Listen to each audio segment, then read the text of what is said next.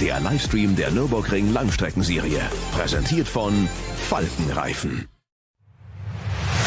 Herzlich willkommen zur Nürburgring Langstrecken-Serie. Welcome to the Nürburgring for the NLS, the Nürburgring Langstrecken Series. Und jetzt ist das Rennen freigegeben. The red lights are out now. Viele Zuschauer unterwegs.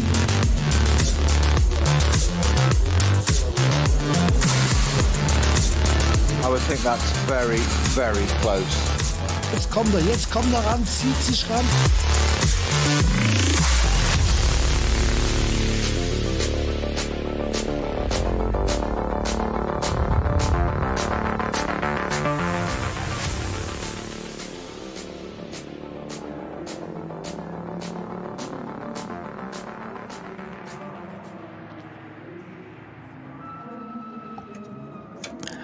Welcome to our coverage of the latest round of the Nürburgring Langstrecken Series. It's the 57th edition of the ADAC Barbarossapreis, live from the ring, and I'm delighted to say that the weather looks okay at this stage. There's a bit of cloud cover, but doesn't seem to be any rainfall on the Grand Prix section of the circuit. Remember, this is the typical NLS track as well, so not the full Grand Prix venue, but about half of it, and of course then taking in the full length of the Nürburgring Nordschleife with some fascinating guests today. And I'm not just talking about the two of us in the commentary box, but it's Johnny Palmer and Bruce Jones to take you through NLS9. A certain superstar is on the grid, yes, but there are plenty of other drivers here who could potentially win this penultimate round of the season, Bruce. Certainly can. I mean, having Max Verstappen on board, now he's got his full name back, you know, I think it's fantastic. And I think it's the measure of the man that he just wants to race everything he can. This has been a race that's really fascinated him. But I tell you what, working the GT World Challenge this season, he's racing with one of his two regular drivers, Chris Lullham. He's on them the whole time. Even if it's a Grand Prix, he's tracking their very action. So I think this is phenomenal. I mean, we know, we're the converted here, just how brilliant the Nordschleife is, just how fantastic the Nürburgring Langstrecken Series is. So I think having someone like this coming in. A few weekends ago, I was down at Goodwood at the Revival, and we were celebrating many things, but one of them was Jim Clark's remarkable 1965 season. Brilliant feature in Motorsport magazine where they listed just how many races he did around the world. But the fact is, it wasn't all Formula One, and I think it's brilliant for the top drivers to come back and do other things. It gives other people a yardstick. It's old school, but I think inside Max Verstappen is a really old school person. Third generation racer in his family. He's got, you know, racing blood coursing through him. And I think it's really infectious. And if it casts more eyes on this series, fantastic. But it's all about racing on the Nordschleife. That's what he wants to do. However, you're quite right. He may not win this race, but in Chris Lullham, I tell you, he has an absolute thunderbolt of a teammate. So they've got every chance. Yeah, and the team preparing the car, ML Fry Racing, certainly have a great deal of experience as well, although have been away from the Nürburgring Nordschleife, it feels, for a few seasons. They're with a Ferrari 296, though, that both drivers are getting more and more used to. Still something that sticks out in my mind. I think it's a couple of years ago now, which was at the end of the Monaco Grand Prix. Max Verstappen didn't want to be held up too much with the media interviews after that race because he wanted to get to the nearest screen to see the Indy 500. I know. And let's face it, he's also been reprimanded, you know, but what can you do? By his team for doing through-the-night sim racing, you know, during the course of a Grand Prix weekend. I mean, otherwise, you know, they're blocking out 24 weekends of sim racing for him, so he's got to fit it in somehow. But yes, but, you know, he's a polymath. He can do the lot. So, you know, I think it's fantastic. But, yeah, I really, really appreciate anyone in Formula One who keeps an eye on other elements of the sports. And think about it, you know, we're celebrating this year the 100th round of the World Endurance Championship since 2012. And among those, you know, we have had world champions come and play. Remember, Fernando Alonso came and played for a couple of seasons. That Renault shouldn't be sitting at the side of the track. There's one sitting right at the end of the lap that hasn't quite made it back round to the grid. Well, this was all this morning where the weather conditions were somewhat more treacherous. The track surface very greasy. The number 50 Equipe Vitesse Audi only made it just beyond the concrete wall. It looked like that had been on the racetrack and then stopped on the chevrons between pit lane and the main race area. 490 Renault also having some fun out there, but it's busy at the best of times, and this is a chance for those to get acclimatised to the speed differential and the 108 cars that we've got out on the racetrack, Bruce. Yeah, one of the hardest things, I mean, it's immensely hard, 25 kilometres, toughest circuit in the world, to go out in the morning with greasy conditions, fog hanging over the higher parts of the circuit, and it's also making your way, if you're running in one of the top class cars, that's SP9, working your way through the traffic, and there's an enormous performance differential between the fastest and slowest in this field. So respect for other drivers is one of the reasons why you need to, even if you're a multiple world champion like Max Verstappen, you need to get your ring permit before you're allowed to compete in one of the fastest cars. Of course, it's within his bandwidth, but anyhow, the challenge was laid down by Christian Cronjes and Walk and Horse Motorsport, Aston Martin, going to the top of the times of the teams. Absolutely love that. Frank Stippler ended up second fastest in Audi, and Max Verstappen's car third on the grid. So we've got that fantastic array. Aston Martin, Audi, Ferrari, Porsche, top four makes. And I'm now frantically looking up the Ecuadorian who's in that Aston Martin with Christian Cronjes and Anders Buchart, Mateo Villagomez, 23 years old. But he's going to be part of that driver lineup. They often go with two for the 4 hours. Let's see whether we can hear from Chris Lullham, though.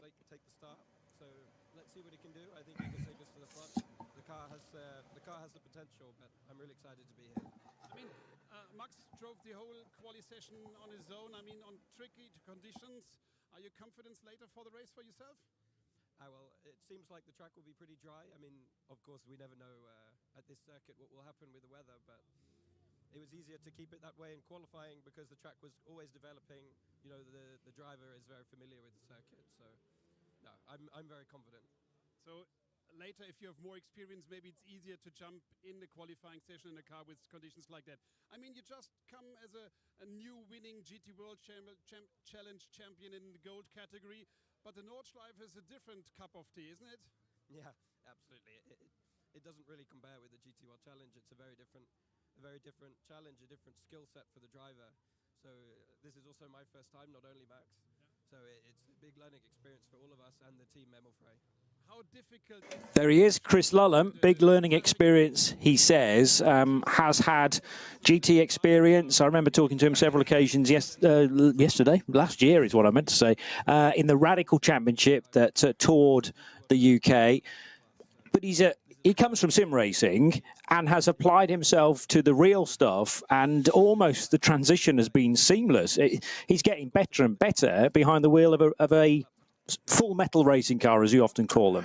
Yeah, I mean, he did dabble. He had 3 races in Formula 4, but that was 2019. COVID hit. He was kept indoors, but used that time very, very profitably. And I tell you what, he is hyper quick. But the point Chris made there about Max doing all of the qualifying session made total sense. Of course, that's very much what Max would have wanted. But why, in greasy conditions, have 2 drivers going out and experimenting with it? You might as well get one to get them as close to the front of the grid, so up into 3rd place for ML5 Racing with their Ferrari. But he is really, really very, very talented. It's amazing sometimes in racing. I mean, Bernie Ecclestone, when he ran Formula 1, used to joke that possibly the fastest driver in the world was driving a taxi in Bogota or something, but it's about finding these people. And obviously Max Verstappen, as we say, has done a lot of sim racing, keeps his eye on it, does it a lot, clearly picked out Chris as one of the fastest guys who's competing against, brought him in.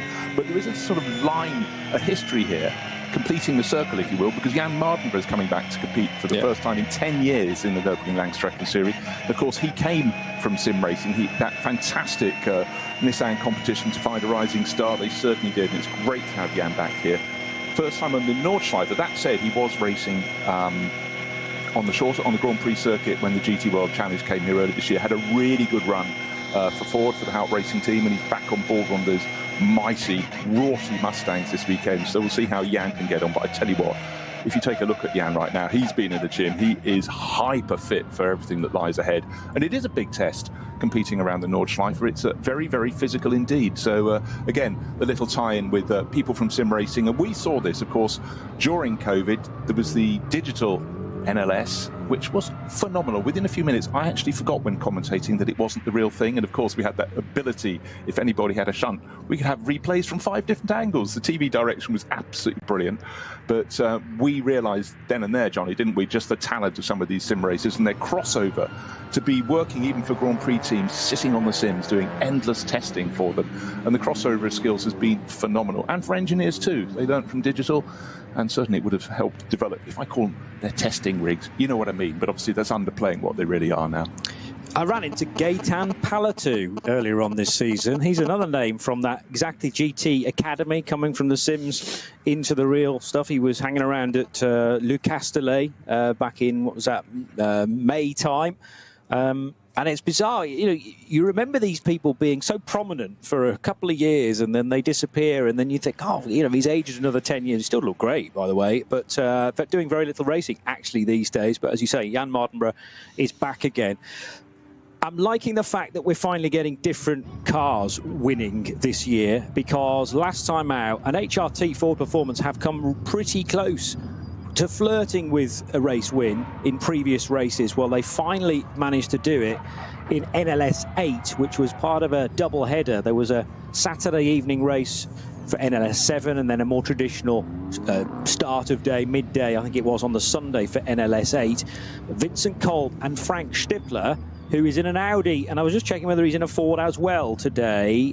I can't find him in two different cars unless I'm just not searching down there. Oh, no, there he is. Yeah, 13th position for Frank Stippler and Vincent Kolb.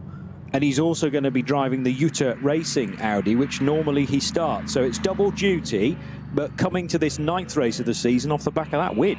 Yeah, you know, with Frank Stippler, he's going to be a fantastic sort of question, or the answer to the question in years to come. Which driver almost inevitably drove for two different manufacturers in the same meeting? And Frank, you know, he's not 30 anymore, not quite 40 anymore. He's gone a little bit beyond, but he's just absolutely phenomenal. And this is his happy hunting ground. So yes, he's. I think it's been a very good move by the Hout Racing team to draw him in and use that experience around here. It certainly brings the car on big time, but you know, age is certainly not slowing him, and you know, it's great to have different manufacturers at the front.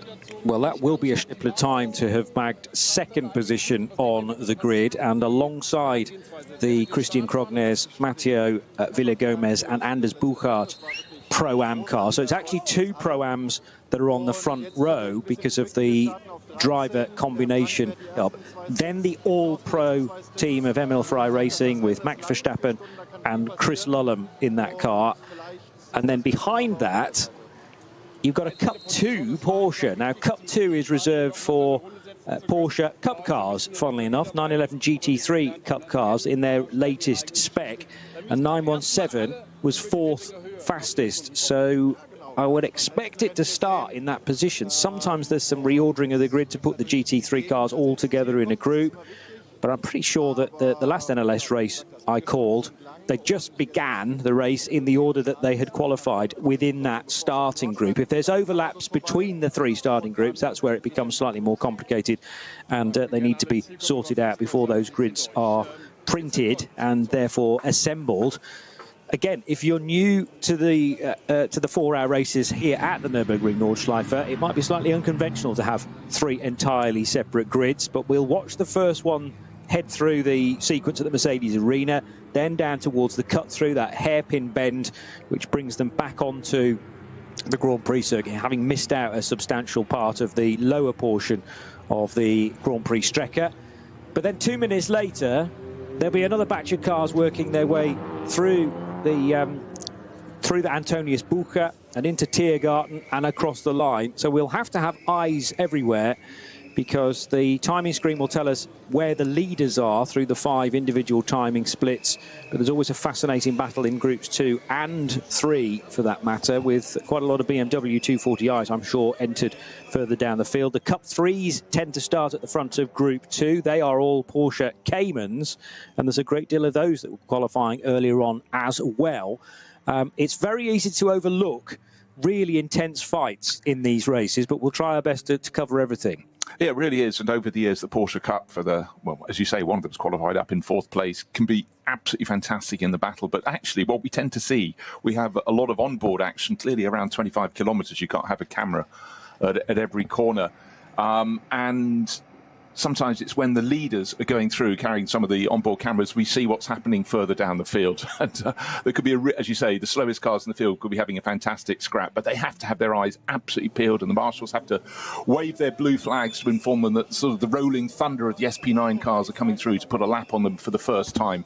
3 pit stops, most likely. That's the standard fare in a 4-hour race, but it's the timing of those, and there is a sliding scale. We will come to that later, because according to when you make the pit stop, there is a different amount of time you have to be at a standstill. But let's focus on the start of the race first. And fantastic scenes on the grid. It's always a feature of the Langstrecken series to have the fans down on the grid to walk up and down, take a look at the cars, you know, maybe grab a photo of some of the drivers. And the pleasure down there is great. But I must say, today there seemed to be even more than normal. Can't think why that might be, Johnny. No clue whatsoever, although funnily enough it's the second race that there's been this much attention this year. Away from that Ford victory, I'm looking at all the other cars that have won this year, and every single one of them has been a Porsche, whether that be with Volker Motorsport, Manthey, who are the big name in Porsche preparation, Scherer Sport PHX, which I thought that's got to be an Audi, but no, Lawrence Vanthoor was at the wheel, so it means that was their Porsche as well. And remember Lawrence Vanthoor's huge crash during the Nürburgring 24-hour weekend when he went out for single lap qualifying and didn't make it further than Arenberg.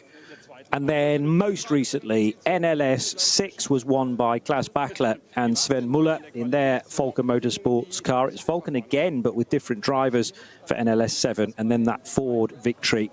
Fascinating as well to have observed the NLS Light event, but no GT3s in that. So you could argue that's a non-Porsche win with the Max Cruiser Racing Golf for Nico Otto and Timo Hochwind. Was a Golf, wasn't it? Some 76? I'm pretty sure it is. As far as I remember, yes. Yeah.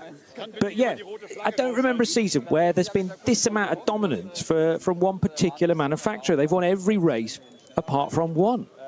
I know, it's really unusual, but the point you were making about Volker Motorsports, they've run cars, sometimes they run 2 different manufacturers in the season, but recently it's been all Porsche for them. But they rotate drivers through them. A lot of Porsche Works drivers are given their chance to come out and get experience, keep the brand at the front. But Volker is a brand of tyre from the Far East, and they have supported this championship for years. And don't forget, the Nürburgring Nordschleife is used by pretty much every single manufacturer to develop their road cars, the very fastest of their road cars.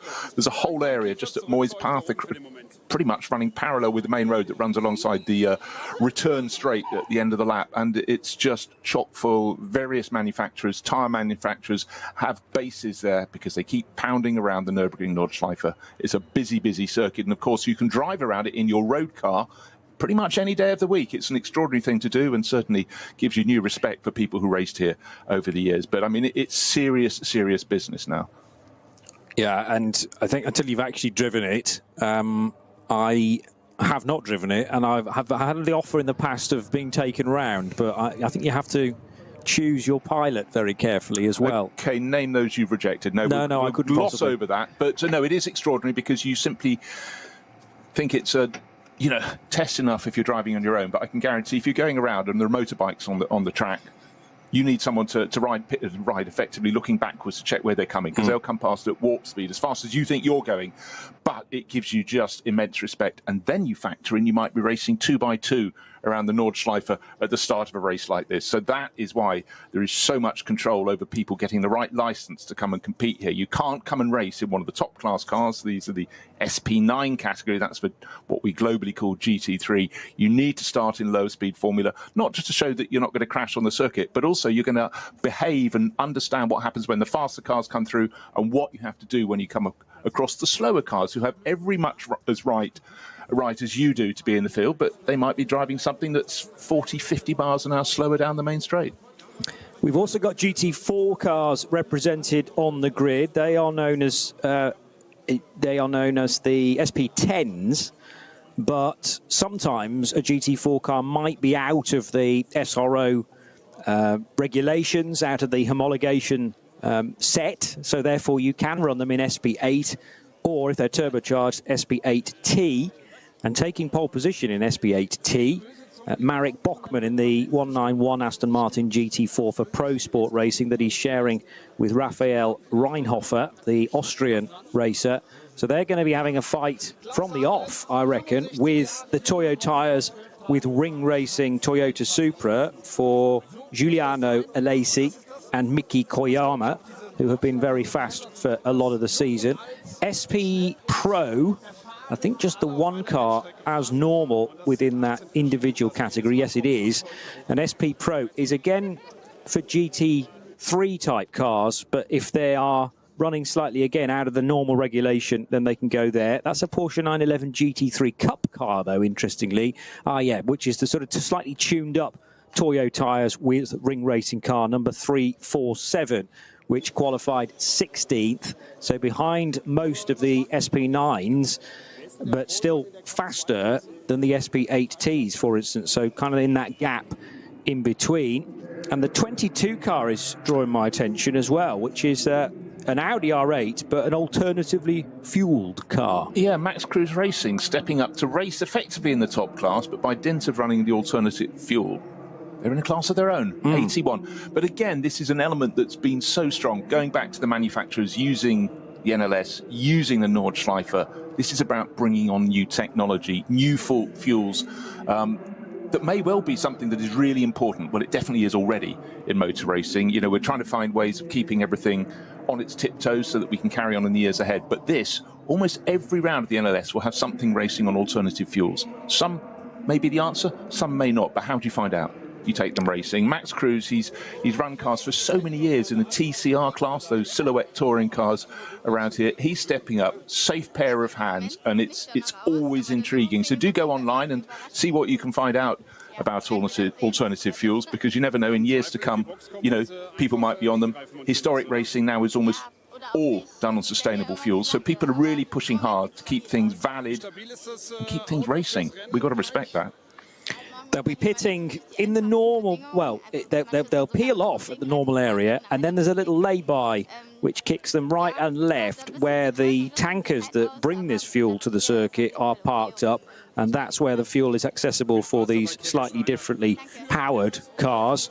But the driver changes, I'm just trying to think, the driver changes are done in the more traditional areas. So the fuel is done at the very start of the pit lane, and then they'll trundle down to the garage to do tyres and driver changes, and then sent back out again. But yes, depending on how long you have done in your stint prior to the pit stop, that determines how long you then have to sit in the pit lane. So it's not a Formula One style pit stop. It is time from in to out, and the first stint can be a minimum of 5 laps if you're wanting to fuel. If it's anything less than 5 laps, you're not allowed to put any fuel in the car. So it's kind of either going to be a 5-lap stint, a 6-lap stint, or a 7-lap stint in a GT3 car. You can't make 8 because you've already done 1 formation lap of the full circuit. We may well see some of the Cup 2, and if there's any SP7 cars, able to eke out that extra lap, and it's not unknown for the race to be briefly led by one of those cars by virtue of their ability to just do a little bit more mileage on 1 tank of fuel. After that, probably 8 laps, but you could do it on 7, and it really depends on, well, what you fancy and how busy you think the pit lane is as well.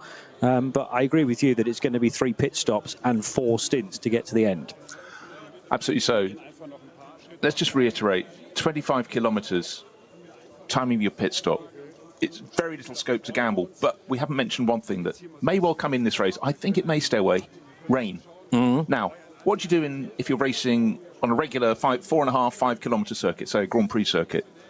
You feel some spots, you can stay out another lap.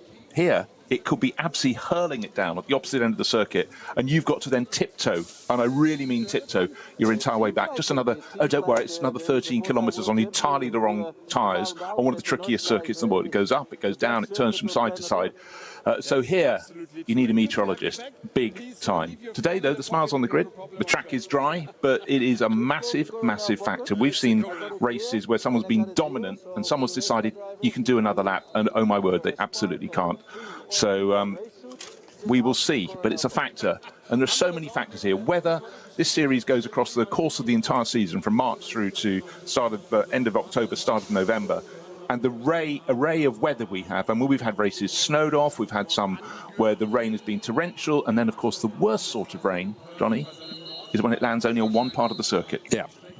Yes, and it often sort of sweeps through from the direction of Arenberg and Schwedenkreuz initially, and that is the chance for teams to just work out what maybe the corners further around at Adenauer-Forst and Metzgersfeld are going to be feeling in the next few minutes. And very often the Grand Prix circuit, which is where all the teams are based, of course, is in stark contrast. I mean, generally that gets the better weather, although I am remembering 2 years ago for the 24 hours where pretty much all of the Nordschleife was raceable, but you couldn't see a hand in front of your face on the Grand Prix main straight.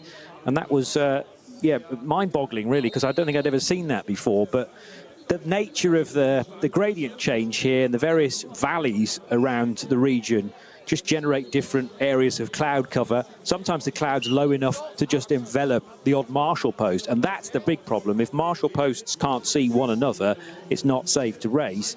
Otherwise, I've seen all manner of spray here and also, you know, fog in places, and we still go racing with the relevant warnings out there because there's always the option, Bruce, of taking your foot off that pedal and slowing down a little bit.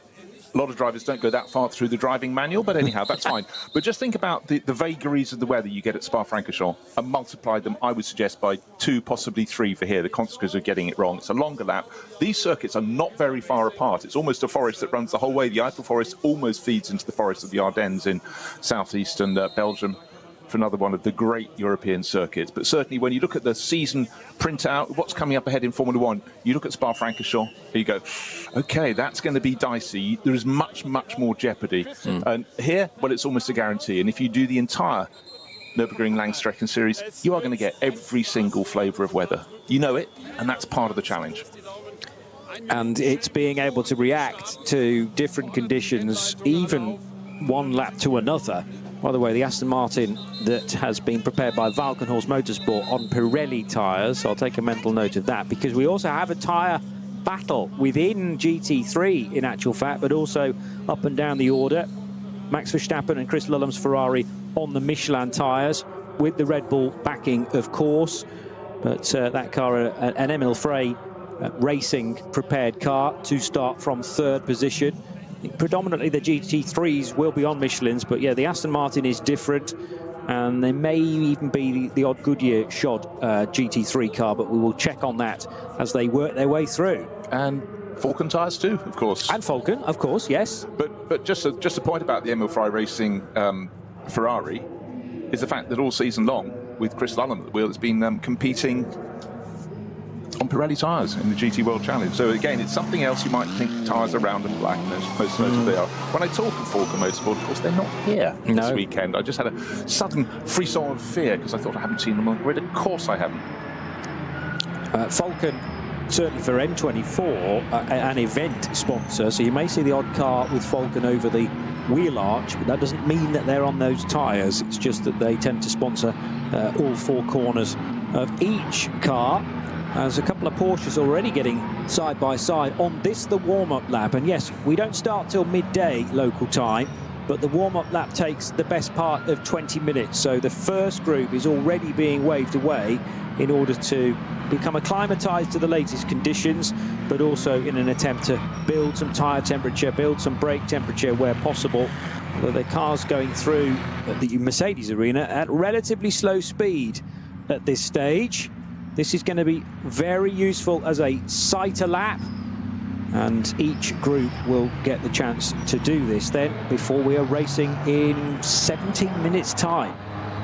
It does seem very, very unusual. So in fact, you're driving at a bated pace behind the lead car as it comes around. It's so easy on this lap. You get partway around, you think, I've been checking the conditions. Oh, sorry, I was thinking what I was eating tonight. You know, you've got a lot of time once you're confident your car is fine, your tyres are coming up to temperature. But this is a circuit, even running behind the lead car, you cannot afford to lose your concentration. Very few long points. I mean, basically, the main straight of the circuit is probably 90% of the way around the lap. You come out of Galgenkopf, you get onto the Dottinger Höhe. It's a straight line, except of course it isn't. It's got a couple of kinks in it that are taken at very high speed, and then you get to Hohenrhein right at the end of the lap, and it tightens up to a very tricky left-right left combination off the start finish straight. So this is a circuit at which you absolutely have to be on your toes, and I tell you what, Experience counts for so much here. Oh, by the way, not everybody's got out on the formation lap because the Dynamic Motorsport Porsche is sitting with no wheels on.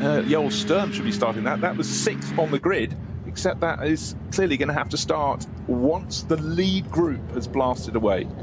Because, of course, as Johnny was explaining, this group of so many classes of cars, I mean, enormous speed differential, performance differential is broken into sort of like-sized packs. But that is a bit of a setback for Dynamic. Yeah, it's a shame because his teammate Bastian Boos due to be in that car as well, who's a real superstar when it comes to shorter Porsche Super Cup races. So Dynamic GT, will they be permitted to start from the end of the pit lane? I don't see why not, but it'll have to be at the back of their group. But it might be an advantage in terms of fuel. If they're allowed to fuel the car now, then they won't have done the formation lap. I'm not actually sure about the regulations in that, whether fueling perhaps cannot take place until again after 5 laps are completed. Right, what we ought to tell you is we talked about it being slightly greasy track this morning, low-hanging cloud, or mist if you prefer, but that seems to have sort of burnt away. So little patches of blue sky, but largely a sort of white cloud sort of morning. And in some ways, if it's going to stay like that all day, well, that's sort of fine, because actually what the drivers want most of all is consistent track conditions. If it stays dry, that's what they'll be getting. The temperatures won't be enormous. You know, in the Eifel Mountains, you are quite high, so they're always a little bit cooler than most of the rest of Germany, even though they're deep in the south of the country. But certainly, when you're at the Nürburgring, you do tend to take a jacket with you in the morning. There is a Falcon car in there. It's not a GT3 car, but it looks like an Audi RS3 with the Falcon branding all over the car. So that must be on the same tyres, therefore. So at least they are represented. TCR is also part of the grid with the 801 Moller Bill Motorsport Audi RS3 taking pole position. So that car will start in the 3rd group, but running to global TCR rules for Kenneth Ostvold and Anders Lindstad, the 2 Norwegian racers. And 2nd and 3rd in TCR, another Audi RS3, and the Honda Civic TCR FL5 from ALM Motorsport. So there's plenty of touring car type cars within this race. There's obviously the sports cars towards the sharp end as well, and very much road going cars turned into racing cars like the V category, so V6, V5. V6 pole sitter is the Porsche Cayman S from Adrenaline Motorsport. They are sort of an arrive and drive experience. They bring the car to the track for you. You just step into it, and it's all nicely set up for you and your co-drivers. Porsche Cayman without the S on the end is the pole sitter in V5. Not sure whether we've got any V4s or anything smaller than that. There is a VT3 car, which is a BMW 33i for Kievan Sports and Racing, as the next group of cars stream across the grid hatchings, and this is Group 3.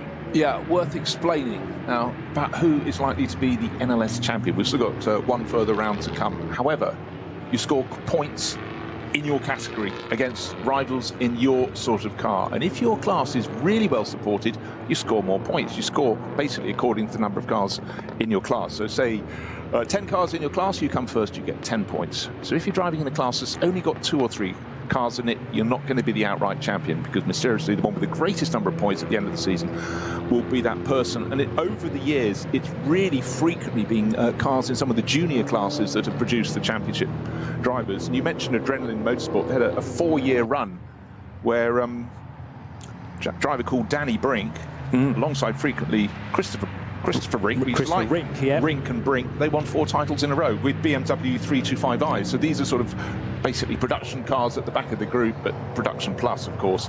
So it's very rare any of the runners in the front class in the field, the SP9 class, that's for GT3 cars, end up as champion. The number of drivers and cars entered in that category in the first half of the season, largely leading up to the Nürburgring 24 hours at the start of July, is absolutely ram-packed. It slightly falls away later in the season, but it's great to have the likes of Max Verstappen and Chris Lullham coming to play. And next year, Helmut Marko basically the big man decides many things at Red Bull Racing, has said that Max is clear now to compete in the Nürburgring 24 Hours in 2026. So that is massive news. The event's been growing and growing. It's part of the Intercontinental GT Challenge for the last couple of years, and that's really added to the field. And the number of drivers competing in GT3 across the world is vast. Of course, it's the support category, not support, it's the secondary class within the World Endurance Championship. So a lot of the top guns will be at Fuji this weekend to compete in that. It's got the GT World Challenge, 4 different championships across the world.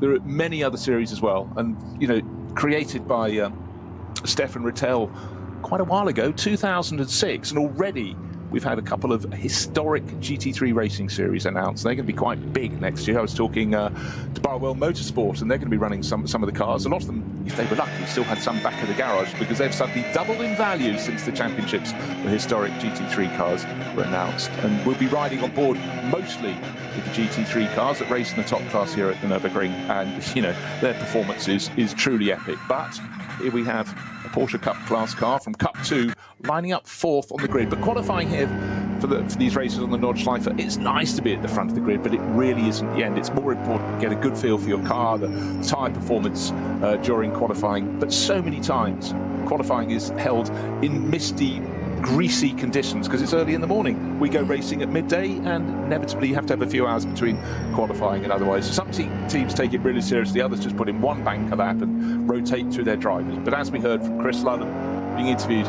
on the grid, he didn't go out in qualifying. It was Max doing every single lap to just get the feel.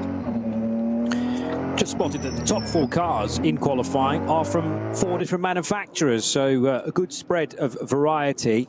That includes the Cup 2 917 Porsche. Remember that the dynamic GT Porsche, number 54, is currently absent from the grid, so should be 5th, but there's going to be a gap alongside the Max Cruiser Racing Audi R8 LMS GT3, which is also in a different class. Die Nordschleife.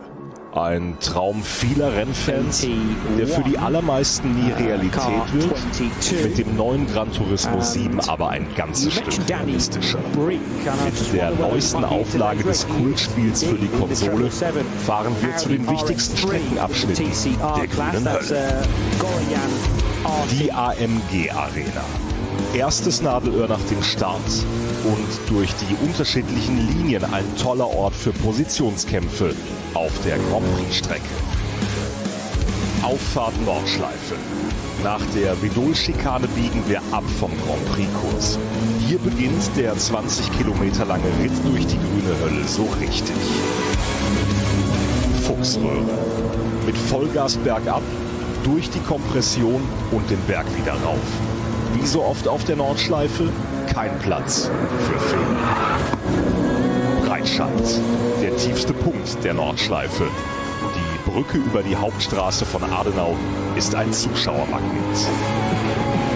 Das Karussell, benannt nach Rudolf Caracciola, einem der ersten Heroen des Rings.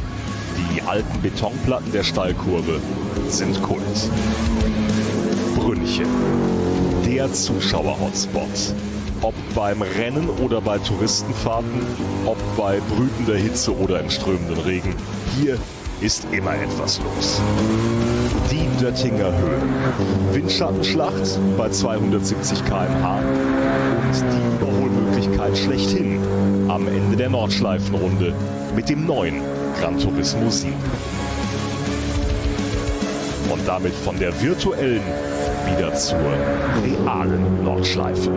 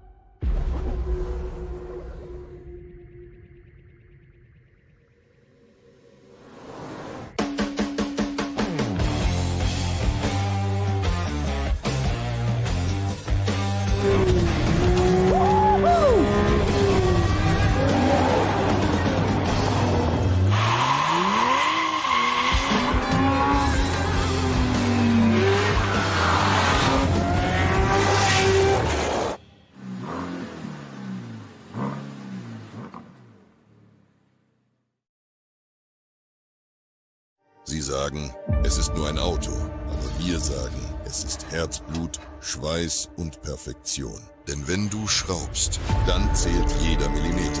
Dann bist du in deinem Element. Du willst mehr als nur fahren. Du willst es fühlen. Die volle Kontrolle. Eine optimale Straßenlage. Wir wissen genau, was dich antreibt. Denn wir teilen die gleiche Leidenschaft.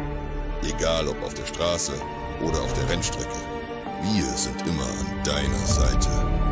Wir sind H&R. Offizieller Partner der Nürburgring Langstrecken-Serie.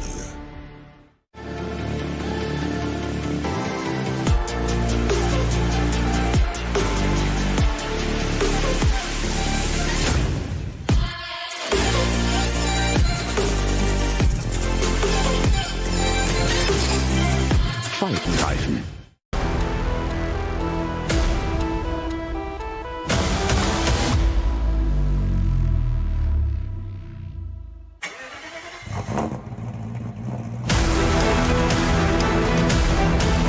Hol dir jetzt dein eigenes Motorsporterlebnis nach Hause. Dein Online-Shop für Simracing-Hardware und Zubehör. www.simraceshop.de.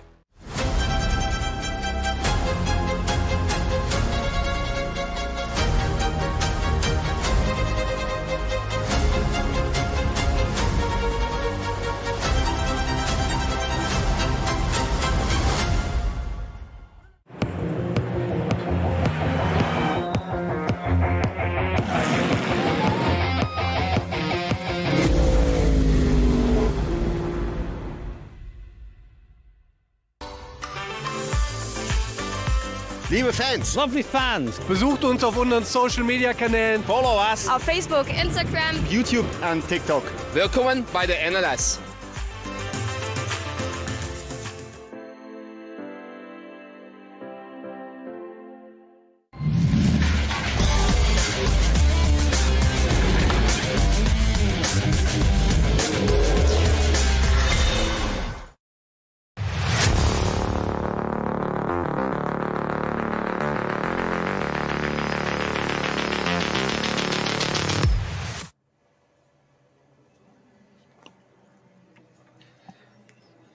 Three minutes away from the start time of the 57th edition of the ADAC Barbarossapreis. It's live action then from the Nürburgring Nordschleife here on RS1, part of the Radio Show Limited network of channels. No, RS3 this weekend, I beg your pardon, because we are so busy across our network with action from the FIA World Endurance Championship, action from the 24 Hours of Barcelona as well. And there's all manner of racing to take your fancy. Hopefully you can consume it all either live or retrospectively, stretching well into next week, no doubt, as the weaving continues for the 347 Porsche. That car, 347, is starting from 16th place and is the pole sitter, well, the only car that runs in SP Pro, but nevertheless could be on for a decent result as well. They're getting steadily quicker and quicker in that car. Very much a development car from Toyo Tyres with Ring Racing. But it's Aston from Audi, from Ferrari, from Porsche as the first four cars. Sadly, at the moment, it looks like Joel Sturm and his teammate Bastian Boos not going to be able to take the start unless they're sitting at the end of the pit lane in the dynamic GT Porsche, but they're not on this rolling lap. Max Verstappen is, though, and he in that third-placed Ferrari, having done all the running this morning as well, so he will know precisely what the conditions were doing hours ago. I'm not sure it will have changed a great deal. Ambient temperature will be up a bit, so that will be bringing the track temperature with it as well, but there's not a great deal of direct sunlight on any of the circuit. The parallel public road will just disappear into the shade when you compare the speeds. At the moment, actually, the road traffic's doing about the same speed as the rolling lap pace.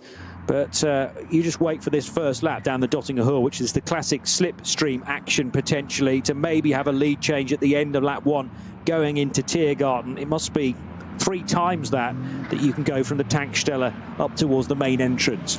Yeah, there can't be many racing circuits in the world where we have a public road running alongside the main straight. Not that the drivers can see it. There's a flank of trees on their left as they approach, but this is not just an ordinary circuit. How many circuits have villages within their infield? This one does, because the villages were there first. The circuit was built in the 1920s all around to bring employment to the area. As I mentioned, so many manufacturers have now got employment in the area. It's a huge, huge draw, and long may the Nürburgring last. But if we've got a new bunch of fans this weekend, of course, this is the second time Max Verstappen has raced here, but the first time he's at the front of the grid. He's racing a Ferrari, yeah, well, not a Red Bull, but it's a Red Bull-sponsored Ferrari, Verstappen.com, run by Emil Frey Racing. But he's on the second row. It's an Aston Martin on pole position, alongside an Audi, and then comes the Ferrari. I'm sure an awful lot of eyes are watching this. Let's see what happens. Don't discount Ford either, with a great result last time out in NLS 8. When Frank Stippel was part of that lineup, he's going to be dancing between 2 cars, it looks like, by the entry list. But now the cars all being given the order to be 2 abreast. It's a rolling start, and as they head out of Tiergarten and over that little lip, which brings them back onto the start-finish straight of the Grand Prix circuit, the lead car dives to the right. They're all being shown the red lights on the gantry at this point, but they all turn green now, and hard onto the throttle will go Max Verstappen, who pulls out from alongside or from behind the Aston Martin and draws level. He's going to try and outbrake the pole-sitting car. There's a crash further back, no, and that is the Cup car that has piled into the rear. If it hit the Aston Martin, possibly, or no, the Aston's continued. The 917 car, though, sideways, that could have been a far, far worse incident. The silver Porsche ends up partly in the gravel, but Max Verstappen, thankfully already in the lead, didn't know a great deal about the carnage behind, and he will lead for the first time out of the Mercedes arena. Well, Max has been going, I've got the move done, I'm just, oh, hold on, something behind going slightly sideways, yeah, about 45 degrees sideways. And the Porsche Cup class car, the Speedworks car, I don't think it hit the Aston Martin. I think panicked, realised it was going in deep under braking, and in trying to avoid it, went sideways, went off the track. In behind a couple of Mullham Motorsport cars running in the Cup 2 class, making their moves around. We've got a lot of Cup 2 class right at the sharp end of the field, but at the moment the very sharp end is Max Verstappen pulling clear of the Aston Martin, and third on the grid, second in the run down to the first corner, first into the first corner, pulling away. But the battling in the Cup 2 class car, how do you like 3 abreast? Coming up to the chicane, you know, we're about to leave the Grand Prix circuit, it's still got that left-right chicane, it's very tight, and somehow, with a bit of door banging, they sort themselves out. And the Audi that's losing time is that started at the front of the field, is it not? The 8 car, yes. So car 8's been started by Veremenko, Alexei Veremenko. Now, there was definite contact on the front of the Porsche because it was beveled on the front right corner, and I think there's a bit of the Aston Martin on the rear left now missing, just the back piece of the wheel arch. It doesn't seem to be affecting its pace, apart from the fact that there might be a minuscule bit of tyre rub now. But I'd like to just revisit that incident to find out precisely where the contact was made. The Porsche was definitely damaged. It had lost it, and then there was a collision. And because I was so busy about where that Porsche was going to go next and whether anybody was going to collect it, I didn't exactly spot which car it hit. I think you may be right, because except Heinemann would have been, it was Tim Heinemann was on the left-hand side. And he's just come in, by the way, so he's not gone on to the Hatson back, and instead Tim Heinemann in 917 dives into the pit lane, so this lap will not count as one to his race. Meanwhile, the second group now gets underway, heading down towards the first corner, and the Audi RS3 with the Falcon sponsorship is not that far away from taking, that was almost the Max Verstappen line into the first corner, desperately trying to take the race lead as early as possible. But the yellow and white Porsche at the lead of Cup 3 looks to have retained that. And the Cup 3 pole sitter, I'll have to work my way through the entry list to precisely get to that, but there's lots of jostling for position, including more Mullham Motorsport cars. The 2 blue and white cars in Cup 2 were the Mullham teammates going nose to tail in the early stages. So one of them, the 921 in that lead group for Arne Hofmeister and David Jahn and Tim Scheerbart. Yeah, Scheerbart's one listed in the car at the moment as they go around the lap, but that was really quite a sort out. And again, you always sort of it's very difficult to watch a batch of 40 cars and watch everyone in particular into the first corner, but that move by Tim Heinemann, really, really talented young German racer, you know, frequent winner here in the NLS, but down a class, so he's racing in Cup 2 and just break too deep into the first corner. I think in some ways maybe Christian Cronjes would be slightly respectful of Max Verstappen once the Ferrari had gone past his Aston Martin, but certainly Heinemann caught out. And what's your choice? Slam straight in the back of someone or try and go around the outside? And that's what he went to do, but that was a question of consequence, and that really scrambled the immediate pack behind them in avoidance, and that's why I think even more of the Cup 2 class cars worked their way closer to the front.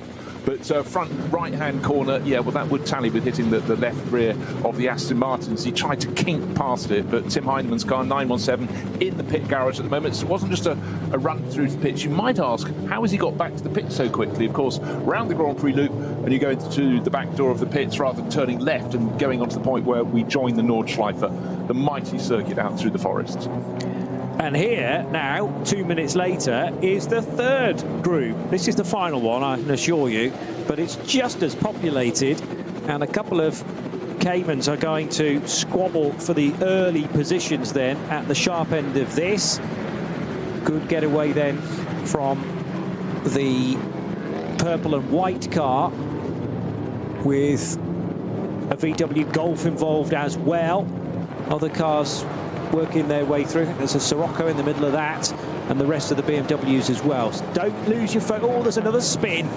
So this really goes towards, that's that Cupra that partially lost it and now can rejoin. However, Max Verstappen leading the way, working his way now up towards the carousel for the first time. So that's in the little inset picture to your left, to the concrete banking. And I'm just trying to work out which car has worked his way into second position. That looks strangely Mustang-shaped. So does that mean that the Ford Mustang that started or had that great result earlier on this season, it is Stippler in one of the Mustangs, the number 6 car. So maybe Stippler's got all the way up to second position already and ahead of the Aston Martin. It's definitely a front-engined GT car tucked in there. Yeah, we know he's not starting the Audi that he's doing. He's going to run later in the race. First dibs to Ford, and you know, a car going forward at the start of the race, it's more than likely to be Frank Stippler, but of course the one who went forward the most effectively was Max Verstappen into the lead of the class, and this is his weekend off. Why not come and race on the greatest circuit? But again, it falls into the pub quiz territory. How many starts did it take to get the NLS round complete? 3. You go, what a disaster. Of course, it's meant to be 3, but again, this is the NLS. It is something very, very different. But the circuit, well, you couldn't be more different than Nürburgring Nordschleife to any other circuit in the world. Tried and tested over the years. Uphill, down dale, tight corners, more open corners. But the one overriding element, once you leave the Grand Prix circuit to take the 2 left-handers, the Sabine Schmidt curves over a bridge, and then drop down to the Hasselback twisters, this is corner after corner. Very seldom could you see very far ahead, and in the space of a short while we will have the very fastest cars, probably led by Max Verstappen, getting onto the tail of the slowest class of the third batch of cars. Not yet, but just remember, this is something Max Verstappen has gained experience of in his first NLS race, but now he's going to see it again, but this time with one of the front-running cars. He's going to get on the tail of the slowest cars, and then he'll pick his way through. Not that he's shy about overtaking. Frank Stippler, quickest time of anybody through sector 2. He then did the quickest time of anybody through sector 3. So that is 100% the number 6 Haupt Racing Team Ford Mustang, which has climbed from 13th place to be, well, halfway around the track he was up to 2nd, and that was the run into the base of the carousel at Stylstrecke, and then looping through that left-hand hairpin, more than a hairpin, at the Caracciolo carousel.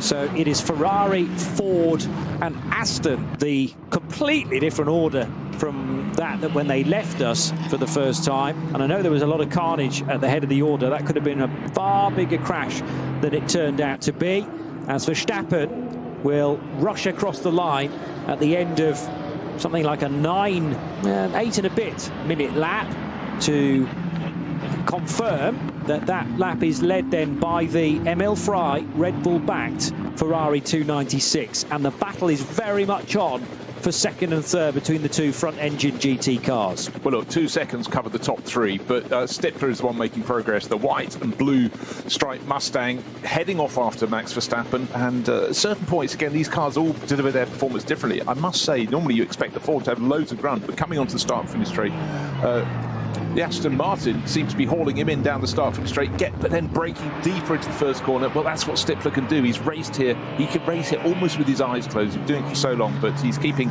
Max Verstappen honest. Now, let's see what they can do, because, of course, they're about to leave the Grand Prix circuit, and suddenly the nature of this venue changes completely. They've got a few more corners to go. They've got to go down into the dip, up through the chicane, but then they go into the Nordschleife. And for Max Verstappen, it's a busman's holiday, but a really enjoyable one for him. And pressing clear, but that was a really impressive opening lap of the race, I must say. Made the start, but where it's really going to feel different is when Max gets up to doing some lapping. Yeah, so Heinemann, I thought so, was well out of control. There was then a collision to the back of the Christian Krogner's Aston Martin, which was trying to do its own move, but that was just a total lose. Whether there was just a lack of traction on the inside, and then the secondary spin happened partway round the first corner for a Porsche that was starting way up there, 948 probably, the Loesch Motorsport by Black Falcon car. Started 7th, but lost a whole load of places because of that half spin. And what I noticed when being treated to the replay was that the Fords swapped their position, because the one that was better qualified got caught out and muscled to the outside of the first corner. But by diving, that was the number six car, but diving its way.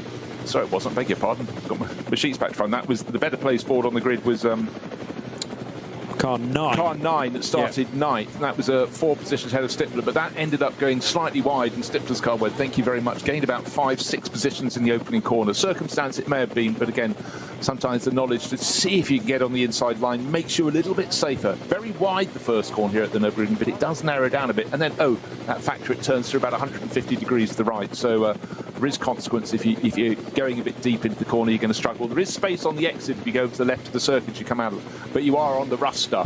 But certainly Frank Stippler did a really, really good job. Right, slow zone at some point around the circuit, but let's upgrade it to Coast 6. That's Kittelbacher Höhe. It's worth having a map of the circuit, Kittelbacher Höhe. You know, there's so many corners to learn around this track, and so many points. Your point earlier, Johnny, about the weather and the ability to see the neighbouring point on the circuit. And in that slow zone, the field slowed down, but one of the front runners very nearly clattered into the back of another. Again, line of sight is so difficult, but Kittelbacher Höhe down to 60 kph. In these cars, that's walking pace.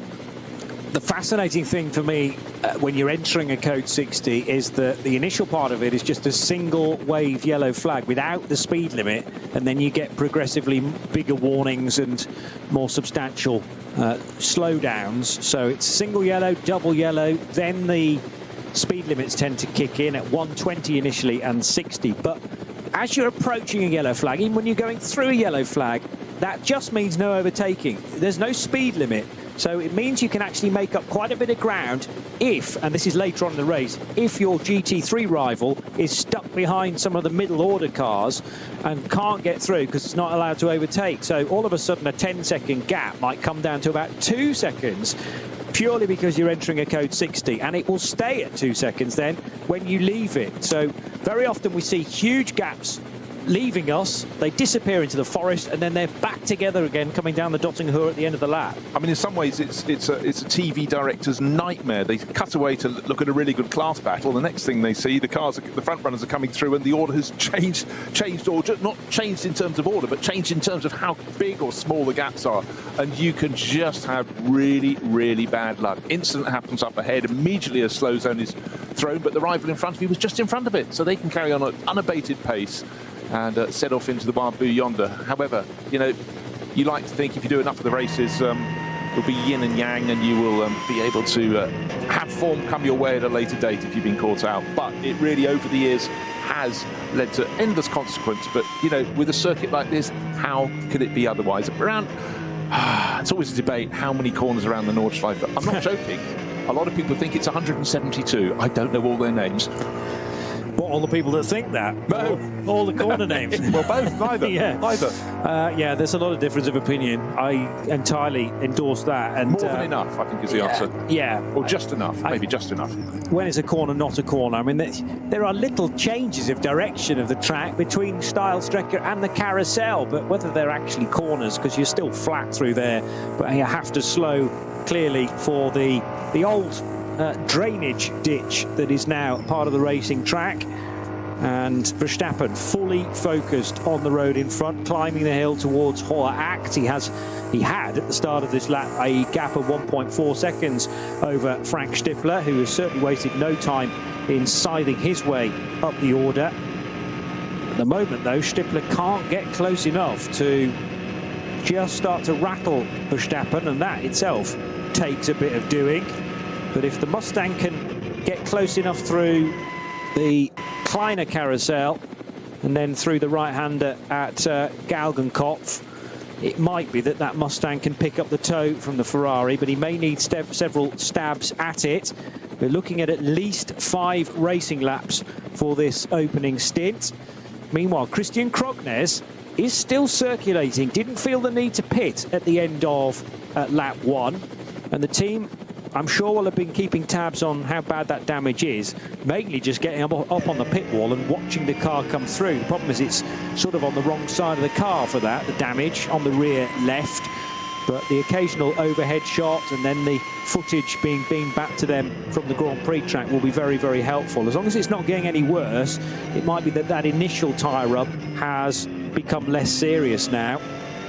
Yeah, it's also worth pointing out that the pit stops are generously timed. We'll talk about the sliding scale when we get closer to the end of the first hour of this 4-hour race, but there is normally time within that for rudimentary repairs to be made. And if it is bodywork, just getting a little bit close to a tyre, obviously that will need to be pulled off.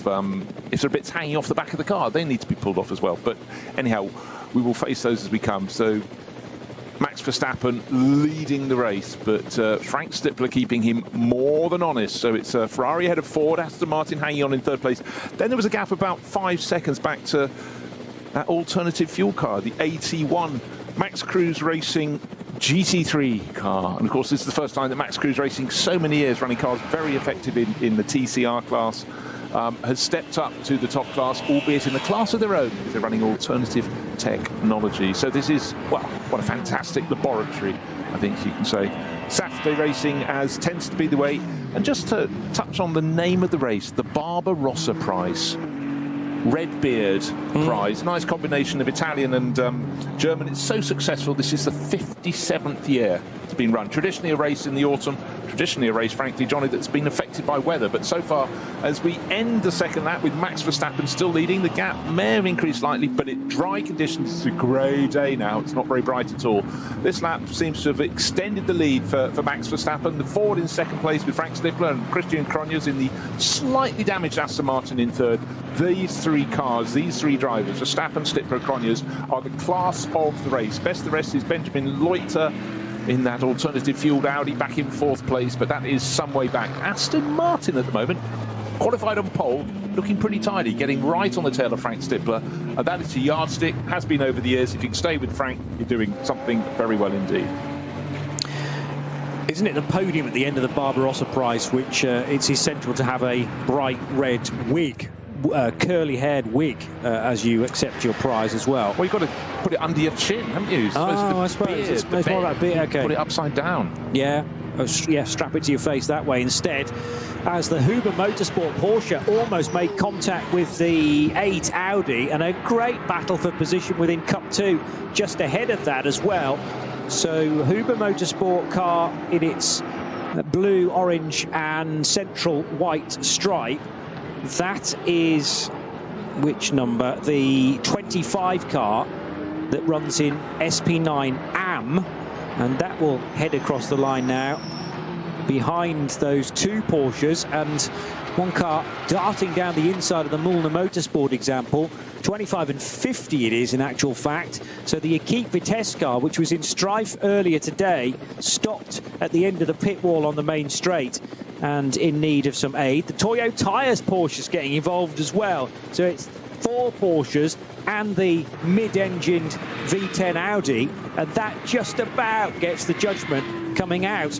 But the 50 car trying to make up some ground in the hands of Steinhardt, third in SP9 AM. However, drama in the pit lane, and this is for a significantly dishevelled number 8 Audi. Yeah, this started on the outside of the front row. Alexei Veremenko at the helm, and unfortunately it has had contact. It lost ground on the opening lap, but maybe it is just finally reporting back to the pits. But front end damage, that will take more than a bit of a damp cloth to clear up. So disappointing for that. And that is actually the other car that Frank Stippler will be driving. Maybe he won't. Maybe it won't go back in the race. Hopefully it can. Frank, though, is busy in his office. His office right now is the number 6 Hout Racing Team Ford, still trying to keep Max Verstappen in sight. It's running in second place, moved up the order from 13th on the grid, but 12th, because remember, one of the cars had to start from pit lane. That was one of the cars qualified ahead of him, but certainly Stippler trying to do double time, but maybe, just maybe, that Juta Racing Audi will have too much damage. It's started by Alexei Veremenko, Selv, one of the drivers who has races under a pseudonym, and Frank Stippler, but clearly it's hit something quite hard. Tremendous action between these 5 cars on Hatzenbach, though. This little quintet led by Tim Scheerbart in Porsche number 921. In behind him is the 25 car, which has made quite a bit of ground since its opening lap. So it's working its way up the order, the Huber Motorsport example. And we've also got great action on the Dottinger Hoor, because the third group are about to complete their second lap. So Kvitka in the treble 7 car getting a good run on the Golf in front. That's an Audi RS3 fighting with the Max Cruiser Racing Golf of Nico Otto. And they're side by side as well. Oh, as Tyson goes for a move at Arenberg, trying to get up the inside of Tim Scheerbart. Remember that the 25 car is actually a GT3 machine versus a Cup 2. But they look very evenly matched here, despite the extra downforce for the number 25, the orange, white and blue car. And in behind, the Toyo tyres of Andreas Gulden. Yeah, what you need to understand is the fact that the Cup 2 class Porsches shouldn't be as fast around a lap, but in the straight line they're sleeker. They have less downforce because they have less aerodynamic aid, but they've got plenty of grunt. And don't forget, if they can stay in front around the twisty bits, when I say that I mean about 17 kilometres of twisty bits on the Nordschleife, until they come out of Galgenkopf onto the start of that immensely long return straight, then they're laughing, because on the main straight they're actually quicker than the very fastest cars in the GT3 stroke SP9 class field. And that's why, if you've got shuffled at the start, and let's remember, quite a few people did when we had Tim Heinemann going sideways into the opening corner, it can take laps to get your way back. And actually, once they start coming across the tail of the slower cars, the cars that started in batch 3, that may finally give them the opportunity, but they can go the whole way around the Nordschleife for stewing in their own juices because they're behind a car they think they should be ahead of. Tough. Very difficult to judge indeed, and also from my side to necessarily identify the right Mullham Motorsport car, because actually that could be the 904 that is at the sharp end of that. So that's being driven by Marcel Hopper. Ben Bunagel will get into it later. Antal Zigo is also part of their trio. Scheerbart's in the race. He actually leads Cup 2, but he's quite a bit closer to the SP9 Pro cars. So that's Hopper battling with the 950 car. No, that's a Cup 3 machine. So I think 902, the AV Racing by Black Falcon car, is the next one. Right in behind it, that's the green 902 car. And that has been started by Ryan Harrison. So Harrison, Hopper, Tyson I've mentioned in the 25, Steinhardt in the Equipe Vitesse Audi, and then Andreas Gulden in 347. So those are the 5 cars that we were truly enchanted with in terms of their battling on the Grand Prix circuit, and then all the way through Hatzenbach. We will update you at the end of that lap to see precisely where they are in relation to one another. Now BMW's having a good fight as well, turning left at Sabine Schmidt's curve, one of which is the Pete Terting Sports 240i, second in that division for Reinhardt. It might well be the class leader just ahead. So the 240i's going hammer and tongs. Max Verstappen not that far away from ticking off another lap. He's at Kleine Carousel. He is, and he's about to come across the first of the tail enders. So this has been the point where he'll show his craft. Of course, he's in a much faster car, a top-class car, but immediately goes around the outside of BMW, finds a Porsche Cayman in his way, however, picks it off. And then that's the point in which he pulls onto the long, long straight. It's called the Dottinger Höhe. You're running alongside a public road. All you can see up ahead is the tower of the village. That's Nürburgring village on your right-hand side. There's a gentle rise in the straight. A kink is coming up. He's got nobody now to get a tow from.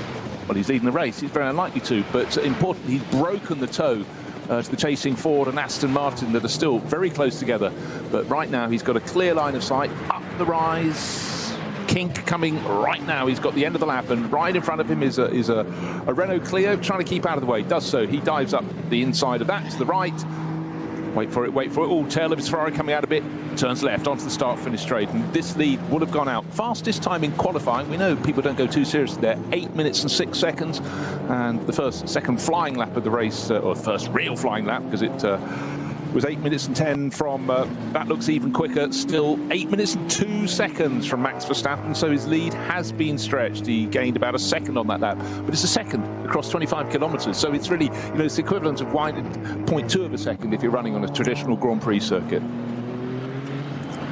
Does this, and he ran a little bit wide there coming through the second bit of the Mercedes arena. I think that was all in hand though, as Chris Lullham will be waiting in the wings here. The nerves will be jangling, thinking he's potentially going to be taking this car over in the race lead, which is high pressure considering Chris did relatively little running this morning. That is, of course, if they choose to do a driver change in this first stop. Well, I was going to say in the entire race, maybe Max is having such a good time and he's going to go, hey, I'll call it a gym session. I'm going to do all 4 hours around this circuit. But, you know, Max knows full well, much as he's enjoying it, that more will be gone out of the car if the drivers are relatively fresh. And he knows that Chris Lullham, just 2 years ago, Chris was dipping his toe back in the pond to come racing often. Very limited single-seater, but superstar in sim racing. And he's taken this year his first full season back on the circuits in the GT World Challenge. And now this, the Nordschleife series, to really show the craft that he's honed on sim racing. And a lot of the drivers in the field, the younger drivers, would have done precisely that as well. But again, what a circuit. I mean, the variables you have here. And for Max, you know, you think about the course of a Grand Prix, unless someone's got a problem, he will lap maybe only the slowest 2 or 3 drivers in the field once. Here he's going to be lapping all race, and talk about lapping, we're having some amazing racing. Johnny's been talking at length about the Huber Porsche really getting bottled up behind a couple of Cup 2 class cars, and the driver has had enough. So going into the final sequence of corners to end the lap before coming to the start finish straight, dived up the inside. We all held our breath, and he probably did as well, just pulled it off. But you know what? One of the cars, the Mulder one, comes into the first corner, dives down in front of him, clatters into his side, goes for a rotation. Huber Porsche carries on, and the challenger from Mulder got it wrong. Yeah, Marcel Hopper, that was possibly a bit too ambitious, having been, well, caught a cropper by Joachim Tyson at Tiergarten. So it was Tyson in the Huber car down the inside. There's a Ferrari in this mix as well, which is clearly not the lead Ferrari, but sadly Marcel Hopper in 904 stranded partially on the grass, and now a lick of flame from the back of that car, but partially on the grass, partially on the asphalt. The problem is the driving wheels are potentially beached there. So he came from a long way back, Hopper. I'm not sure at any point was this ever his corner. He didn't make the corner is the key thing. Yes, okay, he was fully alongside, but he prevented Tyson from turning into turn 1 properly. He did too, and then on the exit of the first corner, bear in mind you turned through about 140, 150 degrees to the right, he then rotated in the middle of the track, scattering those that had been in that 5-car pack. But for Huber Racing, with their Porsche, they finally got through. It's been a really tense opening section of the race for them, but the deal is done. Dynamic Motorsport Porsche, remember this is the one that's sitting in the pits now, but it's in the pit lane, which is an improvement. At the start of the race, it was in the garage and then brought onto the pit lane. But looks though they're greatly delayed, but it's going to be a quick car when it does get going. Bastian Boos and Joel Sturm, or more to the point, Joel Sturm, we think will start, but what a disappointment for them. Yeah, it's frustrating, isn't it, to have everything prepared. The qualifying went well this morning. The turnaround between the sessions seemed to go to plan, and then all of a sudden, car not ready to start. Well, it's done 2 laps since the start of the race, but unfortunately for them, 3 laps is what's required if you need to be at the front of this field. So they lost a lap on that opening lap, and they're losing more time while they're sitting in the pits. But at this point, your race has become one of development work for the rest of the season, of course. 2 weeks' time, we'll be back here again on the Nordschleife, see which other names have been put into the pot and stirred around, and always new faces in new places. And I suppose the big lottery is how many cars will Frank Stippler be in that one? Will it be 2? Will it be 3? Come on, Frank. Got to try harder.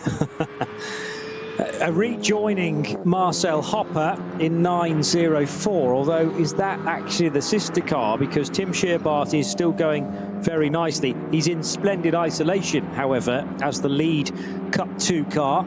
No, that is the recovering Marcel Hopper, number 904, but if you catch sight at any point of 921 in very similar colours for Mullham Motorsport, that's Tim Scherbart running 6th and clear of Carlos Rivas by 18 seconds. Yeah, that's very tidy. Just noticing Marcel Hopper's bopper has had a result. His front left wing is slightly tatty. Mainly the side. It really was side-to-side contact into the first corner. And for Joachim Tyson, who'd just done the hard work after being bottled up behind that group of cars for the first 3 laps, he must have thought, I've got it done. Oh my gosh, what's coming down the inside? And he had to slightly jink, having already turned into the first corner to keep out of the way. But it was side on side. It wasn't a big impact, but the loser was the attacker, and that was Hopper. Rounds he went, and those in behind, largely in the Cup 2 Porsche class, did very well to avoid him on the exit of the first corner. Could have been a lot worse, and also for the Ferrari that I was trying to identify as well. That was Klaus Aberman, I think. Yeah, yes it was. Car 21. Well, absolutely. For the second round running, he's just running solo. And bear in mind, Klaus, for years, his team here, Fricadilly Racing, I mean, how many teams are named after meatballs? Probably the only one in the world, but I stand to be corrected.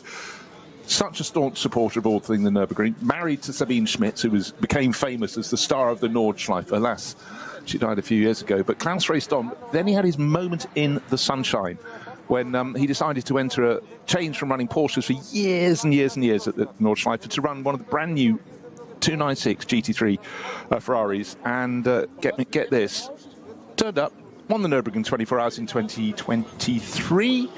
And that was just a weekend before the Le Mans 24 Hours, with Ferrari returning for the first time in 60 years. So I gave him a good luck story. I'm sure it paid a few of his bills, because they said thank you. Huge publicity for them.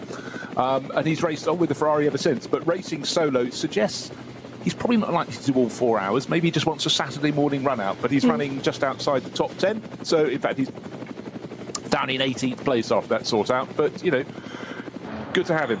Good to have him out on the track, and just his passion for this place knows no bounds. And when his crew was about to win here a couple of years ago in the 24 Hours, he was just as he looked just so happy, but so nervous until it literally was going along, dotting her on the final lap of the 24 Hours, and victory was finally his. You could sense the beer bottles being opened in the back of the garage.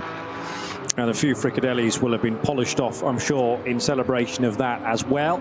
Yannick Reinhardt in the BMW 240i Racing Cup car, which runs in a class exclusively for BMW 240i's, but is not just finding fellow category members, but also the Audi number 321, which is the Gorian RT by Sharkey Racing entry. So doing the opening stint there as Valers, sharing with Jens Wolf and Moritz Rosenbach, and they run in SP3T, so that gives you the overlap between 240i, TCR to a certain extent, and the SP3Ts for the turbocharged rear-wheel drive cars. The car with the number 1 on it is the defending champions. That's from a team perspective rather than the drivers necessarily, but Sven Markert driving car number 1, which is another Adrenaline Motorsport Team Manhattan Wheels entry with the ADAC Berlin Brandenburg backing. But yeah, that car, I'm not sure where that is placed in the championship currently, but clearly 240i is another area of the grid that you can score well, because it's such a popular division, as now Aberlan is side by side with Andrea Skulden as they leave Brunchen and head through the ice curver. Ferrari now ahead of the Toyo tyres with Ring Racing Porsche. Now, touching, if I may, on the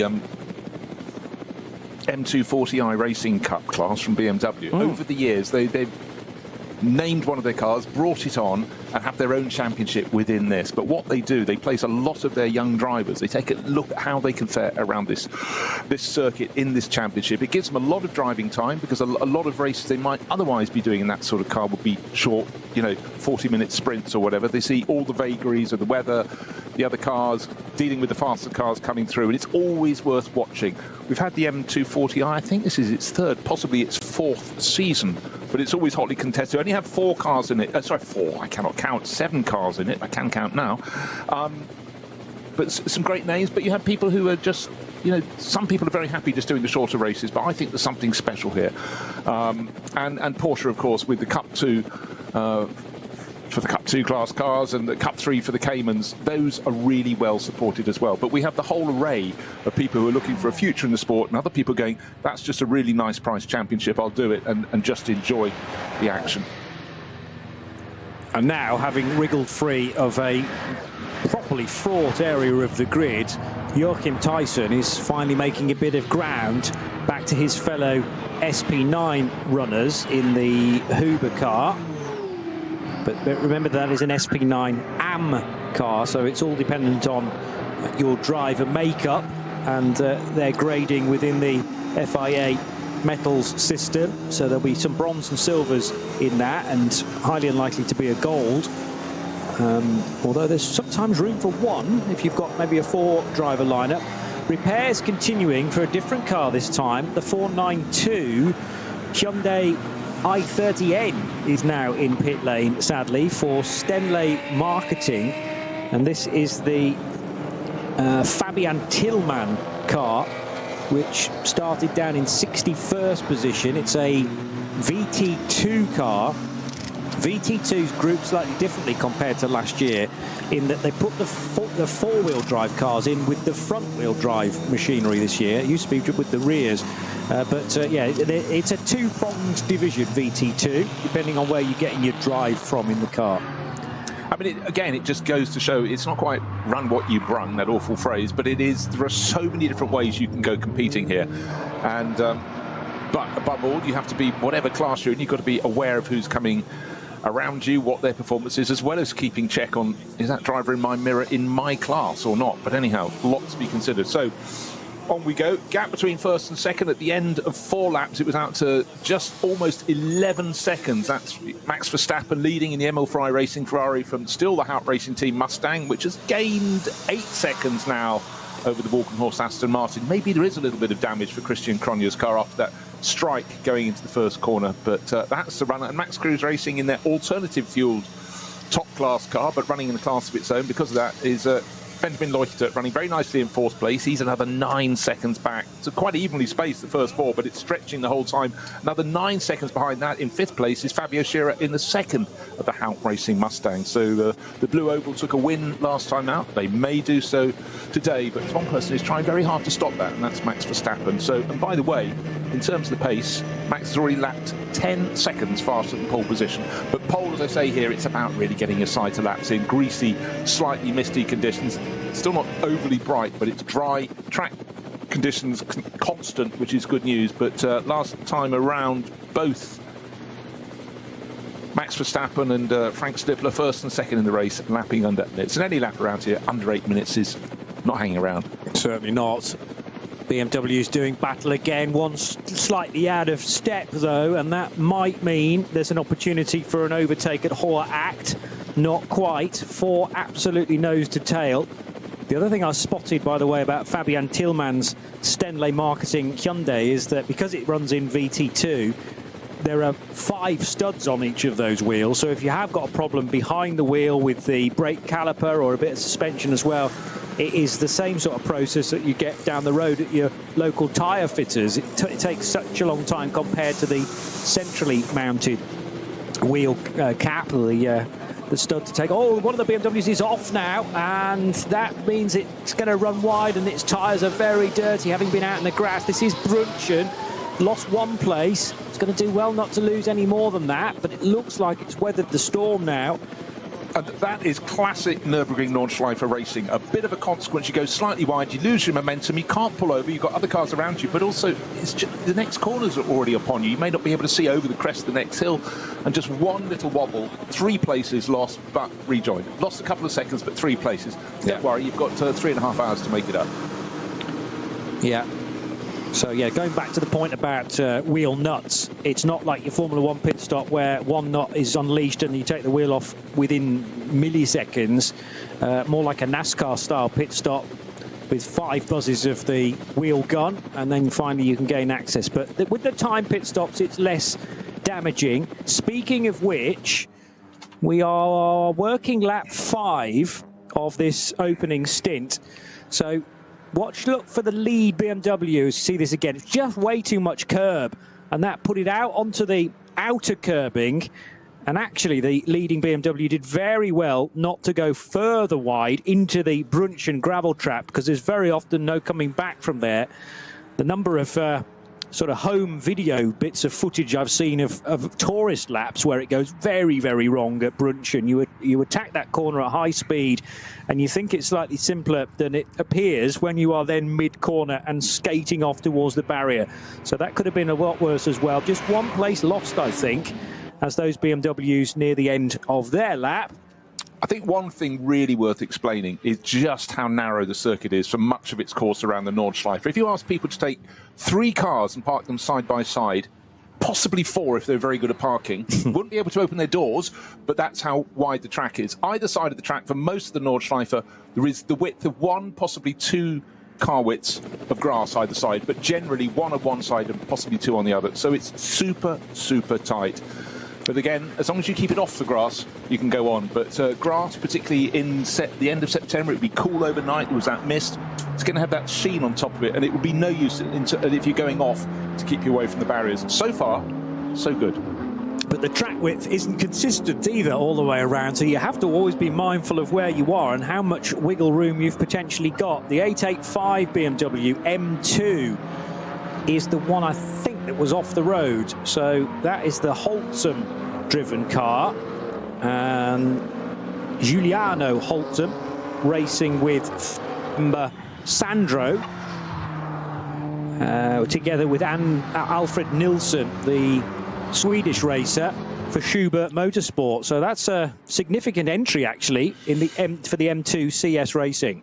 Yeah, a lot of these teams have been running here for a long time. They race other championships as well, but you can rotate a lot of drivers through. And I really like with the Nürburgring Langstrecken-serie the fact we have lots of families racing together, several generations or siblings. It's just great fun. Now, can I talk about pit stops? You know I love pit stops. The earlier you make your pit stop in this race, the shorter your first pit stop will be. Is that right? Okay, example. Say Max Verstappen decides to come in at the end of this lap. That will be 6 laps completed. Bear with me on this one. Yes. Time at a standstill, 328 seconds. If he comes in after 7 laps, it's 23 seconds longer. That can't be fair, you say. However, it's balanced against when you make your final pit stop. Obviously, if you do your first pit stop early, you're most likely to do your third pit stop, your third and final pit stop early as well. But what you gain by having an early pit stop, you lose by having an earlier first pit stop. You lose by having a later final pit stop. So, sorry, earlier final pit stop. So, generally, you want to pit on the top of each hour. But some people decide to roll the dice, and they come in for an earlier first pit stop, but it means their final, which is shorter, but their final pit stop commensurately will be longer. It's down to nanoseconds, but it does make a difference. And the main reason for doing that, you might be very puzzled by it, but the main reason for doing that is the way that the cars are fueled, because they are very conventionally filled with almost like a supermarket trigger nozzle, which you pull off its stand, you plug into the side of the car, and the fuel pumps in. But to ensure that each fuel rig is pumping at the same consistency, they are a little bit, for want of a better phrase, trigger happy, I suppose, because one might pump slightly quicker than the other, and therefore to equalize that method, you're restricted to the amount of time that you have to be in the pit lane. Therefore, if you've been out for a shorter period of time, it's a shorter stop because there's less fuel to go into the car. And now, here's the question. what is the tactic for Emil Frey Racing with Max Verstappen? Did he start with the anticipation of doing one lap fewer because he may be lighter, or maybe just driving his socks off? Because on the last lap alone, he gained 6 seconds over Frank Stippler. The gap's out to 16.5 seconds. The Emil Frey Racing Ferrari lapped in 7 minutes 51, so now merely very close to 15 seconds faster than the pole position time. Again, just slightly ignore the pole position time because that's not what they're just going for grid position, but also, more importantly, getting accustomed to the car. Max is clearly enjoying himself. These are really, really fast laps. But it could be that he's stretching his advantage over Frank Stippler, who's such a circuit expert in his Haupt Racing team Mustang, because he's got 1 lap less fuel in the car. And just to reiterate, 25 kilometers around this circuit, you think of the average flow rate of fuel being sucked up by his Ferrari motor, and that will be a lot lighter load at the start of the race. However, he is Max Verstappen. It could just be Max doing Max things and, you know, just absolutely relishing the opportunity. Actually, for now, he appears to have a little bit of a clear track ahead of him, but 7 minutes 51.5 seconds is the fastest lap of the race so far. That's his, but still some distance to go to complete lap 6, but he's certainly putting in a masterful performance at the front end of the race. All on his own now. Lights flashing, that means a slower car is just up ahead. There is a generally considered theory that going long throughout the race is the best possible option. Yes, you take a bit of pain at the start of the race, but if you can pit as close to the checkered flag as possible towards the end, that's where you get the time back. And to my mind, I mean, when you're doing a fuel mileage race, why would you shorten that first stop? You're just going to compromise things moving forward. You do. But if it's on a day when you know a massive rain cloud is approaching, then you go, well, we may have to come in and change tyres anyway. And again, the pain of when you've just passed the pits, because it's possibly dry at the pit lane, one of the 2 highest points of the circuit, and haven't had the message that once you've got, I don't know, a third of the way around the lap, somewhere like Arenberg, where it's really opening out into the Nordschleife forests, then you have the pain.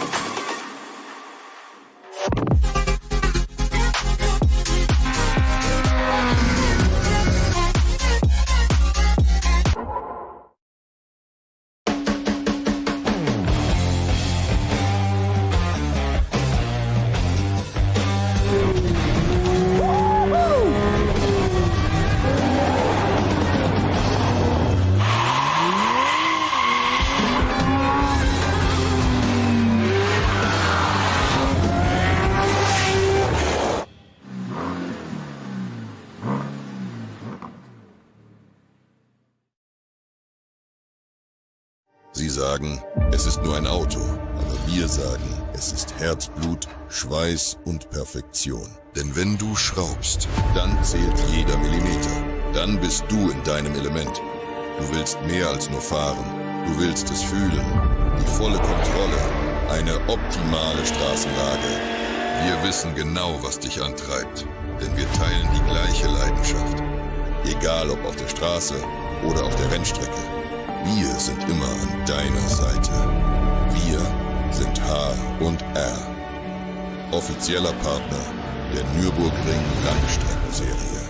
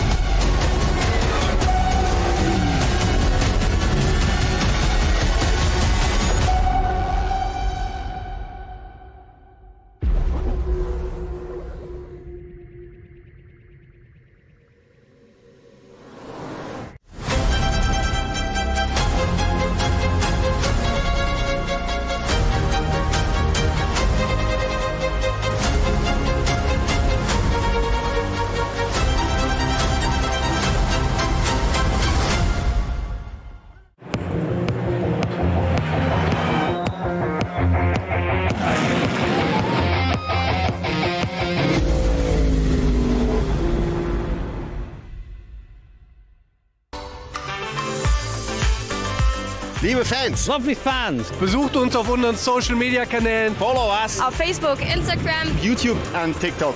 Willkommen bei der NLS.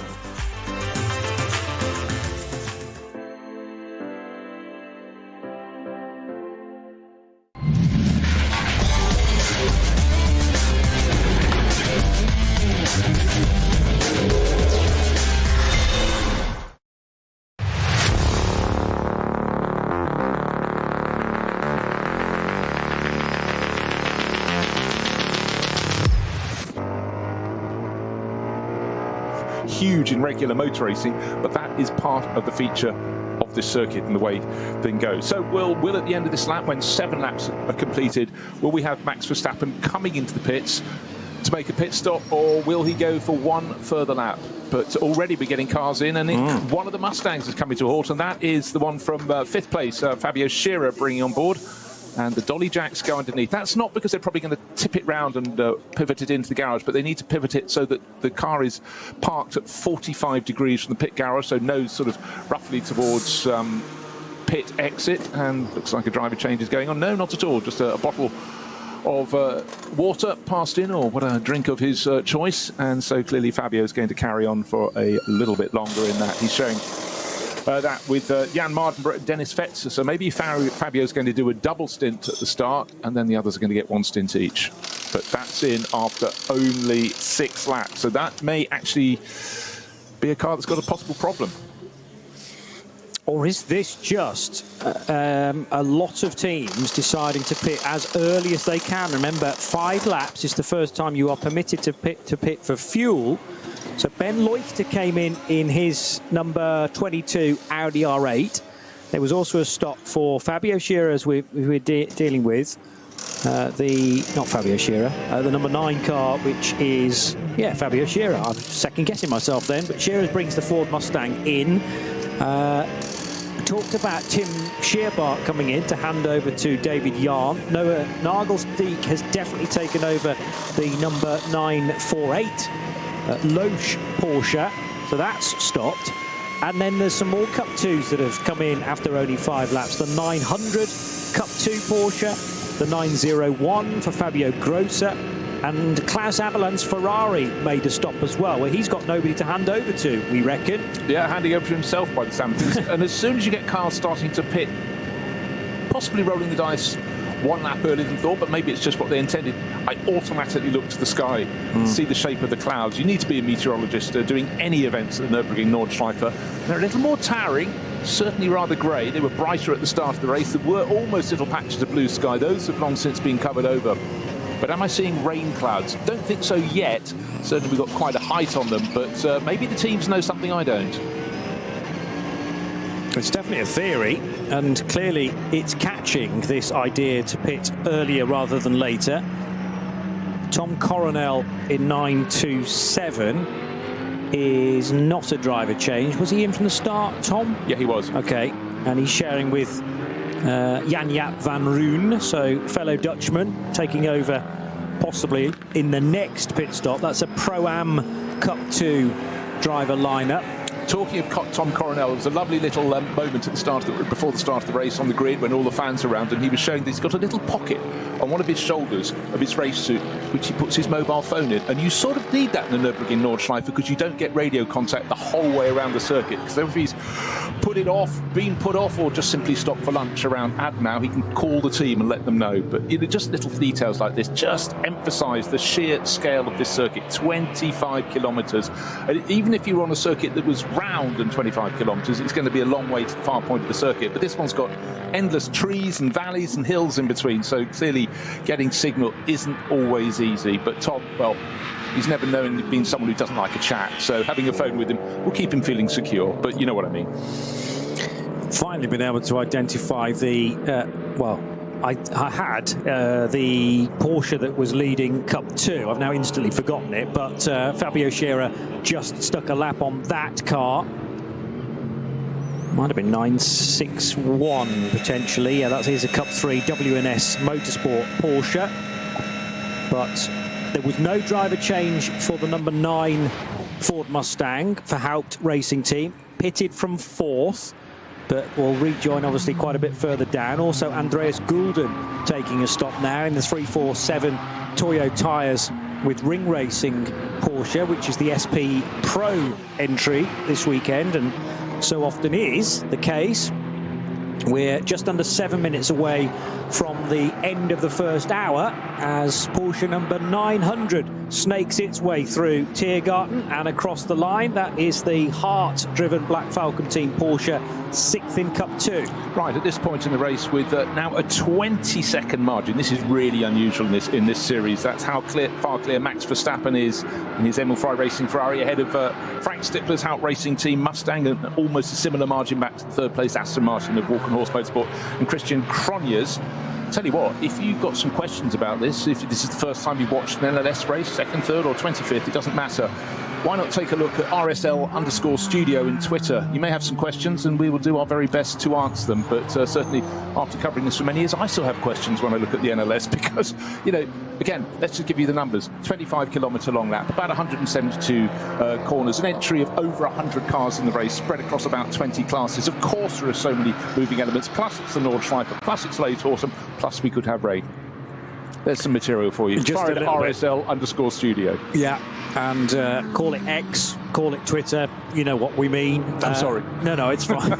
I still struggle, frankly. But we will reach a point where people don't even know what Twitter was.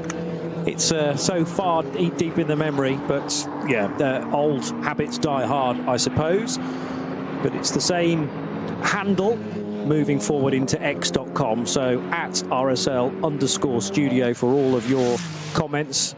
I've noticed that the timing is creaking here and there, which rather suggests quite a lot of you are logged onto it now to find out how young Mr. Verstappen is doing. I'm still talking about lap 4, but we're on lap 7. I know, yeah. I know that feeling entirely. I'm trying to keep tabs with the number of laps that have been completed, but I have to say that the graphics tower over to the left there is helpful. This is the end of lap 7. This is where we will see Max Verstappen making his first stop of the race. So picture the scene, powering down the Dottinger Her, 4 cars in front of him. They're all in classes that are slightly slower than him. He doesn't want to lose a second. He's sitting on a lead of over 20 seconds. But through the final sequence of corners, Tiergarten and into Herrain, it's so tight. He's picked his way past one of them. I expect his indicator to come on now. He goes onto the start-finish straight. Yes, dives into the pit. So this will be pit stop time. Whoa, very nearly collected the end of the pit wall. He's cutting it the finest angle. But is Chris Lullham, his teammate, going to take over? Or is Max going to do the opening 2 stints and then Chris will go in for 3 and then we'll see what happens for 4? But I'm fairly sure Max has enjoyed that first racing run in the top class. That was a 7:55.2 as an in-lap. And that is still timed to the control line rather than the point that he enters the pit lane. But obviously you lose time with the speed limit. There's no inkling at all that he's going to be getting out of the car. It's up on the dolly jack, so being rotated to the 45 degrees now. This will be a strange sensation for the Formula 1 superstar. 4-time F1 champion. This year does look like it's the first in the last 4 where he will not take the main crown, but he is also excited to be broadening his horizons moving forward, desperate to be part of the Nürburgring 24 hours, maybe in 2026. Surely the 24 hours of Le Mans has got to be on the radar as well, whether that be in a GT car or in a prototype. But he's done, well, you could argue that he's sort of achieved everything in Formula 1 and he's still as hungry as ever to continue the titles flowing. That's what he considers his day job, and this is the sort of hobbyist type racing. You described it as a bossman's holiday. It is exactly that. His weekends off. He wants to be behind the wheel of a different racing car and going just as fast as always. So it'll be a new set of tyres, a slurp of water as well for the Dutchman, and back into the race very shortly. So clearly Max is going to do the first 2 stints. Chris Lullham, one presumes, will get in for stint 3. And then, if the car's going well, would Max want to take it through to the finish? But if he does, that gives him 3 hours of racing. So that's the length of more than 2 Grand Prix. So he's certainly getting a bit more work in. But something very different on this rather grey weekend at the end of September at the Nürburgring.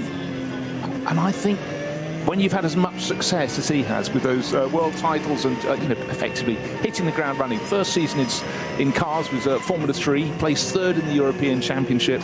You know, from then on it's only been up, and I think he just wants to put those skills everywhere. He'll have watched these races. There's no way that his father Jos made him only watch Formula 1 and other single-seater events. He loves the diversity of the sport, and I really appreciate it. And I do hope when he goes back into the paddock next weekend, just spreads the message. A lot of his rival Formula 1 drivers will be watching just to see how he gets on. But cast your mind back a handful of years when almost the ultimate arrival at a Formula 1 press conference, certain Nico Hülkenberg turning up and said, "Hey guys, what did you get up to last weekend?" and put the Le Mans Winners Trophy on the desk in front of him. Lots of applause for that. And I think, you know, many of his rivals are going to be very envious. Their careers have been very single-seater oriented.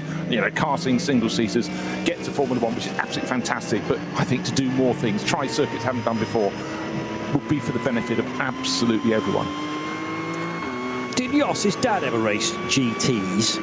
No, Jos was, until he went over to race the American Le Mans Series, was single-seaters all the way, but I'm fairly sure he never did GTs of any form. Huh? Maybe he wants to do some. Well, yeah. Hey, he might even be in this race under a pseudonym, racing in one of the junior classes. in a TCR car, perhaps. Be great to have the two of them in the same car. Jos did race at Le Mans in LMP2 and in LMP1 machinery, in actual fact. But yeah, I can't see any significant tin top action, or GTs for that matter, as Verstappen rejoins the race. Now, he will have lost the lead as a result of this because of where the other cars have pitted. Remember, he was one of the last of the batch to make a stop, so it'll be a while before the timing screen catches up.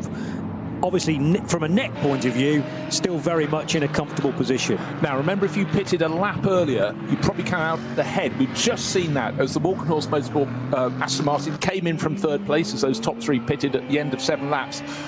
And it saw a white and blue Ford flash past it. It wasn't the one it came in behind, which was Frank Stippler's car, but it was the one that Fabio Scherer came in after 6 laps, stayed on board. So he's gained track position, but he knows his final pit stop is going to be earlier than Walkenhorst Motorsport car. It's going to be 1 lap earlier, and that can have a huge difference. Right, best lap in the race, let's call it 8 minutes. It wasn't, it's 7 minutes 51. And when you get to this, apply the sliding scale, you will discover that that final pit stop, if it's 8 minutes earlier, could be as much of a difference as just checking 20 seconds. Checking out the damage on the rear left corner. It's that tiered section of the back of the wheel arch which is missing, but I've seen many an Aston Martin through the years run without that, without too much of a problem. There was a wisp of, I think it was a little bit of smoke or possibly steam. Difficult to tell from that distance, but yeah, the Aston has been rather remodeled, but Christian Krognes did well not to disrupt his stint too much. He got it to the end, they stayed within the rhythm, and the car rejoins now in the hands of Mateo Villagomez, the young Ecuadorian. Yeah, he's been racing this year in the GT World Challenge. You needed to know his history, but I love it when you get people from countries that don't traditionally have a strong racing scene coming and dipping their toe in the pond. And GT racing in some way has allowed that to happen more than single-seaters. It's not as expensive to do. You're sharing the cost with other drivers in the cars, or some of the others that might already be work-supported pro drivers. But again, you know, the more countries, the better. Welcome. But Christian Krognes is being interviewed at the moment. Actually, looks remarkably upbeat, so clearly the damage wasn't too bad, but it would have been something, even if it's just something lodged in his mind, because it would have been a big thump, as unfortunately Tim Heinemann got it wrong going into the opening corner. But you don't normally see the car going about, what, 30 degrees out of true, having just tried to jink around the Aston Martin and off to the left-hand edge into turn 1 when the Cup 2 class Porsche and scattered those behind. But that said, could have been a whole lot worse. Certainly so. I mean, first of all, the recovery or the reaction speeds of the cars immediately behind. Also, to an extent, Tim Heinemann, because he didn't try and get the car immediately straightened up. He thought, I've lost this now, I've made a mistake. The car is hugely sideways and I'm heading towards the gravel, and it's better that I don't try and jink it back into line as quickly as possible, because he could have easily spun the car right in front of the majority of that field in the first group.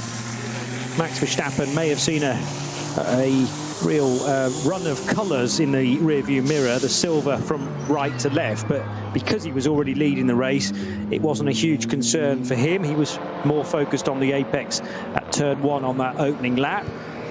Klaus Aberland staying on board the number 21 Ferrari, solo driving for the full 4 hours, which is a heroic attempt. I wonder whether this is this likely to be the same chassis that won in 2023, I wonder. It is a GT3 car, but as to what the history of the precise piece of metal, very difficult to tell again from this distance, but it's now an SP9 AM car. Remember, in its debut season, though, it won, with Klaus not as the driving lineup, but cheering from the sidelines to that tremendous result. Yeah, I'm very sure it's the same car as before. But, you know, bear in mind, it was just, he was new to running Ferraris and just pulled it off in the Nürburgring 24 hours ahead of a tip-top field. I'll tell you what, if you've never watched that one before, take a look. Hope fog doesn't hang down over the track as it did in 2024. I'll tell you how bad it was. Our commentary position, if you remember, Johnny was opposite the pit lane, by the tower at pit in, and we were clearing up because the race had to be stopped eventually because the helicopters, the rescue helicopters, couldn't fly, and the highest points of the circuit, which is the pit lane and Herat, which is 2/3 of the ways around the lap, they were in the fog. Everything else, beautiful sunny day. We couldn't see the control tower at certain points, just across the width of the start-finish straight. Yeah. Of course, as soon as we packed up all our gear, suddenly there's a beautiful view, but the race was curtailed. But it's always an issue here, always something that can happen, so you've got to go with the advice. But right now, great day, the racing is going on, and certainly Max Verstappen back on board, so he's leading this race comfortably. Hold on, my timing screen suddenly saying it's 2 pit stops for Max Verstappen. I only recall 1. He's sitting on a 23-second margin over Frank Stippler, or has he just nipped in? I do not think so. No. As you said, there are a few vagaries on the timing screen. Yeah. And I'm sure 1 or 2 of you are experiencing those as well. But this is the out lap for the Ferrari. He won't have another chance to come in, I don't think. Unless for some reason that car came back in and then has rejoined. But it wouldn't be this far around the current lap if that were the case. So this lap time takes into account the 3 or so minutes, 3 and a bit minutes that car was in pit lane, then the minute or so which is the normal time to go through sector 1. So the sector 1 timing split actually shows at just slightly more than 4 minutes, and the same can be said for Frank Stippler's Haupt Racing Team Ford Mustang. So that shows that car pitted at the end of lap 7. Likewise, the Valkenhorst Motorsport Aston Martin and the Renazzo Motorsport Lamborghini Huracan, which is an SP9 AM car, and is now being driven by Christoph Breuer. So Breuer in, Dieter Schmidtmann out of that Huracan GT3 Evo 2. Number 786 in the bright yellow colours of Renazzo. Max Kruse Racing in the 927, running in 5th position, nearing the end of September, so why not wear a Christmas hat, I suppose. Still a little bit too early in my book, but it's gone for the almost full Santa Claus experience, that gentleman. I wonder whether that's part of the Adrenaline Motorsport arrive and drive situation as well. You can dress as Santa Claus for the day and we'll still prepare a car for you. Here's the 31 Ferrari then, heading towards the end of the lap. And confirmation then that it's just the 1 stop so far for this Ferrari. And as it swoops across the line, should be now the lead car officially. Okay, just remember, 7 minutes 51.5, fastest lap of the race. I'm just trying to remember if that's the fastest ever in an NLS race. And I'm not sure I want to take my attention away to try and find that out. But Max Verstappen, this last lap, 8 minutes and 3. However, that involved accelerating away from the pit lane, clearly going to be longer, but back into lapping, turning right at the opening corner through the sort of what we used to refer to as the Mercedes arena, where it arcs into the left-hander at turn 2, the tighter left at turn 3, and then the tighter right at turn 4, but then down at only a very short stretch of the Grand Prix circuit before doubling to the right and then completing the end of the Grand Prix loop, but then turning onto the Nordschleife. But up ahead, just picking off one of the Porsche Caymans, nice and easily done it. And again, the drivers in the less powerful classes have to know to look in their mirrors, and the driver did that very nicely indeed. So Max Verstappen picks him off nice and easily. Just 3 more corners to go on the Grand Prix loop, and then he'll turn double left onto the Nordschleife, and then it starts becoming way more enclosed and way trickier. Down through Hatzenbach, going through Kittelbacher Höhe. That's when you start to pick up the speed after a fairly decent length straight. But we had the problem there, didn't we, early on? We had a code 60 at that corner, but I must say, here we are at this point in the race, just over an hour completed, and people have been behaving very nicely indeed so far. Please do not make that the commentator's curse. Oh, as I say that, suddenly yellow flags have been shown at Marshall Post. Well, that's the shortcut back into the pits, but that's not going to affect our race leader because Max Verstappen has passed those by.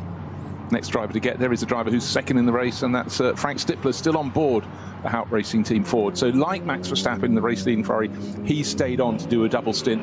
Maybe has more scope to do that because the Audi he was going to be driving later in the race came in with front end damage quite some while ago. And so maybe his driving that is no longer something that's going to employ him later this afternoon, so he can do a double stint for Ford. There is a long list of various fastest laps that have been mainly set up in order to blitz the record, so that they weren't racing laps, but I mean, I'm looking at various 6-minute lap times around this configuration. Clearly they will not stand, but as for a fastest lap within NLS or VLN, its predecessor, a bit more research is required. It's certainly up there. I'd be surprised if that is a record, but 7:51.5 is a tremendous lap time. Remember, this is on the shorter version of the circuit, mind you. So this morning's time's 8:06.0, but a 7:51, so shaving a further 15 seconds off that. Max Verstappen in the Ferrari. And again, we use different elements of this circuit. For the Nürburgring 24 hours, they don't use the same circuit. You actually have you turn right into the first corner, and then immediately turn left. There's a little cut through, so you don't go through the Mercedes arena. However, you then don't turn right and curtail the Grand Prix loop. You go all the way down to the hairpin at the bottom, and then work your way back. So Nürburgring 24 hours will have a very different lap time and lap record to this version of the NLS. But I tell you what, that 7:51 lap was very tidy indeed from Max Verstappen. And so many laps here, you can put 95% of it right, and then you have a slow zone. We talked about that at the start of the race. Possibly someone else had a moment. The marshals need to be protected. And again, line of sight is so difficult on the Nordschleife. So extra layers of safety are put in so that any rescue crew that has to tidy up an incident is going to be safe. But, you know, as long as the drivers adhere to all the flag signals they're getting, messages from the pits at the points on the circuit when they can get them, then, you know, hopefully things will stay safe. But as long, it's such a proviso on this circuit, so extra layers, you know, they're adopted by all the drivers and totally accepting that. But anyhow, take a look. Maybe some of you out there in the world of X can let RSL_studio know what you think might be the fastest lap in this formation. So racing in the Nürburgring Langstrecken Series, but 7:51, we know that's quick, and that is why Max is leading by, at the moment, it was 23, it's now 24 and a bit seconds. Certainly Frank Stippler, who is the gold standard here, is putting in a really good show for Mustang, who scored a first victory here last time out. But Max Verstappen is stretching the advantage, and I'm not sure he's hating any single second he's at the wheel of the car at the moment, because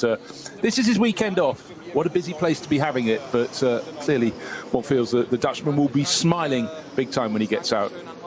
Will he get out? Will he only get out at the end of the race? 4 hours is the duration of the race. Chris Lullham, his teammate, he may allow him one of those sessions, may allow him two, but right now, clearly a double stint from our race leader. Got the lead at the start of the race from third on the grid, hasn't looked back. Well, all the more impressive is the fact that lap time 7:51.5 is quicker than any of the pole laps we've had so far this year, because the quickest pole lap that was set in the opening round for the 70th edition of the ADAC Westfalenfahrt was set by Frank Stippler, and this was a pole time 7:51.530. So we are 16 thousandths of a second faster than that for a race lap. What I have found is in 2022, I think it was 2022, a quicker lap than that still. But that again was a qualifying lap rather than a race lap. I'm not able to dig out as readily as this times from the race. But I can tell you that it was either Axel Jeffries or Michele Di Martino did a 7:50 at the start of 2022. So we have seen quicker laps than that, but they may have only been on the Saturday morning in qualifying rather than the race. Yeah, but again, just going back to qualifying, it's very short. And for most drivers, they know the weather's going to be changeable, track conditions be changeable. Track conditions, the track is normally quite slippery or quite cool relative to how it's going to be in the race. So it's not always the best time, but really it's a sort out. As long as you get one banker lap in, your main job is to bring the car back, and the number of drivers who just aim for a slightly faster time, driven around the outside of a slower car and ended off the circuit. There's not a lot of time to prepare a car for a Nürburgring langstrecken-serie race. Qualify in the morning and you kick off the race. You have to get to the cars, the grid about 11:30 for a 12 o'clock start. So your mechanics do not thank you. And don't forget, if you drop the car into the barriers at the back side of the circuit, it takes a very long time to get the car back to the pits. 25-kilometre lap. Think about it, that's 15 miles.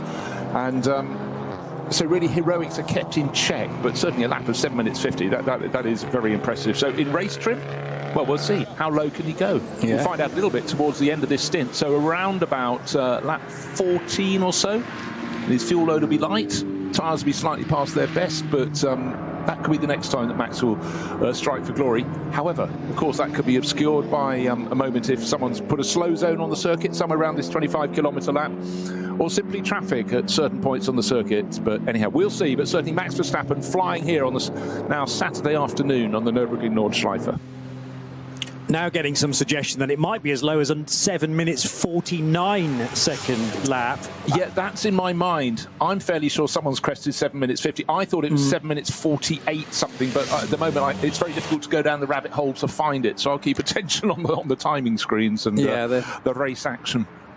The records are great for pole positions. They're more difficult to dig out at speed when you're trying to do a race commentary as well from the races themselves. But a lap record, strictly speaking, should be within the race, remember, rather than anything that happens in other sessions through the course of a weekend.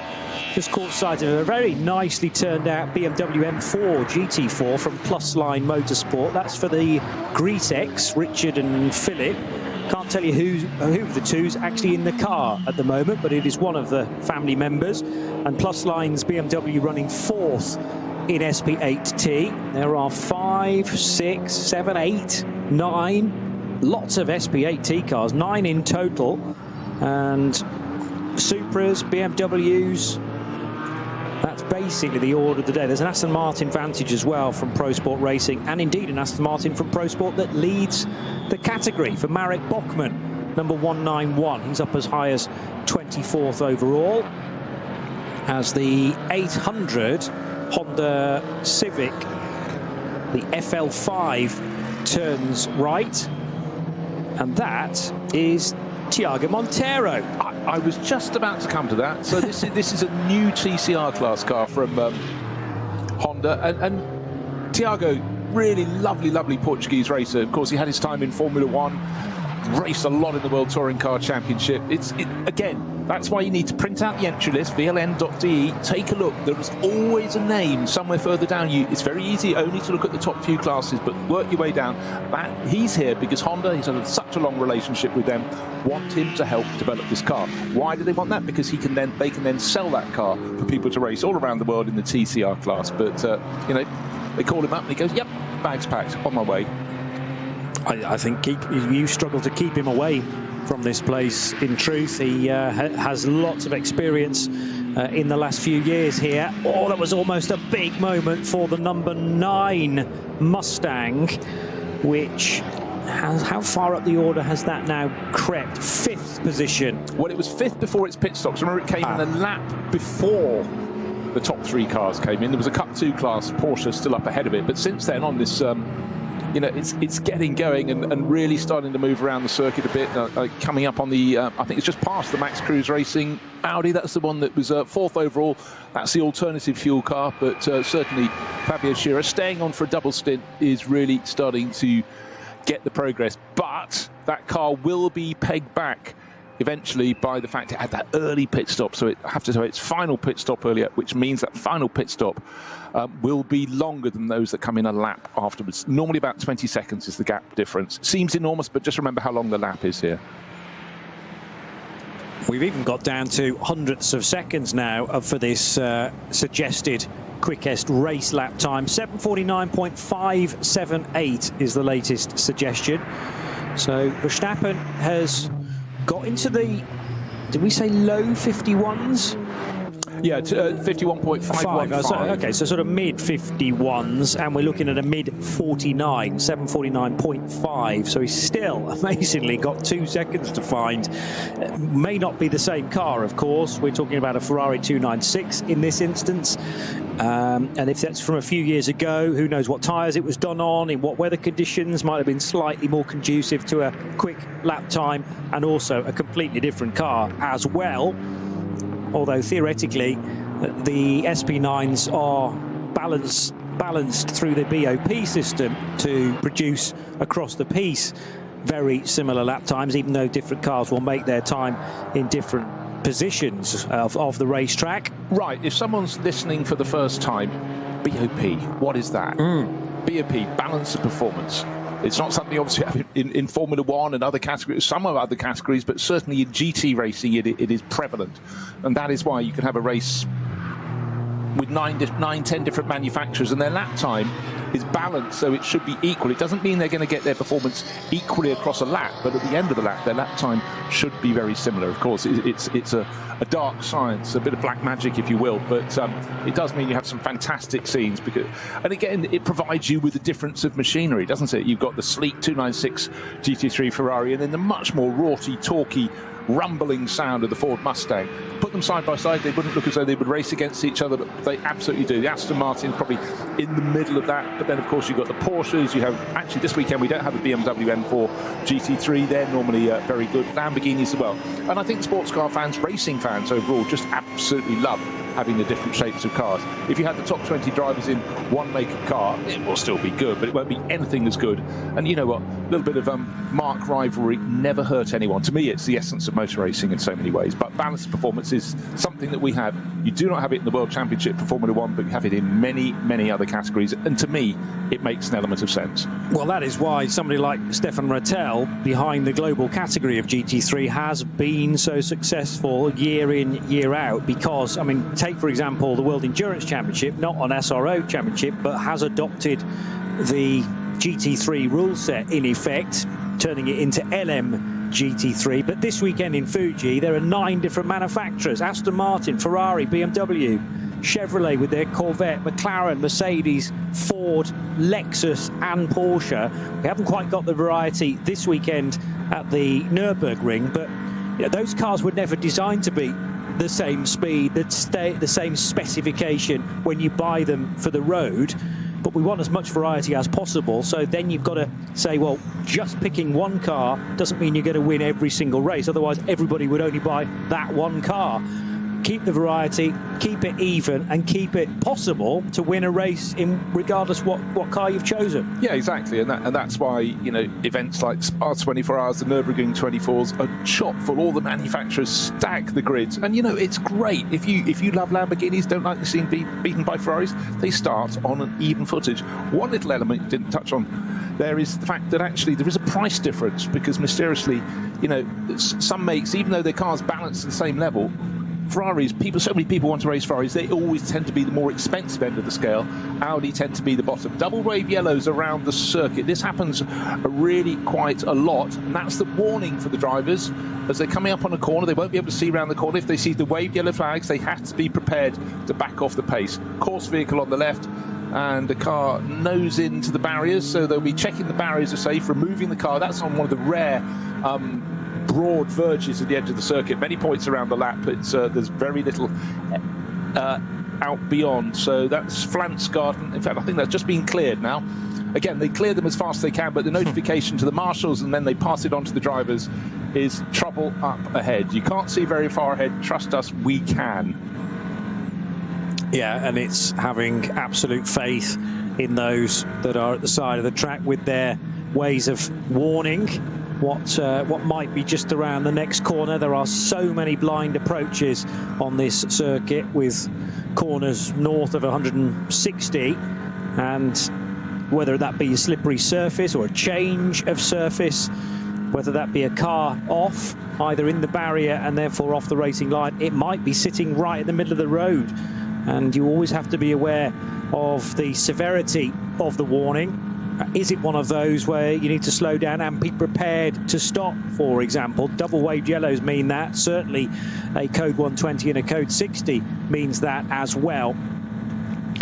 On we go, and 2 hours 37 minutes remaining with Max Verstappen onto lap 10. He's just completed that lap now, leading by, well, it's nearly half a minute. Nearly half a minute, and his last flying lap, well, he just did a 7-minute 56 lap, and then he's fallen 6 seconds off that pace. Why on the subsequent lap, lap 10, has he slowed so much? Well, he hasn't really. That's just simply where the traffic has fallen in front of him. And again, we had those double waved yellow flags, so he would have had to back off just a little bit, just preparing to back off more if he came around a corner and found something. There had to be driver's alert, and that is something the drivers, it's hard enough to get things right. And as I say that, right at the final 2 corners of the circuit, going up and through Hurrain and into Tiergarten,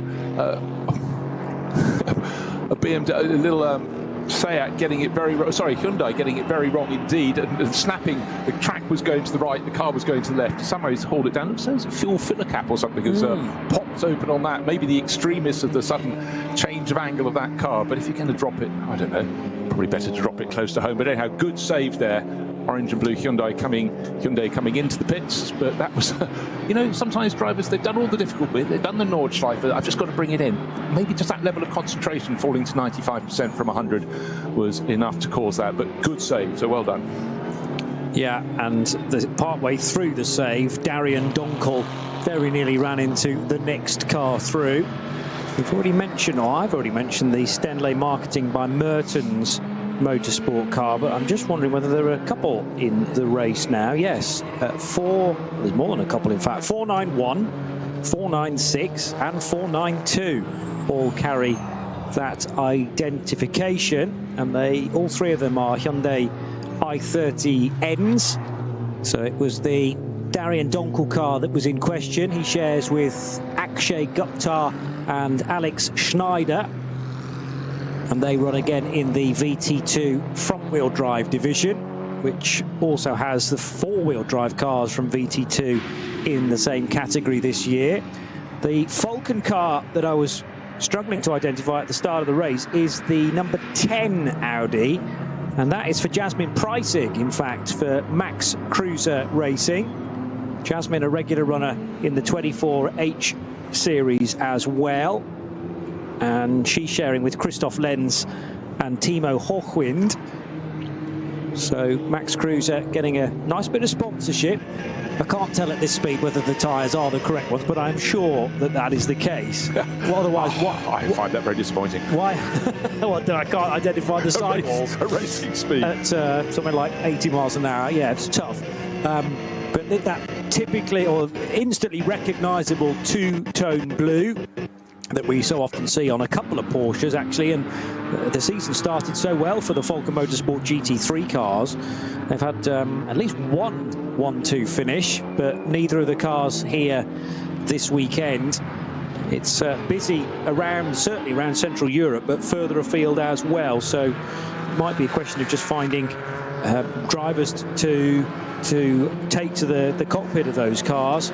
Not sure whether there's, for instance, an ADAC GT meeting this weekend as well, which sometimes means that the entry to an NLS race suffers a touch. But there's always some scrapping to focus in on, regardless of the class, including Noah Nagelsdijk, who now heads out of the Mercedes arena, second place in Cup 2, the number 948 car. Across the course of the season, not everybody does all the rounds. I mean, you just mentioned Jasmin Preissig, normally racing the 24H series. Of course, if she was this weekend, she could be having a 24-hour race down in Barcelona, also covered by Radio Show Network. But, you know, you have to pick and choose, and some drivers, particularly if you're a top star in GT3 or if you're a low-ranked driver in GT3, you can actually get lots of other drives because they need a quick bronze or a quick silver. But yeah, you could be racing anywhere in the world, and this is the very essence of why GT racing is so strong now. As I said, next year we're going to have historic GT3 racing series, 2006, to 2013. So some of the first cars you might have thought, oh, well, they're so far out of date, nearly 20 years old.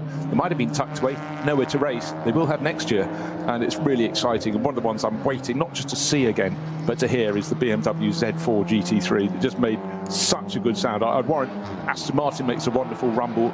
The Ford Mustangs at the moment, they win the sort of the best rumble of all, but certainly that racing engine note on the V8 Z4. You may say, hold on, but they never built a Z4 for in road trim with the V8. Well, they got dispensation to have it in GT3, and I think anyone who watched them in period would go, oh yeah, they made a good sound. But they're historic, and some of the drivers talking to now aren't even 40 years old going, I raced that. Oh my gosh, that's terrible. A historic series with stuff I've already raced. But luckily, I've just remembered I've got one still in the garage. It's just gone up from £250,000 worth to 500 in the drop. Well, yes, that's a winner for sure, even though you might feel a little bit old, that your car is now considered a classic racer rather than a modern day version. But as you say, the price hike is well worth considering. GT Motorsports BMW 330i for Lutz Horst is just going through the Mercedes arena, together with the 347 Toyo tyres with ring racing car. That might be a pass for position, 347 on 927. Yeah, it was indeed. That was Van Roon being passed by Mark Canaricci. I just want to point out, on the last lap, our race leader, Verstappen, still in the lead. Yep, we know that. He gained, get this, 15 seconds or as near as over Frank Stippler. So suddenly, just being around 29 seconds, he's now 43 seconds clear. Chris Lullham in the pits must be going, I'm going to get this car. This is quite phenomenal what I'm being offered. I don't think the performance is going to drop away when Chris gets on board. He's been racing one of these 296 GT3 Ferraris all season long, going better and better. Took an outright victory in a 1 hour race at Valencia last weekend. However, there was one little mismatch with improving time under a yellow flag. Quite hard to say. It was his first flying lap. Okay. He come out of the pits, driver change, took it over from Thierry Vermeulen, who normally shares with him, and Thierry's father is Max Verstappen's business manager, so that's why it's all knitted together. He went out, victory by about 14 seconds, but unfortunately the penalty overnight meant that he didn't take the race win, but they did win the championship. But so Chris is an absolute star, but certainly so is Max Verstappen. That lead, and I'm just looking the first part of this lap, is he stretching the advantage? Sector 1, yes. Sector 2, yes. Sector 3. So at this point, he's really in a sweet spot in that Emil Frey Racing, Verstappen.com Ferrari, 43 seconds clear and going away. Is there a problem in terms of performance for anybody else? No, not really. It's just simply the pace of the Flying Dutchman at the moment. The Mustangs now in second and third positions. They can't match him. They're separated by 20-something, 26 seconds. But bear in mind, the number 9 Mustang, Fabio Scherer, pitted a lap earlier for that first pit stop, so he's artificially close to the sister car of Frank Stippler, the number 6 Mustang. When it gets to their final pit stops, he will do his pits. The number 9 car will come in a lap earlier, and that's the difference of about 20 seconds. So he really needs to get in front of Frank Stippler, but that's not happening. Couple of messages from race control I'm just spotting. The first of them for the 949 Cup 3 Porsche, and that is currently being driven by Stefan Bayer, and that's just an investigation at the moment, but a pit lane under investigation, so they'll either be speeding or too many people perhaps working on the car during the stop. The 140 car, which is, bear with me, the Dumoulin Pro Sport Racing Aston Martin. Now, it is an Aston that still leads SP8T for Pro Sport, but that is not this one. That's the second car, number 140, 6th in class, but that's going to have to do a stop-and-go penalty for 5 seconds. So I'm trying to remember whether you can do that. It's labelled as a stop-and-go penalty rather than a penalty added to your next pit stop. Yeah, so you have to come in and do it and then take your pit stops next time around or subsequently. Yeah. So that's a 5 second, but actually for the Dumoulins and Pro Sport, they're super experienced around here. They were penalty of 5 seconds. It means they were 5 seconds under their minimum pit stop time. Bear in mind, though, we have to remember that there is a sliding scale here according to when you come in, and that is something that sometimes catches really good entries here, but the experience teams, it's a little bit surprising someone dropped the ball there. But bear in mind, it's not the driver's fault. They go when they're signalled to move away from their pit stop. So it'll have to come down pit lane, stop at the penalty box, which is just underneath the podium before you get to the main garages. Stop for 5 seconds and then rejoin. as Max Verstappen just delightfully drifting the car through that first left-hander that leads towards Hatzenbach. And the problem with doing that is that the Armco barrier just juts back in a little bit there where the tourist laps begin and past the old Grand Prix pit lane. And you well, again, I'm sure he knows this place so well, probably from a sim, first of all, and then getting the ring license a few weeks ago. So he will know where parts of the track are compromised. But that was almost as if he's been racing here for 20-odd years, just drifting it to within a cigarette paper of the Armco, didn't hit it, and then continued on to Hatzenbach, unflustered by it all, as he goes to the high side now at Flugplatz of one of the Porsche Caymans in the midfield. Yeah, but he was very clever. He waited his time, had to be absolutely sure. No one's very close to him. He's got a real margin over the two Hout Racing Team Mustangs. He can afford to be a little bit cautious from time to time. Just wants to be sure the driver of the car in front of him that will be lapping, you know, effectively, what are we talking, about 30 seconds a lap slower than him, has seen him. There's no point going off. He's driven so hard for, well, getting on for an hour and a half, just over an hour and a half now.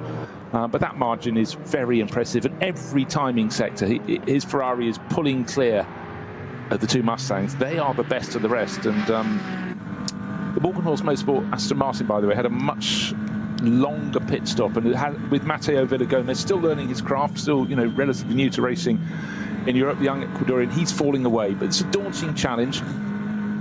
Talking of challenges, I'm just wondering, okay, so next year, if Max Verstappen, having really enjoyed this, which it looks so he is from the way he's throwing that Ferrari around, comes here, does the Nürburgring 24 Hours next race, do you reckon another year or two beyond that, you go, Monte Carlo Rally? Why not?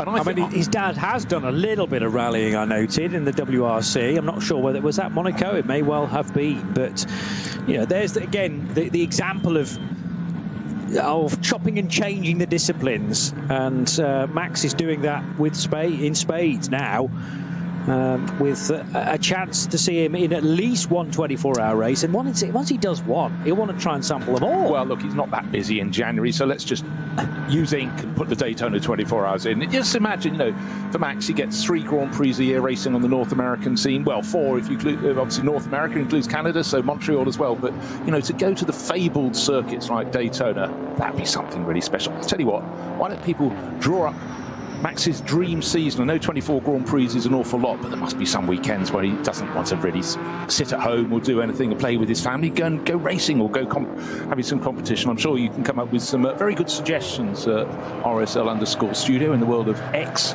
known to me as Twitter. But yeah, I mean, the dream list. But just remember, in the 1950s and 60s, your Grand Prix stars of the day would turn up at a race meeting. They'd do the single-seater race, probably a non-championship Formula One race, that would be, because, of course, were many of those each season. In fact, those days, you only had about 9 Grand Prix a year. Imagine that. Now we've got 24.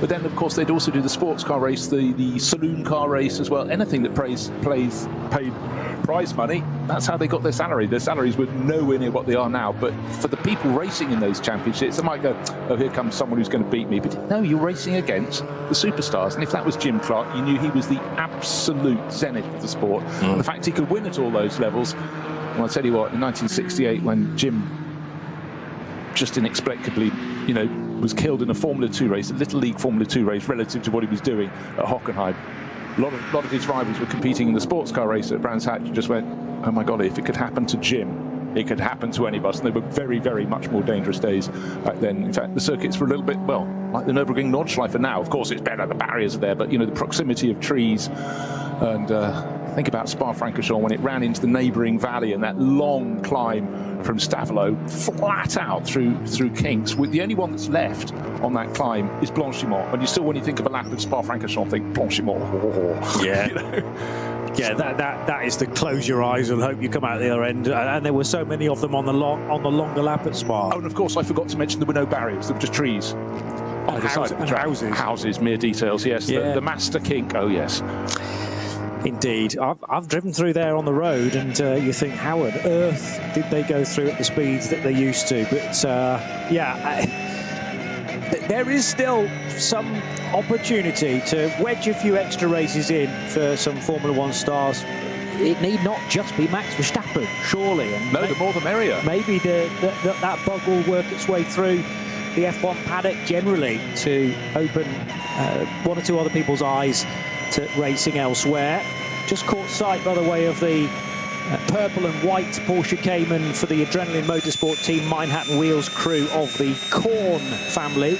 Ulrich, Tobias and Daniel. They are running second in V5 and trying to close in on the 447 car, which is likely to be another Porsche. It is another Cayman for the team nameless crew. And Alexander Müller, Christian Weber, Jan Weber and Torsten Cray continue to lead the V5 part of the order. I'll tell you who's impressing me at the moment is Alexander Hart. He's third in the Cup 2 class, carrying one of our cameras around the circuit. Black Falcon team Zimmermann. Black Falcon, long-term sponsors of many things around the Nordschleife, but they have various teams carrying their colours. But he's lapping faster than David Jahn, who's leading the class. And I tell you, for the past decade or so, David Jahn has been, you know, the sort of yardstick, the benchmark, if you like, in this category. So that is impressive. It's good to have different names coming in and showing their hand. Okay, of course, either of those laps last time around was 2 seconds faster for Alexander Hart. We know someone could have moved out of the way to let the front runners like Max Verstappen come through, lost a bit of momentum, or they could have been caught behind other traffic. But you take each lap as it comes. And certainly that was good to see Alexander Hart showing some form. He's still down third in class. His next target is not too far ahead. It's the 948 Cup 2 entry. We've seen quite a lot of that in the course of the race. But yeah, he's hauling that in at the moment. And that's Noah Nagel-Diesk at the moment in that. And a car that, well, actually, you say no, it's not. It's Muller. Yeah. I beg your pardon. Only because he's on an outlap now. So that driver change has just happened. And Tobias Muller takes over the 948 car. They have gone through their full driver lineup very swiftly indeed. So that suggests to me that Tobias Muller might even be doing the closing stint. But they've done a lot of stops. You know, Carlos Rivas started the race. They were one of the group that pitted very early after only about 5 laps, which is still puzzling for me. Yeah, definitely. Noah Nagel-Diesk took over. That, again, feels like quite a short stint. And now Tobias Muller is in. So have they all just decided we'll shorten the stint? We're not that too concerned about where we finish, just to make sure that everyone gets some driver time? Or do they genuinely think this is a good strategy to be taking? Because I suppose you're spending less time in the pits, but at the same time, you know, when you map it all out from a net perspective, it's got to be slower than their fellow Cup 2 runners. They're all quick drivers in that car, though. Well, that's the difference. I still can't quite work it out. You don't see Cup 2 class cars doing that. Maybe there is good reason, but I can't for now just work out what that is. No, and I'm not sure that their near rivals are necessarily doing that, although I notice Arne Hofmeister's now in the 921 as well. And Arne Hofmeister is the third driver within that too. The other thing that's just starting to enter my mind is, have the fuel tanks been closed up? I.e., are the Cup 2 Porsches now in the latest balance performance got nothing like the fuel reliability or fuel mileage that we are used to them having over the last 5 or 6 seasons? So, that's a very good point. You have to keep on your toes with all of that. But they're nowhere close to an SP9 stint length, if that is the case now. We're talking 5, maybe 6 laps at best, and then the cars have to come in. But that might be a deliberate decision by the organisers to make sure that the Cup 2 cars aren't in the way and tripping up the SP9s. 55 seconds is now the gap between Max Verstappen. He's in a hurry.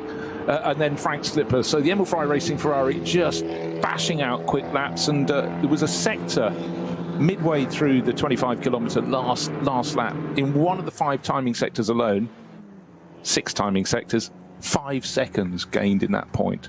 That's the equivalent of taking a second in one of the timing sectors around a normal Grand Prix length of track. But the lap times, well, they've fallen to 8 minutes 13 last time around for Max Verstappen. No, it's not a crisis, because he hasn't suddenly lost all the pace, because remember, he's lapped 7 minutes 51. That is simply yellow flag areas. We've had some recently at Flansgarden, just been cleared. Flansgarden is about 2/3 of the way around the lap, where it's really serious. Fabulous stretch of track, so many fabulous stretches, but that bit through Brunchen, Flansgarden, then over to Schwalbenschwanz, it is very, very quick and very, very twisty. Factor in as well, if you will, track is going up and down, and I think this is the key reason to why Max Verstappen wants to come and race here. I will say that on lap 11 alone, Verstappen gained 8 seconds, though, and that has to be to do with yellow flags as well as his pure pace. I cannot believe Max Verstappen is 8 seconds quicker than a Nürburgring Nordschleife specialist such as Frank Stippler. So that is about Verstappen going through an area that was green as he arrived at it, and the yellows came in behind because of an incident that then slowed Stippler and Fabio Scherer to that extent, because they were very close on lap time. 8:18 from both the German and the Swiss. But Verstappen, and this is testament to him building a lead in the first place. If you gap the field, there is then the scope for you to arrive at a certain part of the racetrack in a different state of caution, let's say, compared to those following you, and it can get steadily worse. Equally, I still don't think 50 seconds is necessarily a done deal, because, you know, the racing gods can turn things around, and Verstappen might see a yellow flag area or a code 60, which by the point that Stippler arrives on it, it might be clear. So, got to stick with this, folks. We've still got over half the race still to go. Yeah, the pendulum can swing in all sorts of directions here in the Nürburgring Langstrecken, often down to weather, but equally just down to an incident. It could be the 2 slowest cars in the field, running in one of the junior classes, have a bit of door-to-door action, one puts the other one off, or whatever, one just goes off in that battle. Suddenly there's a slow zone, and it could just work in your favour. Not many forms of racing have it like this. With the consequence of such a long lap, it really makes such a difference. But when it's been clear, green flag lap, we know the fastest lap of the race, the moment, still in the hands of Max Verstappen, 7 minutes 51. The last 2 laps have been very, very busy indeed for them, because of incidents around the circuit. The pace has dropped away, but every time it's clear, Max Verstappen is eking out a bit more of a margin over the better place, those 2 Hout Racing Mustangs. Frank Stippler, who is nobody's fool around the Nürburgring Nordschleife, he'll be making that Mustang go as fast as it can, but at the moment, it's not fast enough to challenge.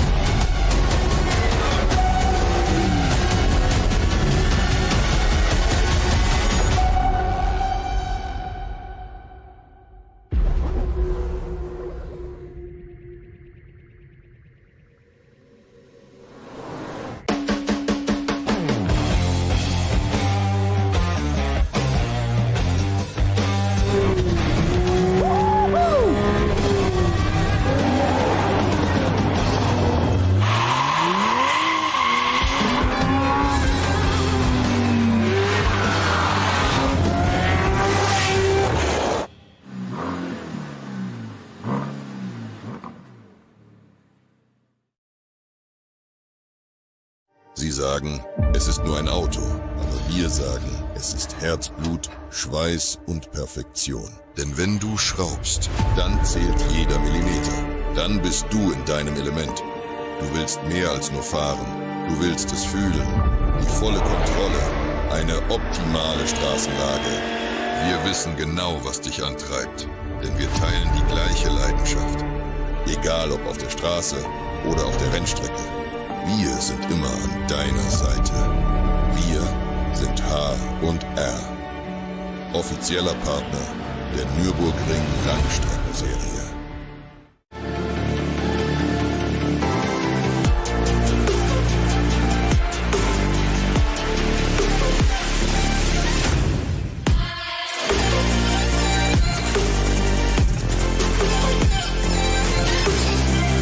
Faltenreifen.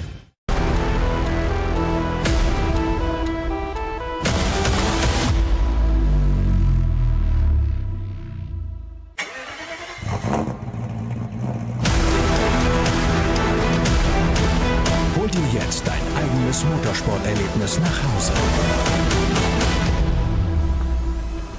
dein Online-Shop für Simracing-Hardware und Zubehör. www.simraceshop.de.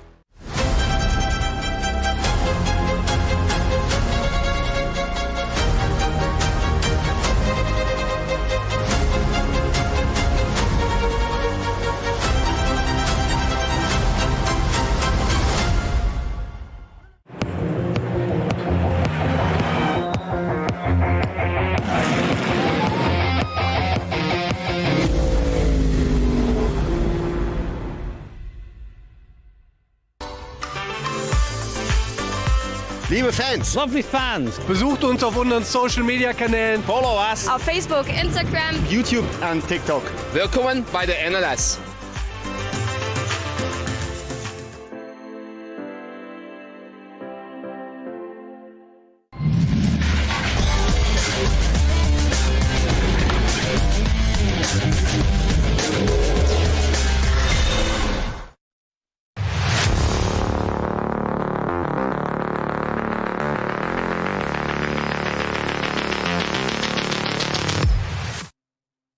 Renhofer. There's a couple of Renhofers in the entry this weekend. Raphael, who drives the 191. ADAC Barbarossapreis live from the Nürburgring Nordschleife. And in the Global Broadcast Centre, it's me, Johnny Palmer, together with Bruce Jones. Very much enjoying this fight for, well, mainly second and third, because Verstappen's checked out and he's almost a clear minute ahead. It's 52.4 seconds the last time they crossed the line. That's at the end of lap 13. That's the number 6 Mustang of Frank Stippler. He stays at the wheel of car 6, been there from the start, and that incredibly impressive rise from 13th position up to second after probably only the first 3 sectors of that opening lap. Vincent Kolb still to come in that car, but we'll get beyond half distance, I'm sure, before Vincent takes over. Now there is a car running slowly, the 321. That might be the end of the Dottinger Hoor, actually. Difficult to tell from the tighter shot, but 321 Audi is the Gorian RT by Sharkey racing car. And the driver of it, who is Wolf, doing a good job in trying to just park it in a safe location. He's found a marshal point. It's actually a fire marshal point indicated by the orange end to the Armco. But now testing the rear view mirrors, because there's had 2 separate attempts here at trying to get it into the overlap, and therefore if he can get it into that little safety space, it might be that the yellow flags on the lead up might be able to be withdrawn as well. Well, trying to reverse into the gap between in the cut in the barriers, but I think he's going to have one more attempt coming forward. But again, it sometimes just goes to prove how little visibility you have out. Oh, and he moves forward, then suddenly a course vehicle pulls in front. There was nearly a little bit of contact. That's going to hook up with him, I presume, and then tow him away. So that's a good idea. Good job from the driver, Jens Wolf, though, to try and tuck it away to safety, but they'd rather get him back to the pits, and you never know, could actually rejoin the race. But something amiss. You're quite right. There's lots of markings on the circuit. People have been known to get on and draw the names of their favourite drivers at various points around the track, and at certain points, these are around middle part of the lap. Whipperman and corners like that, where you can get a bit of air in the car. People put land here, another little quitch, because there are various points around the Nordschleife where we can get all 4 wheels off the deck. And then, of course, you're normally met immediately by another corner, so it's not always the best of ideas. And certainly when people do what we call tourist laps, so they turn up, pay their money, and get to drive around the Nordschleife. Yeah, it seems incredible, doesn't it? They certainly have corners that you do need to learn. Best thing is do a sighter lap or 2 before you start to open up the pace. But I really urge anyone with racing blood in their veins to, at some point in their life, make their way to the Eiffel Forest, here to the Nürburgring, and have a go around the circuit. And for a lot of you, you won't believe it. And back in COVID, when racing was largely digital until we got cars back on track, a lot of people looked at the digital Nürburgring Langstrecken-Series sim racing series and couldn't believe it was actually a real track. They thought it was made up of various sections of other great circuits around the world. It is real. It's very, very real, trust me. Just catching sight prior to the 500 Manhattan wheels BMW of the WNS Motorsport Porsche 718 Cayman, currently being driven by Leon Duca. And Duca is a teammate of Joshua Bednarski and Laurens Stegman in the other Porsche, which started from pole position. So you've got 961, which is one part of the WNS Motorsport entry. 962 is a pro car, and that car led Group 2 away at midday this afternoon. Cup 3, not Cup 2, but Cup 3 is still being led by, bear with me as I scroll up the screen, yeah, still that 962 car. So they led away in the WNS Motorsport car and have stayed there since then. Laurens Stegman, who has been putting most of the lap times in. It just shows that the lap time set in qualifying this morning was not a fluke to have stayed there at the head of a very competitive class. Heiko Eichenberg trying his level best to get close to that car, but the separation between the two in Cup 3 is about 20 seconds. Right, some cars coming in for a second pit stop, including Klaus Abelen. Bear in mind, he's planning to do the whole race solo for a driver who was born in 1960. So let's do some maths and call him 65 for sake of argument. White and red, running still with the Fricadelli Racing livery on board. Is he going to do the whole race, or is he going, I'm just going to do the first couple of hours and have a spot of lunch? But Klaus loves this. He's invested so much in his racing career in the Nürburgring, but his Ferrari being pivoted around, so I would suggest he's not planning to get out just yet. So 2 hours of racing or thereabouts, 2 hours and 6 minutes remain. But however, of course, if you're talking Ferrari 296 GT3s in this race, you have to talk about Max Verstappen. He'll probably be coming in next time around, or possibly the time after. Normally have a 7-lap opening stint. That is precisely what he did. An 8-lap secondary stint, which will take us up to 15 laps. But the first of the cars that came in from the top class of this race, the SP9 class, on the at the start for the first round of pit stops was number 9. That's the one that Fabio Scherer has got up into 3rd place. He's artificially, if you will, closer to 2nd place than Frank Stippler in the sister car, but that first pit stop for him was shorter. So in terms of real pace, Frank Stippler has got the advantage, but we will see. But I would expect Scherer to be in from 3rd place next time around. Good lap times from all those cars, in actual fact, whereas Verstappen, well, he wasn't hanging about, still got beneath the 8-minute marker. So very similar pace being shown now by those top 4 cars as Abelan's pit stop continues. Other cars peeling off at the end of their latest stints include the 2 I've just mentioned leading Cup 2. So the 900 and the 901 cars are in. It's going to be a bit longer before the Cup 3s arrive on the scene, though. Equipe Vitesse Audi back out again. In fact, that car is not on an outlap. It's working lap 14 currently with Heinrich at the wheel. That is one of the SP9 AM cars. And it didn't exactly struggle in qualifying earlier on, because you have to always take into account the driver makeup of car 50 and others in the SP9 AM division. But they weren't in the top 20, for example. Now that car is in the top 20, however, and 3rd in SP9 AM. So chasing down the Abelan Ferrari and Christoph Breuer's 786 Renazzo Lamborghini. Yeah, that's running well, the Renazzo car, 6th place overall. Right, last time around, Max Verstappen got very close to his best lap of the race. He was 7/10 of a second down, so that made it 7 minutes 52.2. This lap, lap 15, is probably the one he brings it into the pits. But otherwise, that will probably be his best tilt at improving on his fastest lap. But there were yellows at various points around the circuit. Now I think we're clear, we're green the whole way around. But certainly Max pressing on big time, and again, bit by bit, just dropping Frank Stippler, who's running 2nd for Ford in the Hout Racing Team Mustang, who in turn is just easing away from Fabio Scherer. But Scherer should be in for his 2nd pit stop at the end of this lap, just waiting for that to go onto the board. Well, it was an excellent 2nd sector from Verstappen, quicker than anybody else has managed in the race so far. So that is a new fastest lap. No, sorry, not new fastest lap, but nevertheless, a 7:52 is significantly quicker than the 3 cars in the race.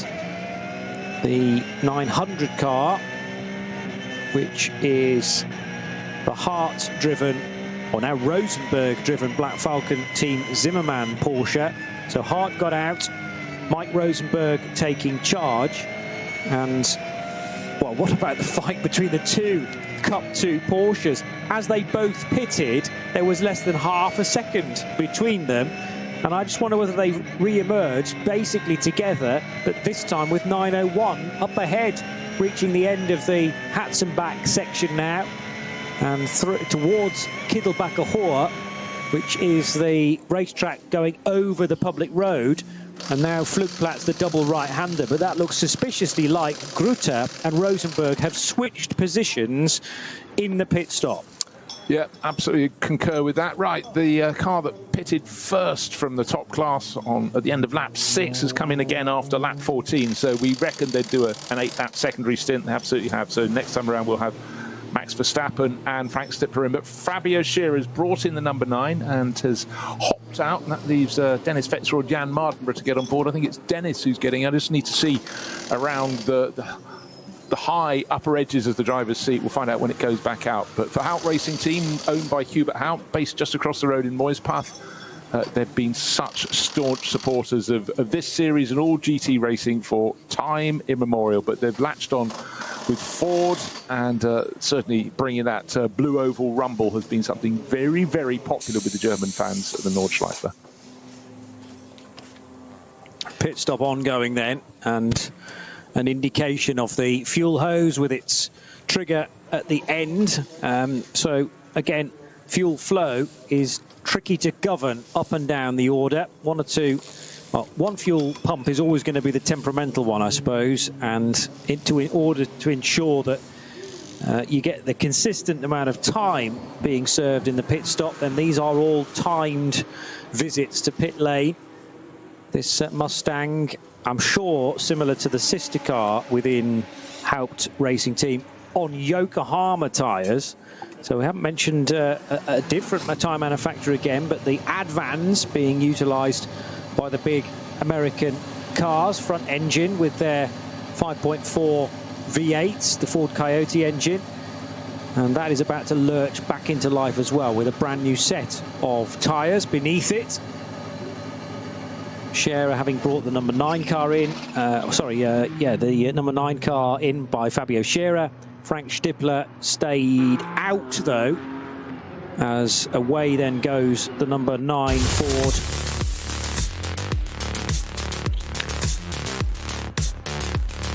Two hours to go on RS3, part of the Radio Show Limited network of channels, reaching half distance.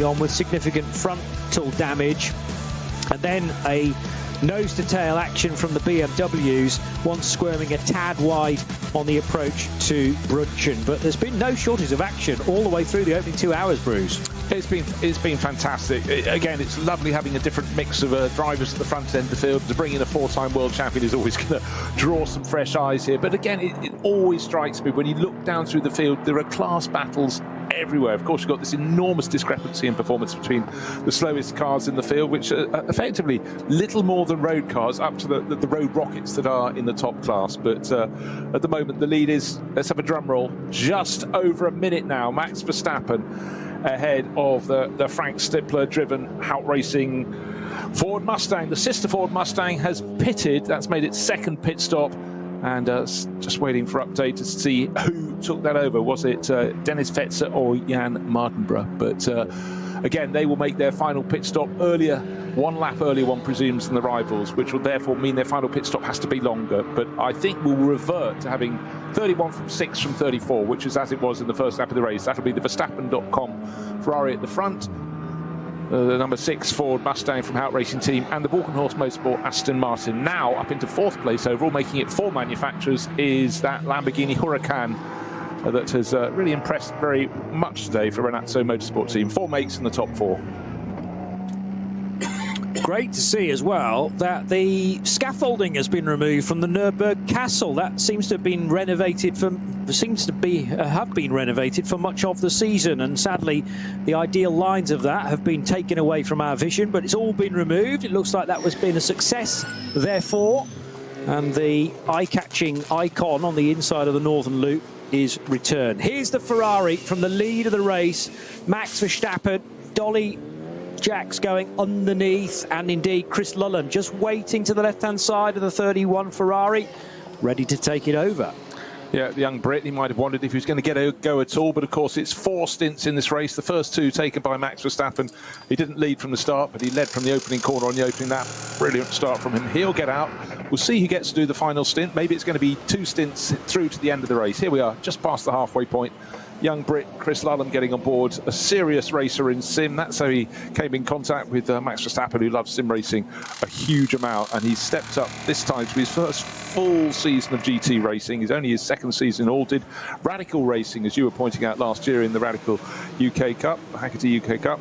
But this season, GT World Challenge, he's proved he's one of the very, very quickest. Remarkable story. But let's see what he can do here, Johnny. He's never raced here on the Nordschleife before. He's raced here at the Nürburgring, but that's only in sprint 1-hour races. But the Nordschleife, much, much longer lap. 25 kilometres, much, much tougher lap. Really tight and twisty, 172 corners in all. You know what? So Max Verstappen's about to stay in. He's not got out of the car yet. Chris Lullham is waiting alongside. Normally there'd be a driver change by this point. All the wheels are off the car. He's passed in a drink. You know what? I think Max is going to do a hat trick. No, I think that is Max stepping away, is it not? Yeah, they have a different gate.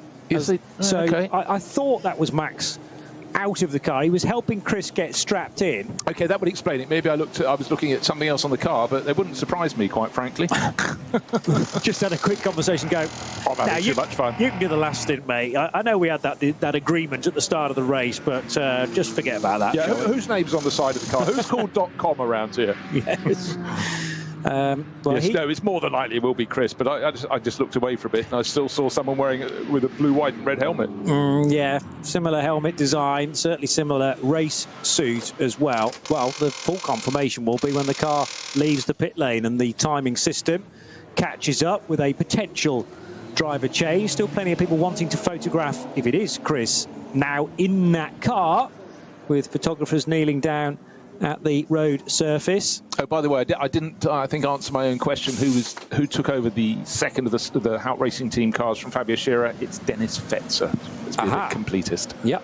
So Jan Mardenborough should do the 4th and final stint. So fresh set of Michelins on the Emil Frey Racing Verstappen.com Ferrari. Normally competes on Pirelli when it races in the GT World Challenge. So the teams have to just become accustomed to these cars, and such a tyre war in the Nürburgring Langstrecken Series. And Yokohamas are the ones on the 2 Mustangs, the Hout Racing Team, and plenty of other makes around. But back into the race goes the Ferrari that came in with a lead of north of the minute. It was 1 minute and 2 seconds, I think it was, before the pit stop.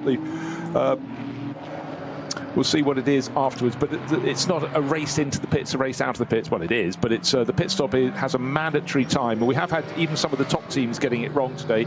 If you're short by, let's say, just 1.5 seconds, you have to come in with all that deceleration time, pit speed limit. You're going slowly and you stop for another 1.5 seconds. So it costs you about 30 seconds for going down by just 1.5 seconds below the margin. So you just really got to keep your eye on it. But Johnny, you and I have been commentating on endurance racing and GT racing for many years, and every single race someone transgresses, don't they?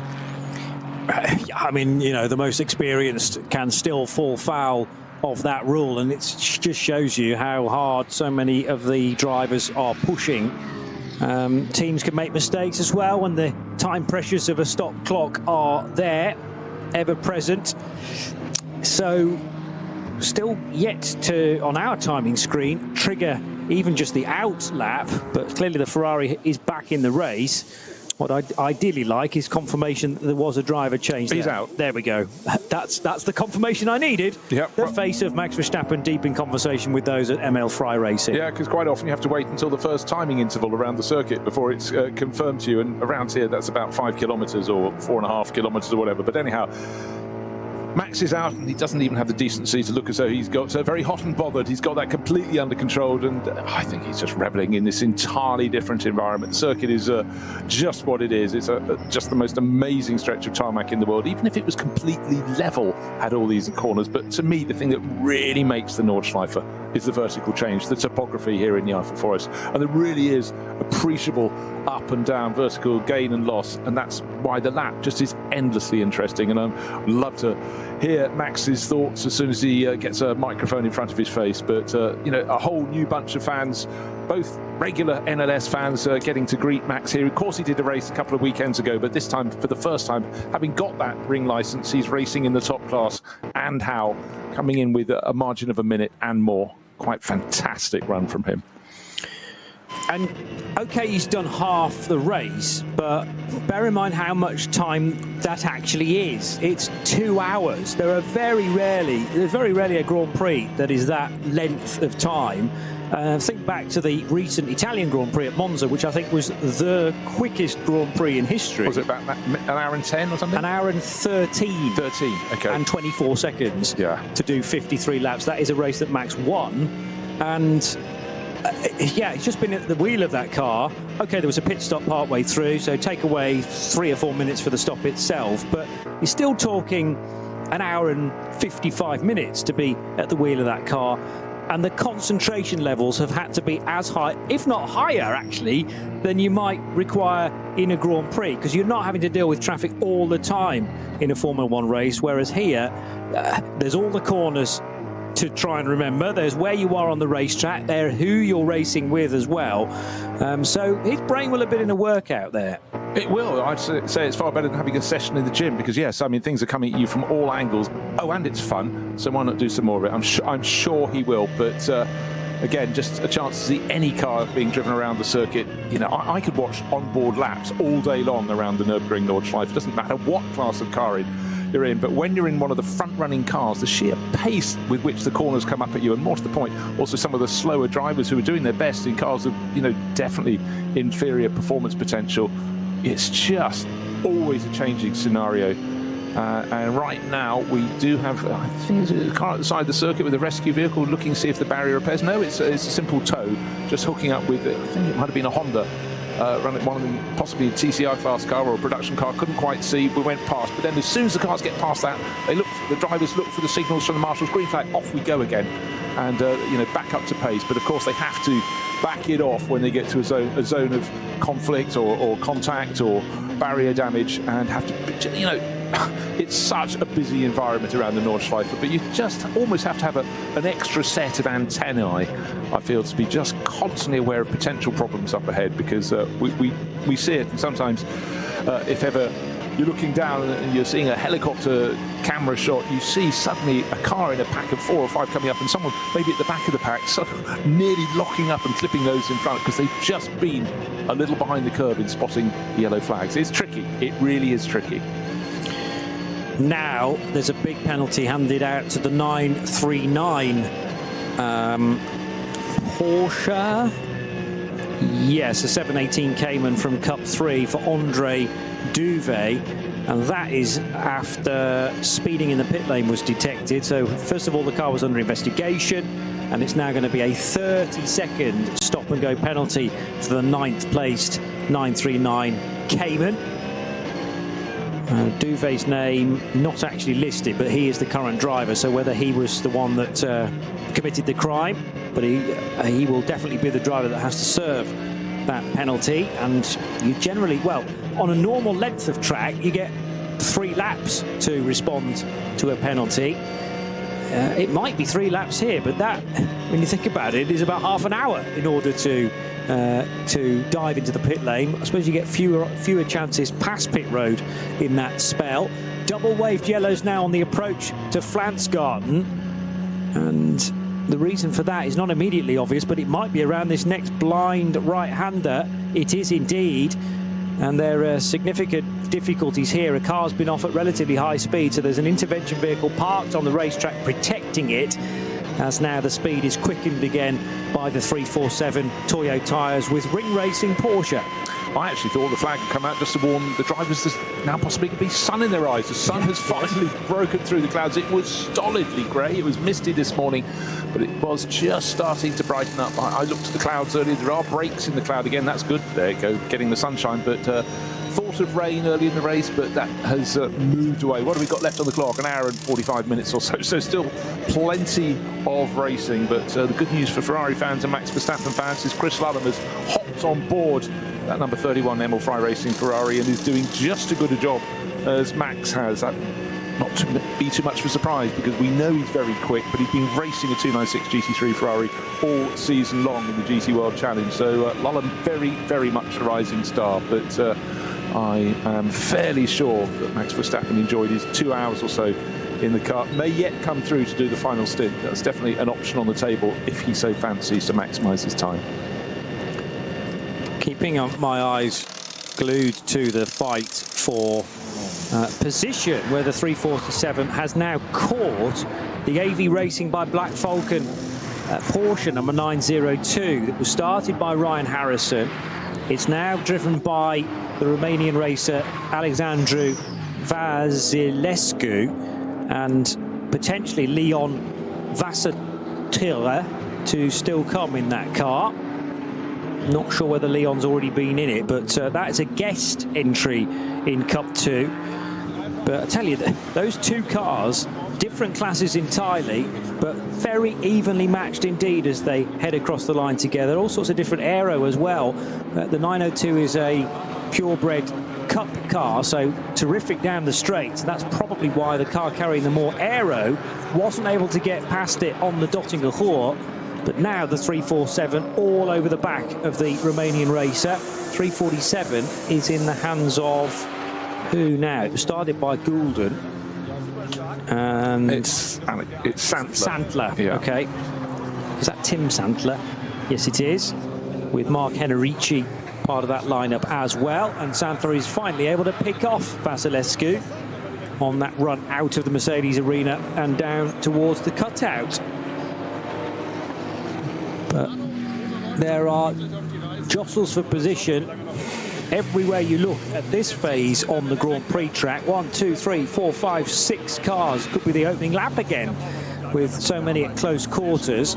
Is that a repaired number 8 Audi? It looks like it's had quite a bit more bodywork added to it in the black colours, which is the more traditional paint scheme for the Jutta Racing Audi. Yeah, no, it came out effectively, I think, 5 laps down or 4 laps down. It took a long way to repair. Remember, it was at the end of, was it the first lap or was it the second? But certainly front end damage, and that took quite a while to sort out the radiator situation. But as I said, in this, when you know you've got potentially 4 hours of racing, you get your car fixed, you've still got 2 hours ahead. What do you do? It's rude to pack it into transporter, so get back out on the track, and that's why the drivers come here. I mentioned the sun, it has gone away. For now. The outlap for Chris Lullham was 11.5 minutes, but we'll get a representative time this time around. 106.5 through the first sector is properly on it. It's only really Dennis Fetzer who manages a slightly quicker time through sector 1 in this phase of the race. We've got an hour and 3/4 still to go, and quite a bit of pressure on the 22-year-old from Tunbridge Wells now, taking over from Max Verstappen. But if he can get anywhere close to the 7:51.5 set by the 4-time champ, then Chris will relax later on, knowing that he's more than done his job. But with an advantage of north of a minute now. Just needs to keep things calm. Doesn't need to do anything stupid. Yeah, but would Max accept that? Well, say, come on, press on. You know, Max isn't someone who's known to cruise towards the end of races, but I actually still fancy that Max is going to get in and do a third 1 hour stint. You know, it's a 4-hour race, 3 pit stops. The pit stops aren't rushed because there's a mandatory minimum time, which makes it safe. And also, one of the advantages here by having this longer pit stop, it's sort of made because you use fewer mechanics. It means the teams don't have to employ so mechanics, keeps the cost down. But if it's the same for everyone, that's absolutely fine. You talk about the nozzle fuel filler. Of course, it's not the fast way, the high pressure way you'd have in lots of other forms of racing. But again, it's a level playing field. But it's also about not stumbling in the pit lane. And every race in endurance racing, someone will get something wrong. As you said just recently, someone else being pinged for driver penalties. We've got some code 60s. It's towards the end of the lap. Brunchen has had a yellow flag and a slow zone. So these are the things that affect people setting their fastest lap time. You could do an absolutely brilliant lap, but partway round you find you've got to back off by 3 or 4 seconds or get behind traffic. But just waiting to see what Chris Lullham could do. Certainly his sector splits are looking tight. He's still stretching the margin over that number 6 Ford from the Hout Racing team. Vincent Kolb on board at the moment, but at the moment he doesn't have the answers. And it seems on his outlap, Kolb lost another 3 to 4 seconds on the race-leading Ferrari. So Ferrari haven't had a lot of success in the Nürburgring Langstrecken-serie. In fact, their biggest success on the German scene was not in this series, but in the Nürburgring 24 Hours a couple of years ago. But could well be about to change that, because certainly Emil Frey Racing and certainly Max Verstappen have done a storming job first half of this race. But already we're counting down hour and 40 minutes. It's a full female pit crew for the number 146 BMW M4 and a full female driver lineup, of course. So Carrie Schreiner's going to get out of that car and Janina Schal taking over. They qualified in SP8T in 44th overall, but more crucially in SP8T, I think certainly inside the top few positions. There was a BMW ahead of them. And how many other cars from SP8T? It's difficult to tell because I don't have the... it might only be 2, maybe 1 or 2 cars ahead.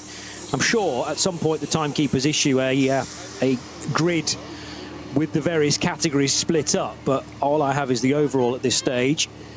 But I know Carrie was caught by Patrick Simon on the grid with much excitement from her to get her teeth into another 4-hour race. Sometimes they run with as many as 4 drivers, but just the 2 this weekend.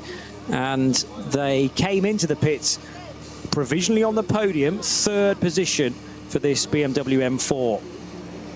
Yeah, such a great policy, this GT racing team in GT tyres. WS Motorsport run the car, but it's this all-female crew, all-female driver line. This must be about the 5th or 6th year, possibly even more. For a lot of years they were racing VW Golfs, but great to see them getting a little bit more performance under their right foot with this M4 GT4.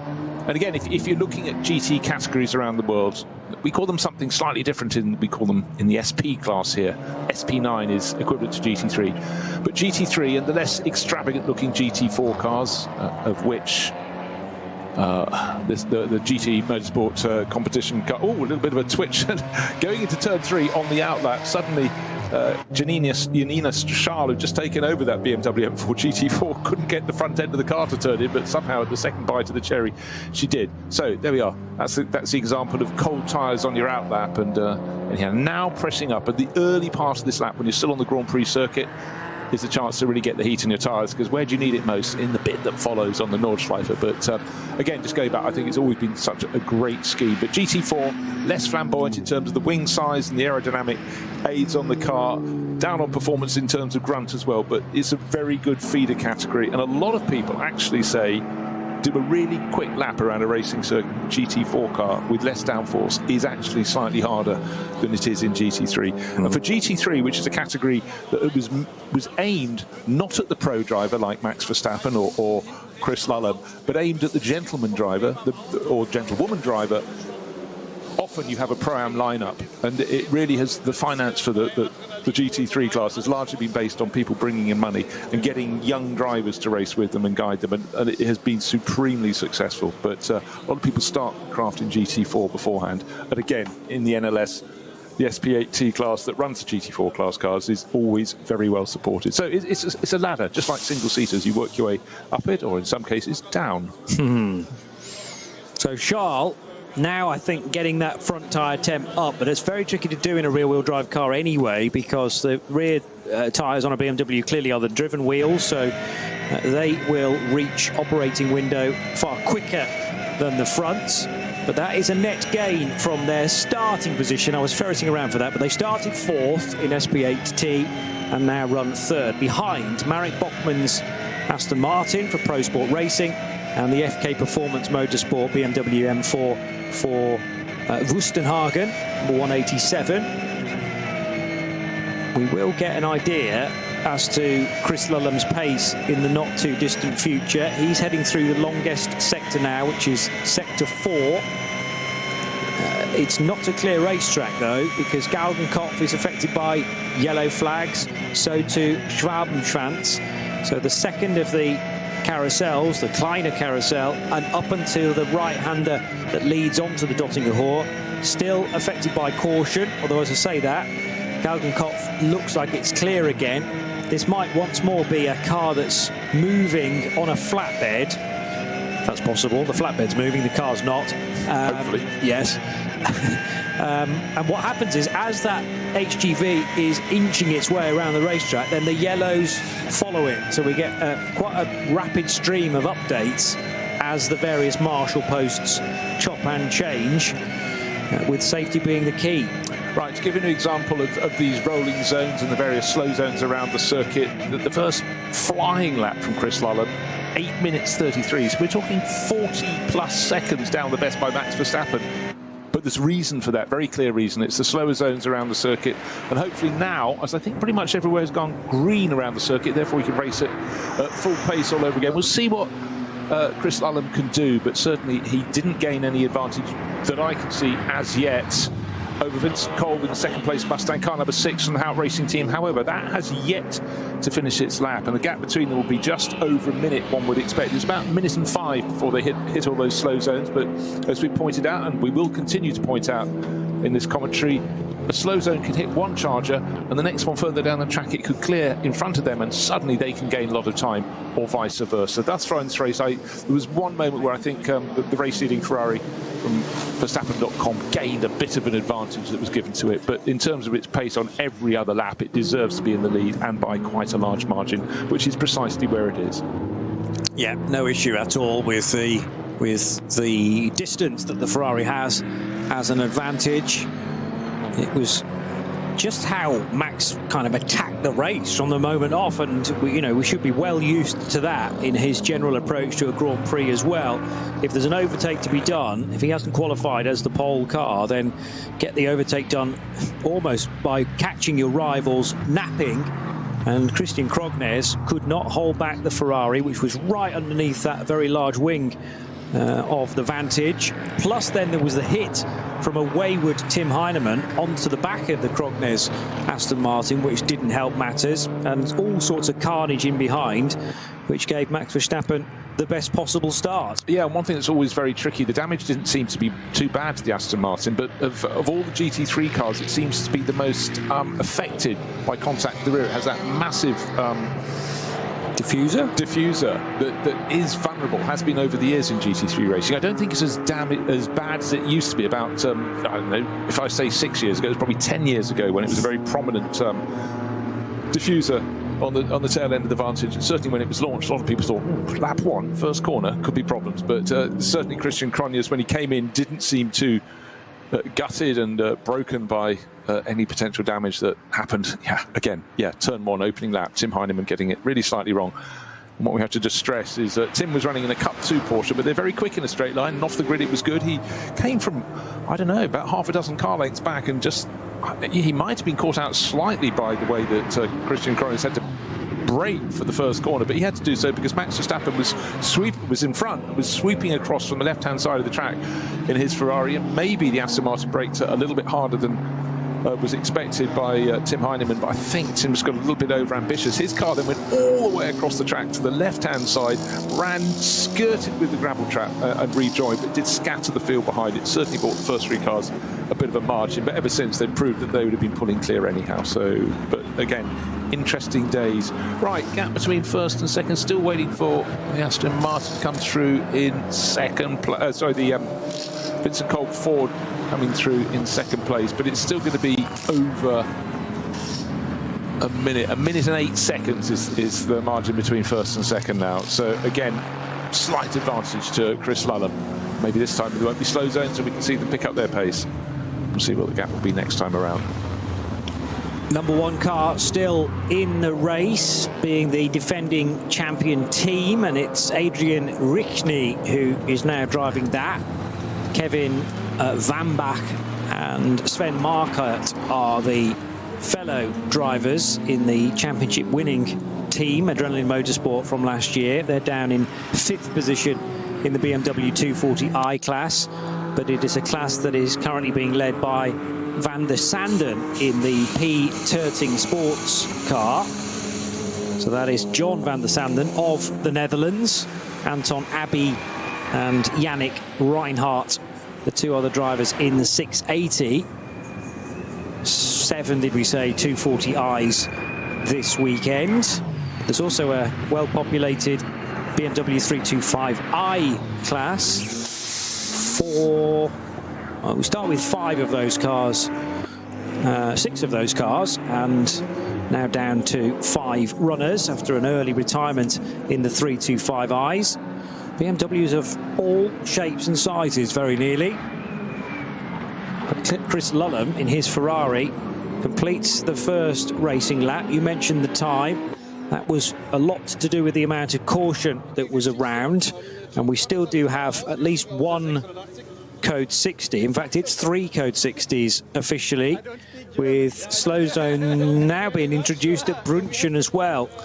It's been a little while since that was Flansgarden, wasn't it? Right-hander at Flansgarden, where there was a car off to drivers left. So maybe something fresh now. A new problem has occurred at that famous right-hander at Brunchen.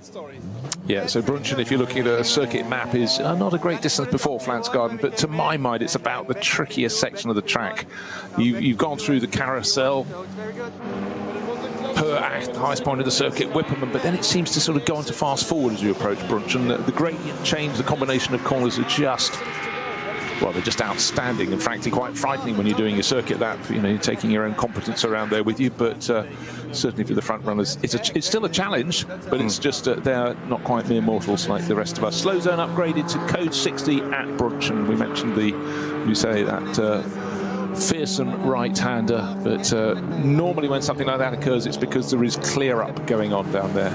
And barrier damage, well, comes as no surprise when the barriers are so close to the most of the circuit, all the way around the Nordschleife.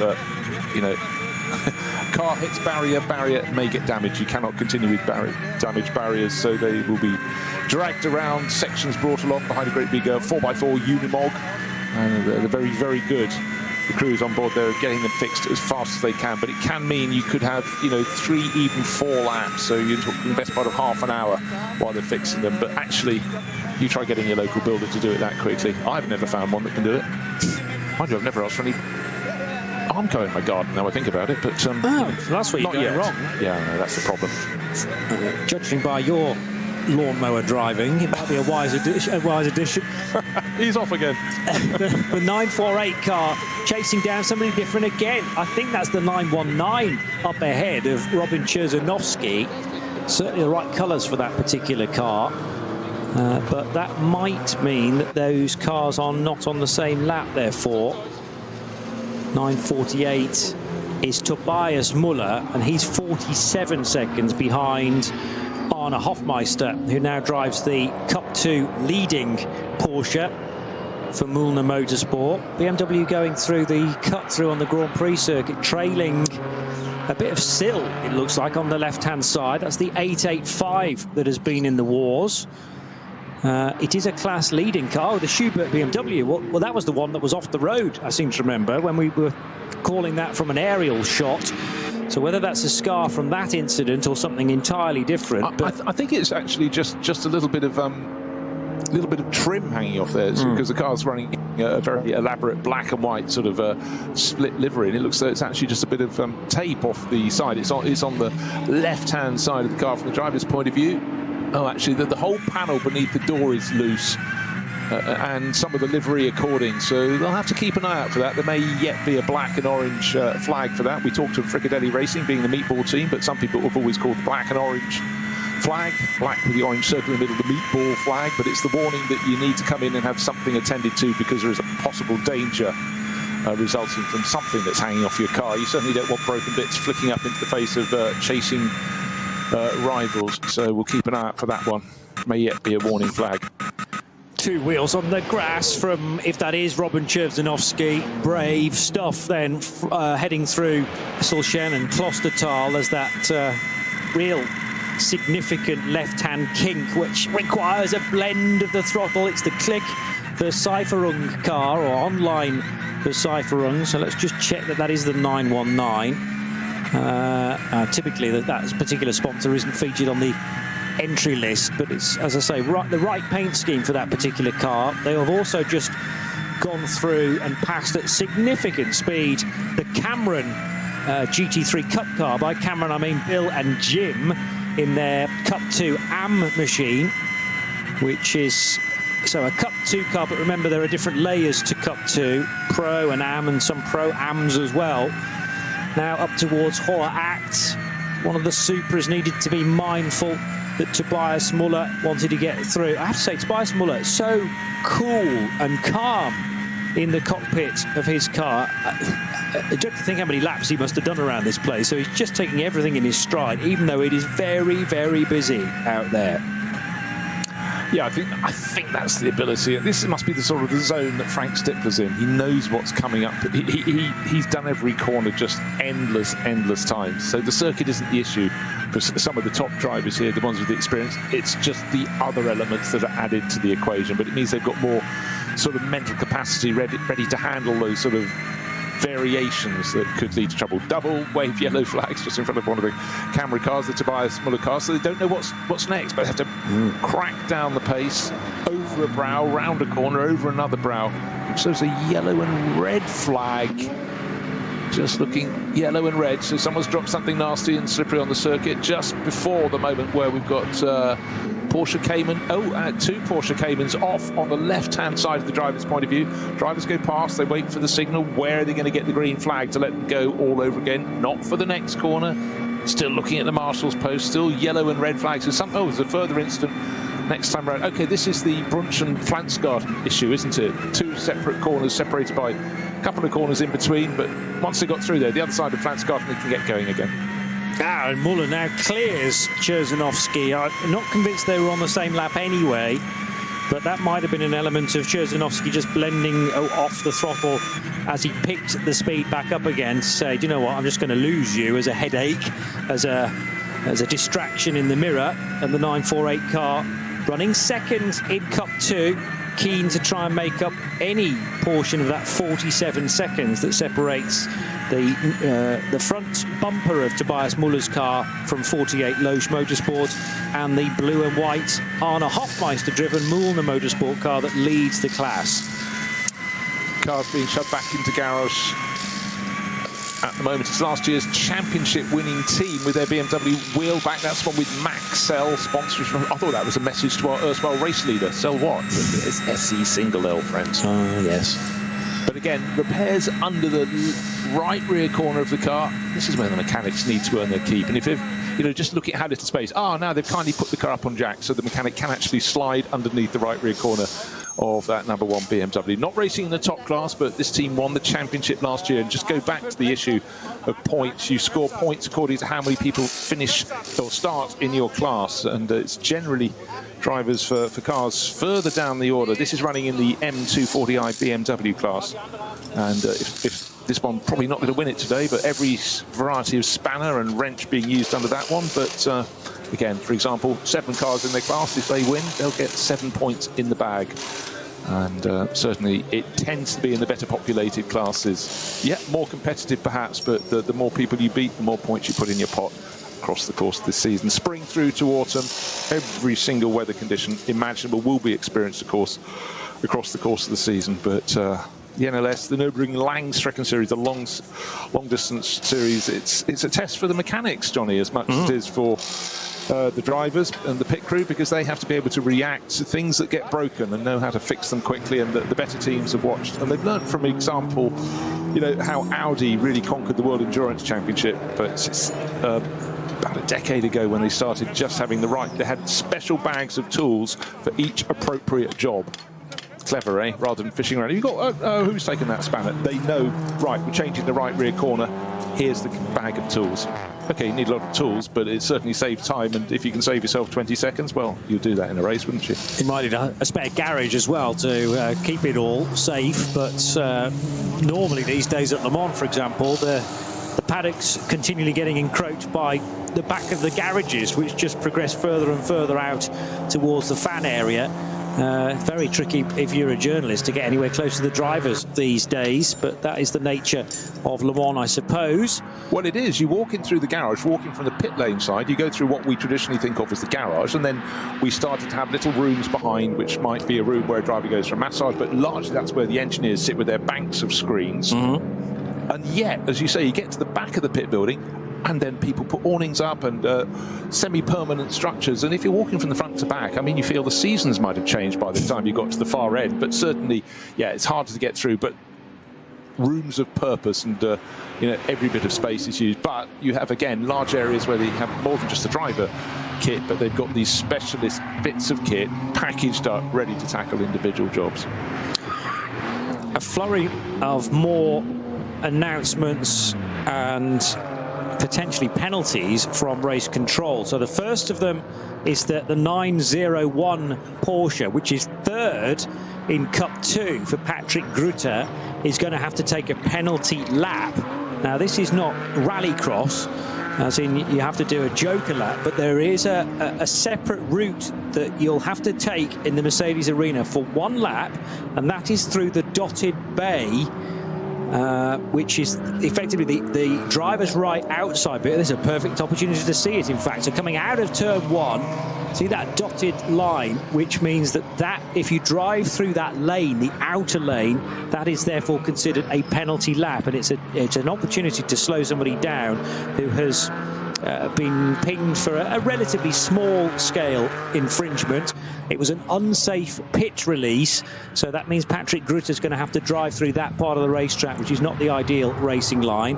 Also, the 50 Equipe Vitesse Audi has been potentially caught speeding the pit lane. That's currently under investigation, and having fallen below a minimum pit stop time for the 906 car, a 5-second stop-and-go penalty.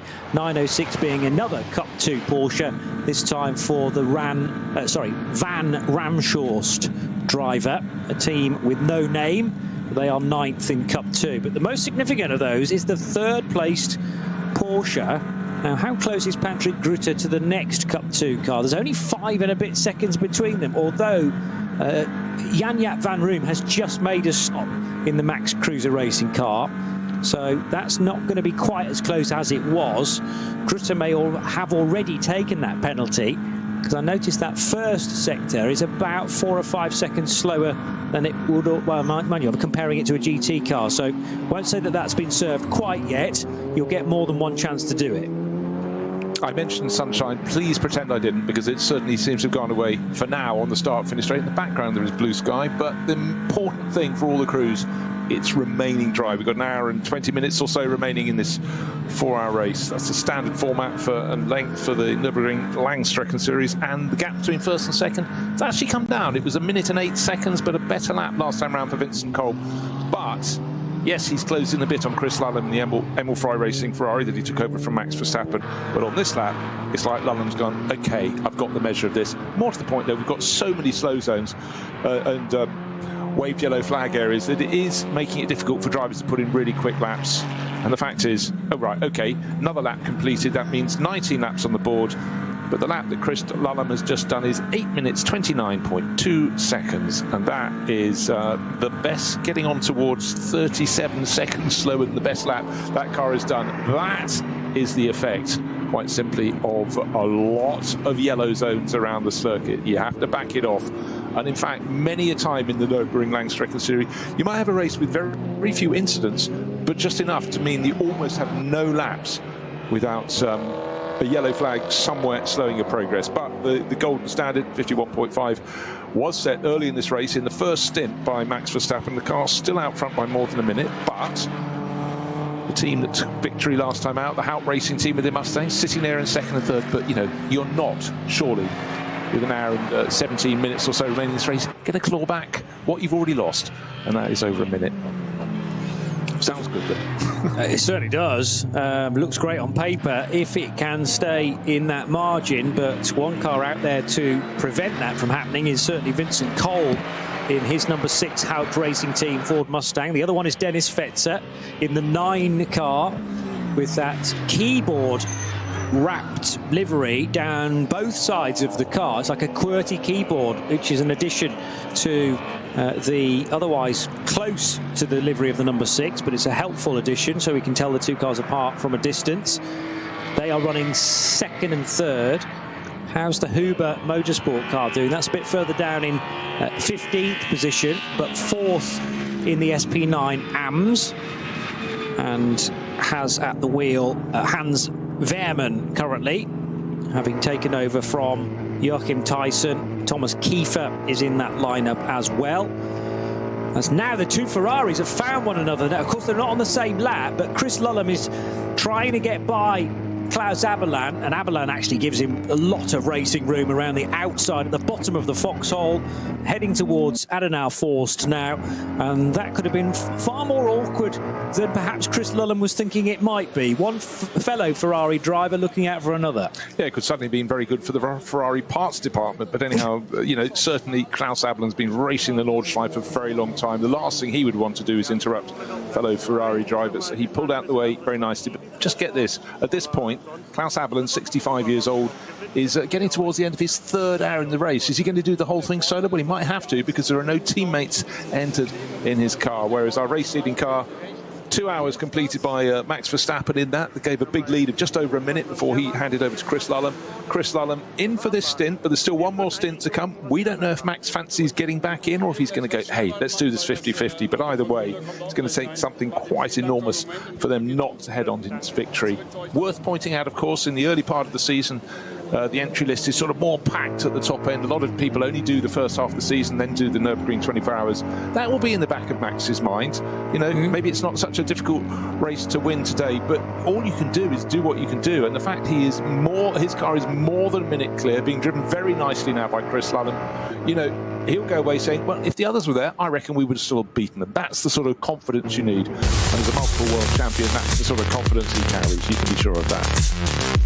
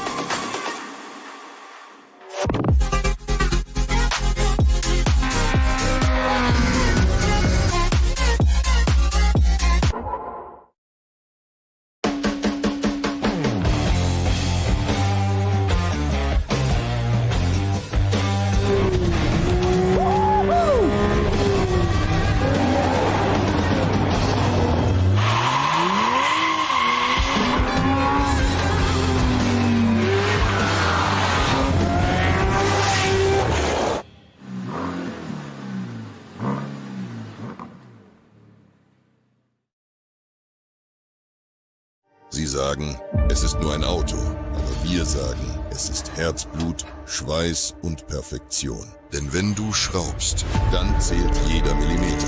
Dann bist du in deinem Element. Du willst mehr als nur fahren. Du willst es fühlen. Die volle Kontrolle.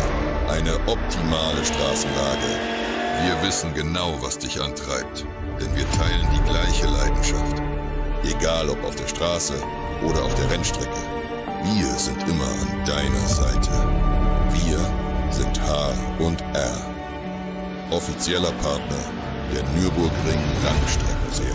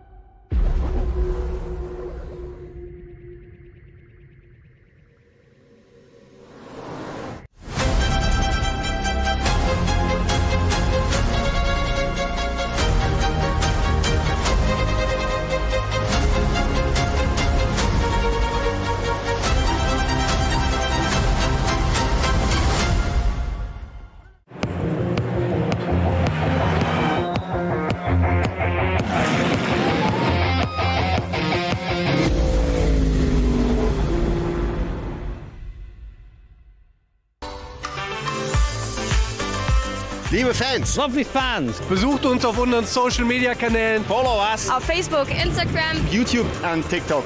Willkommen bei der NLS.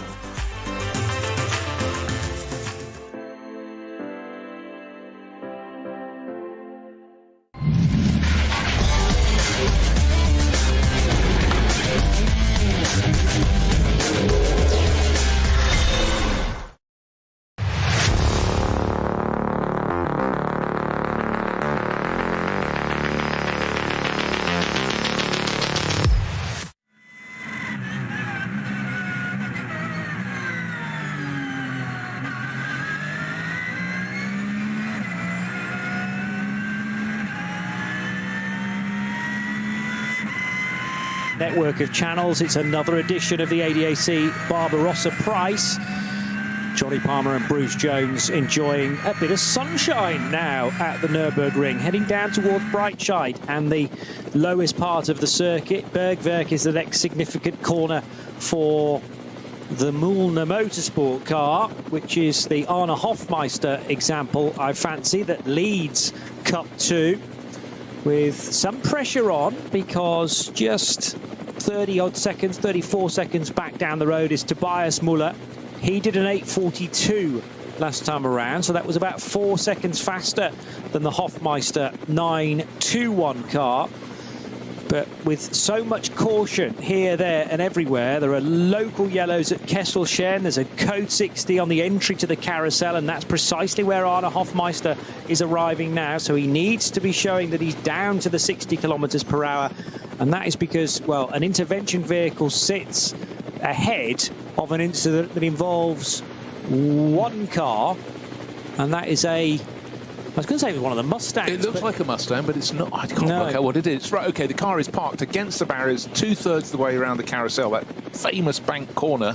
It's BMW, isn't it? It's a BMW, but actually does look Ford livery, doesn't it? It's white and blue, but it's parked against the barriers there. And of course, luckily, the driver's side is the side he could open the door. The other side's against the barrier. The driver appears to be out and over the barriers. I can't see any particular damage, but clearly there's been contact. There is fluid leaking down the banking. Drivers are largely on a concrete strip, which is right around the bottom of the corner, and about 3 times as the width of that strip is the tarmac on the upper edge. But clearly someone's gone in the BMW's gone into that dip, risen up, sort of lost the battle against the forces of gravity and gone up the hill and gone into the barriers. But certainly the drivers are all being protected just before the entrance carousel. There's a course vehicle parked sort of diagonally across the tarmac strip saying, if you're coming into this corner, go low, go on the concrete. There's another course vehicle up in front of the stricken BMW, one tucked in behind. The driver is out, but for the drivers coming around, okay, it's a debated pace, but there's that run of liquid coming down from the BMW just across the corner, just past the halfway point leaking down on them, but let's hope that can be cleared up. But yet another lap on which any of the drivers finding will not be setting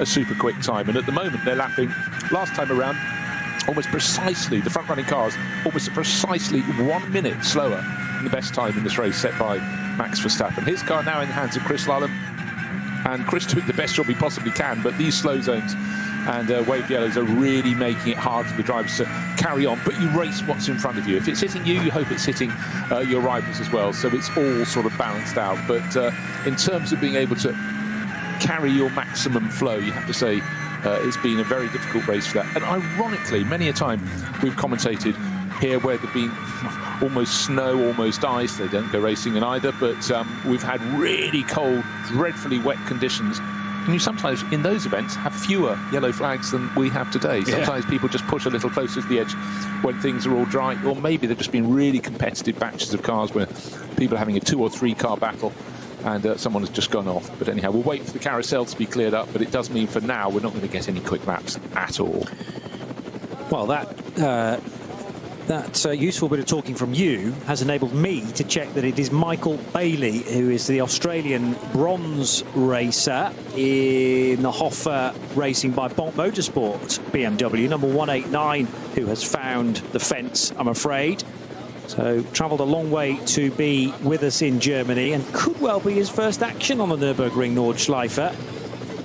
He might have experienced 1 or 2 races earlier on in the year, this year, but has come from GT World Challenge Australia, is that? Yeah, he did a handful of those, but he's done a Bathurst 12, because that's a obviously fantastic race down in his neck of the woods, and it does go through the woods as well, doesn't it? But start of the year, that's a race that's grown in stature, and of course you've got the Bathurst 1000 later on in the year, which isn't a multi-class race, but you know, he won't be a stranger to racing with barriers close to the edge with lots of topography, but you know, Nürburgring is something else. But many a time you end up with someone else having helped you into your particular situation. But either way, frustrating to not get all the racing laps you wanted, but I'm sure once you've tried this, you'll be coming back again. So Michael Bailey meets the barriers, or his car does, but hopefully that will be rectified and he can maybe come out in that final round. Yeah, hopefully he's okay as well. That BMW likely to be left-hand drive, so at least it was on the opposite side of the car from his position within it. Here is the Cup 2 race leader, Arne Hofmeister, and whether this is just cleanly out of fuel or the team have thought, well, there's so much of the racetrack affected by yellows, it's not a bad idea to pit at this point. Still too far out. Well, having said that, actually, we are within the final 70 minutes of the race, so this is where the rule changes, isn't it? And the perspective to the end of the race, rather than the laps you've just done on the stint into this stop, switches, and you've got a clever little table. You need very good eyesight to read it. Can I explain my table at the top? It says 69 minutes to the end of the race. If you pit then, which you would just past that moment, your pit stop will be 357 seconds. So that's the best part of 6 minutes. If perchance you stop with only 36 remaining, it's 270 seconds. Okay. So it's a huge swing, 87 seconds difference. Mind you, you're not so likely to be stopping with only 36 minutes remaining in the race, because it means you'd have had to do a super long stint earlier in the race. But let's say you come in at about 60 minutes to go, so in a few minutes time your pit stop will be 24 seconds fewer, so 9 minutes earlier, or 1 lap. Mind you, with this slightly abated pace at the moment because of all the slow zones around the circuit, you know, you can gauge, but it's all the timing. And actually, if you can do your pit stop on a lap when there are lots of slow zones, you may actually have a gift if you come back out and those are cleared, and suddenly you're racing again when it's green. So many elements to include in all the reckoning, but you know, as if the circuit isn't tricky enough on its own right, hey? But that's the challenge. Well, the numbers may differ through the different categories, but each team is given their own sheet, and they will have to do the calculation correct. And it changes every single minute, does it not, to the end, or is it every 2 minutes? No, 69, 68, 67. Oh, every minute, yeah. It is every minute, and those numbers change. Those are the figures for SP9 and other of the quicker classes, so I'm sure that Cup 2 get their own document and the numbers are probably very, very similar. But the closer you can pick to the end of the race, the quicker the stop, because obviously the less fuel you will need to get you to the end. So again, it's meant to be an equalization tool. The fuel is still going in right now. The teams do get to a phase, though, if they come in, let's say, with 1 lap to go to 4 o'clock in the afternoon, they're almost having to do everything as quickly as possible and forgetting about the clock, because the clock will run out of time way before they've done the fueling. And then you really do see what the teams are made of, particularly towards the end of a Nürburgring 24 hours. If a car needs a splash, you can really easily get into a comfort zone, I would imagine, of thinking, well, we've got way too much more time than we need, so we don't have to hurry. And then all of a sudden, in the closing stages, when you do have to do a quick pit stop for real, it's about remembering what you've got to do and in what order. So that will really put the pressure on. The Lullham Motorsport guys, though, as you would expect for a team this experienced, have turned the 921 car around very speedily indeed, and it will rejoin the race. Lullham Motorsport based just up the road from Spa-Francorchamps, along from Stavelot Corner, I think it is. Driving away along the old circuit, and they're just up there on the left. Lots of cars in this race, at least 3, possibly more. As now, a bit tight going into the cut through for one of the middle order cars. That could have been absolute disaster on a new set of tyres. And remember, tyres don't only get you through the corner, but they're also affecting the braking ability as well. And I'm sure just a few extra inches were needed to be found on the brake pedal, pushing that little bit harder. But to do damage to your tyres, if he'd flat spotted the tyres there, going up on the, it was a production class Hyundai, minding its own business. It didn't leave much of a gap up the inside. But so, say you flat spotted your tyres, you haven't even got off the Grand Prix circuit, and the rest of this stint, which will be an hour, we've got an hour and 2 minutes left in this race, could be unpleasant. So these things, there is that natural element you want to press on as soon as you get out of the pit stops. But and ironically, it was only 1 car in front of him, not a gaggle of cars. But that Lullham Motorsport Porsche, suddenly the driver must have been going, oh, hold on, I haven't even, it's more respectable to crash on the Nordschleife. You know. It's true, yeah, and out of basic visibility of the team as well. I mean, yes, okay, you might have the helicopter cam framing you, but sometimes an incident may happen on the Nordschleife totally away from the cameras. You can say, well, I couldn't have done anything about it. I was surrounded by cars.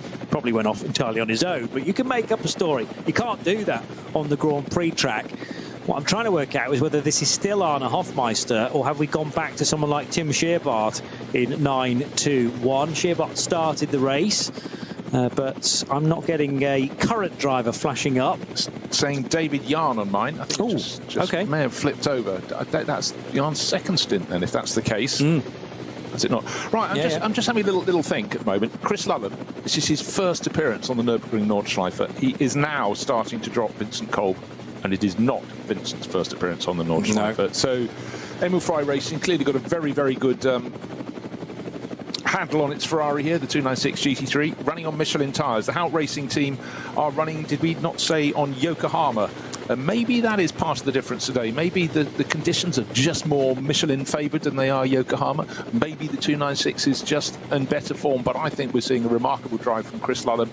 Yes, it's hard to gauge his actual pace. You can only gauge it relative to the car that's giving chase. And Vincent Kolb knows this circuit really well. The Ford Mustang GT3, a winner last time out in this championship, NLS 8. But he's dropping it bit by bit. But now suddenly we're starting to see generally green flag around the circuit. I think we've just got another moment at the exit of the carousel. Oh, yes, we have. Yellow flag. That may just be the recovery of that BMW that Michael Bailey had parked up against the barriers there. Hopefully that will go clear all over again. And then we can, we always want to see the natural pace of these cars and what the drivers are doing. But it is a race of unusual number of moments where elements at the side of the track just need to be cleared up. They may not be serious. It might just take a little longer than planned. There may be barrier repairs. Those are normally the long ones. But it's also making sure that if a fluid has been dropped, as we saw at the carousel, the marshals have a little chance to put a bit of quick dry down on that, because the last place you want to be getting things wrong is somewhere like the carousel.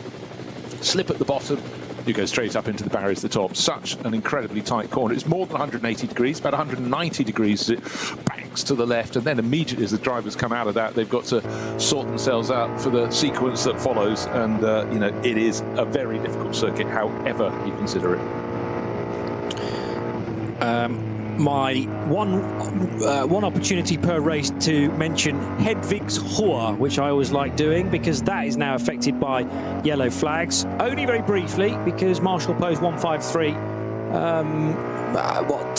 15 seconds later turns green.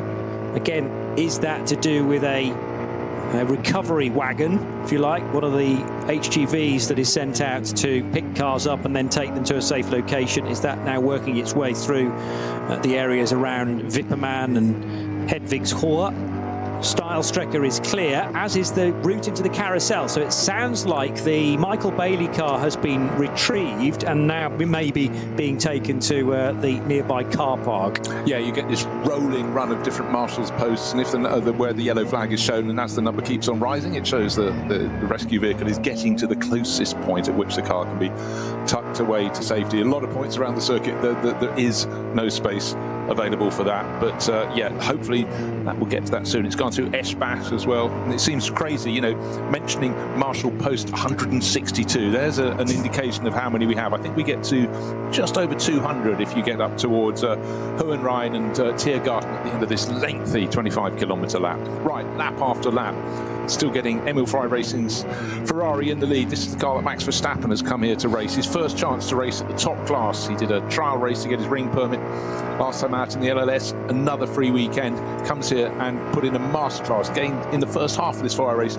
just over a minute of advantage, and his teammate Chris Lullham is now starting to stretch his legs. It's been slightly interrupted by these yellow flag patches around the circuit, but he's proved that when the track comes clear, he's got really, really good pace. He's been racing the car all year, but has been racing on Pirelli tyres in the GT World Challenge, but now getting used to the Michelins as well, and getting used to this incredible circuit. Another long stop for the number 54 Dynamic GT Porsche. That was very nearly 14 minutes for Bastian Boos in the pit lane. They've been fighting mechanical problems from the off. And also 2 more messages from race control referring to the Huber Motorsport Porsche number 25, which failed to manage double yellows potentially, so that's under investigation. And it's the same infringement for 901. I tell you, Patrick Grutter cannot buy any luck at the moment. That's the second time that the 901 car is in potentially hot water. They're trying to get a podium in Cup 2, but it could be very difficult if there's a second penalty incoming. Just been given sides looking forward from Chris Lulham's windscreen. He's got a Porsche right over his nose, but good news is they put the Marshalls up at the carousel, put a lot of quick dry down on the circuit. Remember that BMW that hit the barriers dropped a lot of fluid. It was running down the inside of that bank corner, but they haven't stinted on putting quick dry out. I reckon several sack loads down there, but so that's good news. Such a tricky corner, you don't want it to be extra slippery. And now Chris Lullham, first it was the rolling yellow flags period, now he seems to have a run of traffic up across the nose of his race-leading Ferrari. It's BMW just in the way. He's looking left, he's looking right. Have you seen me? Yes, you have. Thank you very much. Down the inside he goes. I think that was the GT Racing car.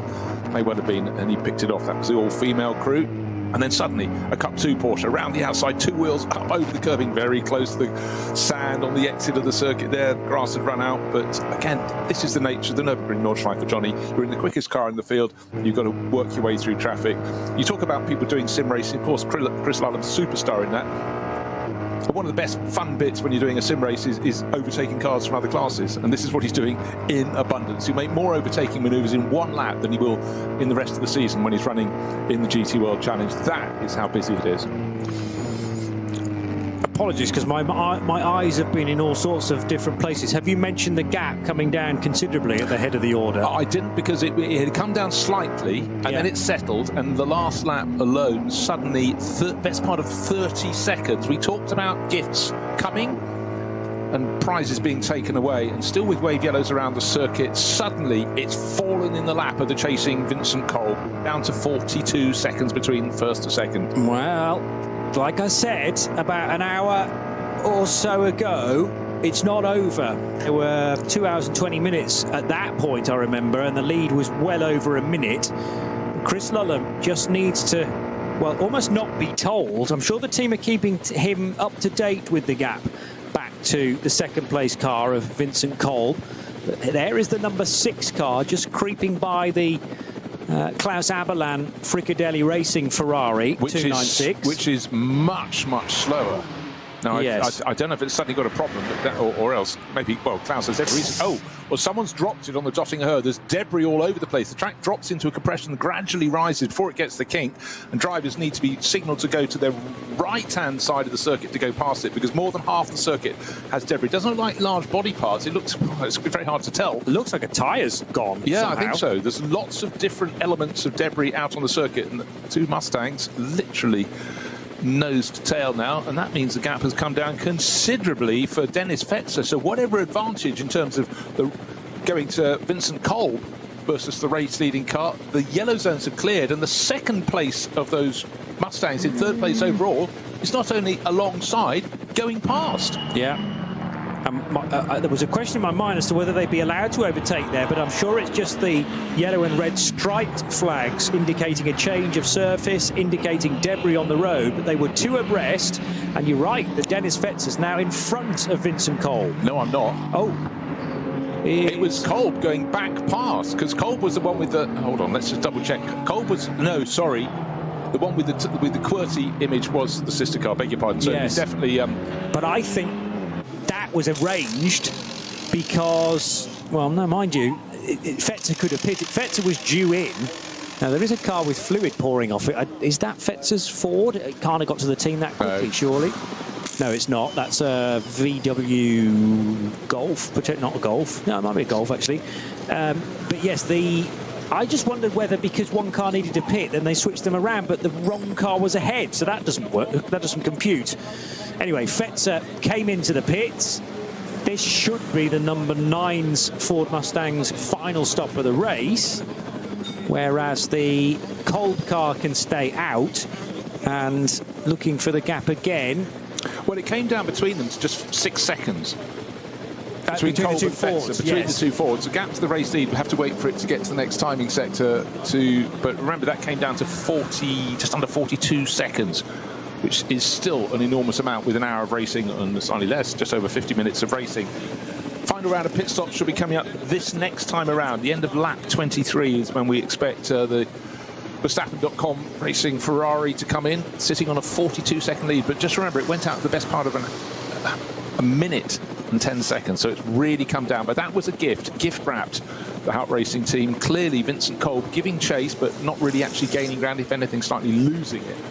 And then clearly a slow zone that was cleared allowed the second place Mustang to close in. Not that much, but it closed in by 20 seconds. That sounds a bit counterculture to say it's not much, but that's because the margin was so great. That's a very, very comfortable cushion. Well, it was just about a 30-second gain for Kolb's car. It was even more than that for Fetzer when he did an 8:28 on the previous lap. And the race leader, a 9:02. Not because that was a duff lap from Chris Lullham. It's because he was encountering so much yellow on lap 21. Still waiting for these splits to appear, but on lap 21, it was the Aston Martin pitted behind them, and Anders Buchart brought that car in for Valkenhorst Motorsport. So they have now chalked up 21 laps, but they all dive into the pit lane. And remember, the top 4 cars still owe us their latest and what will probably be final stops in this ninth race of the season. NLS9, the 57th edition of the ADAC Barbarossapreis. And 48.8 seconds, in fact, the gap as the cars began this lap between Lullham and Kolb. That was the end of lap 22, so we're on to lap 23 now. And Verstappen came in at the end of lap 15 to hand over to Chris Lullham, which means that he can complete one more lap. So he's begun his 23rd, or the car's 23rd lap, and should therefore be into pit road at the end of this one with about 44 minutes or so maybe still on the clock. But I'm expecting both the Ferrari and the Kolb Mustang in at the same time, so there shouldn't be a gain for either car. They will have to be in the pit lane for the same amount of time. Although, no, having said that, the Ferrari's going to be pitting slightly ahead and therefore further out from the checkered flag. So there might be a very small opportunity for the Ford Mustang to gain, purely because it's 48 seconds further down the road. Okay, let's just pretend it's a minute. The difference between minute 1 and minute 2, effectively, is about 2.5 seconds. Okay. So it's a gift, but not that much of a gift, because anyhow, it may not be there. If it's under a minute, it won't be any gain at all. So, but the later you pit, the closer to the 4-hour mark at the end of this race, the shorter your pit stop shall be. However, it's been a phenomenal run from Emil Frey Racing with their Ferrari, first by Max Verstappen, who actually largely had uninterrupted laps, but the yellows have been coming thick and fast as incidents have been cleared up. So Chris Lullham has definitely had his hand stayed somewhat, but will he stay in for the final stint of the race? Stint number 4 in this 4-hour race, the third pit stop coming up at the end of this lap. And just looking at the timing splits around the circuit, suddenly it's settled down again, and Chris Lullham is pulling further clear. Yeah, 48 seconds clear, and just waiting for them to dive into the pits at the end of what will be lap 23. So it's been a fairly clean race, but it's just the pace has been abated for a long time by these yellow flags at various points around the circuit. And just worth reiterating, it's there aren't many gaps in the barriers in this circuit of nearly 172 corners, and so if a car is being rescued and needs to be towed clear, it needs to get to the next point with a break in the barriers, and that can lead to long periods where the drivers coming up behind have to back off their pace with rescue vehicles doing their jobs. Also on that lap, into the pit lane was Ben Leuchter for Max Cruiser Racing, as the various shards of what could be just plastic, but the most awkward thing is that that's carbon fibre and could easily slice a tyre. So a couple of marshals are now out on the racetrack at the Dottinger Hoor, ensuring that those bits are all retrieved. A bit of a concern is that one of the Mustangs ran right through it, but if it was Fetzer's car, well, he's pitted straight away because he needed fuel, and they no doubt gave him a new set of tyres anyway, so he can instantly forget that. Yeah, Vincent Kolb seems to be running at fairly decent pace in the other car, being chased by the bright yellow Lamborghini at the moment, and that's had a decent run, and that's car number 786, Christoph Breuer, back on board.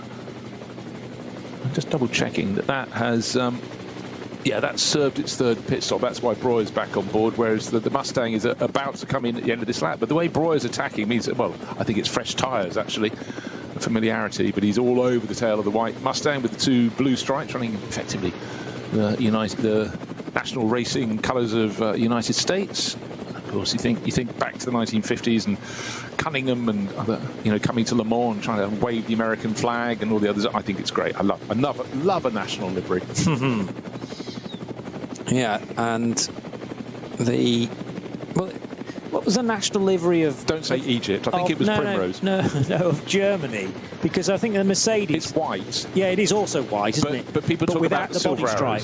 Yeah, but I mean, effectively, that was the national colour, and Mercedes would run that in the 1920s and 30s. But then once after Mercedes decided cars were a little lighter without paint, that's when they became silver arrows. But, it was a point of differentiation, of course. Obviously British Racing Green for British cars, or Belgian-run British cars, as this case with the Pro Sport crew, and then the Valkenhorst car, the German outfit, on its Pirelli tyres, running this Aston Martin that had such a good morning here at the Nürburgring, but the 34 car rather has faded a little bit. Now, some of that is to be expected because of its SP9 Pro-Am lineup.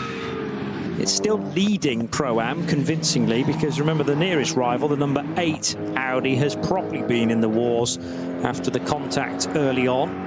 The 8 Audi is still circulating, now back in the hands of Selv, but with quite a few new body pieces attached to it that don't necessarily match its current paint scheme.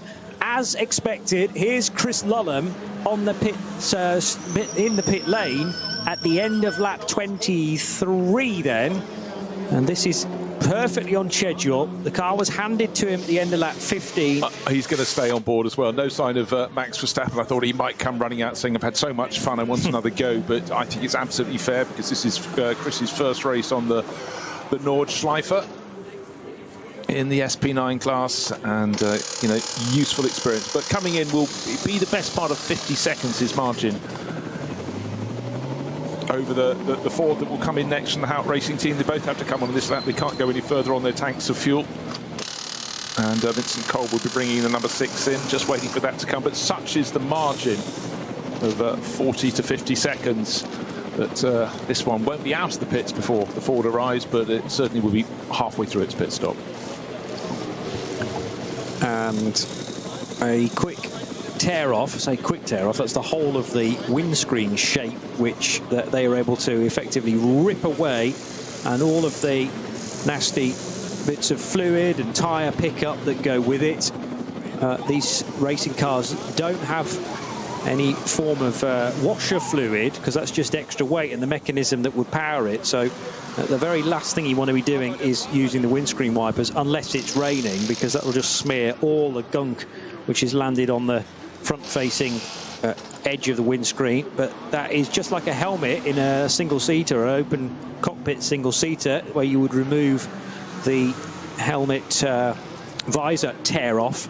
You can do that on the full screen on some of these cars, and it is a very quick process indeed, but highly efficient. So both cars have arrived on pit lane together. Probably no difference between these two stops. If there is one, it's likely to be about 2, maybe 3 seconds. So the gain will not be huge at all for the chasing number 6 car.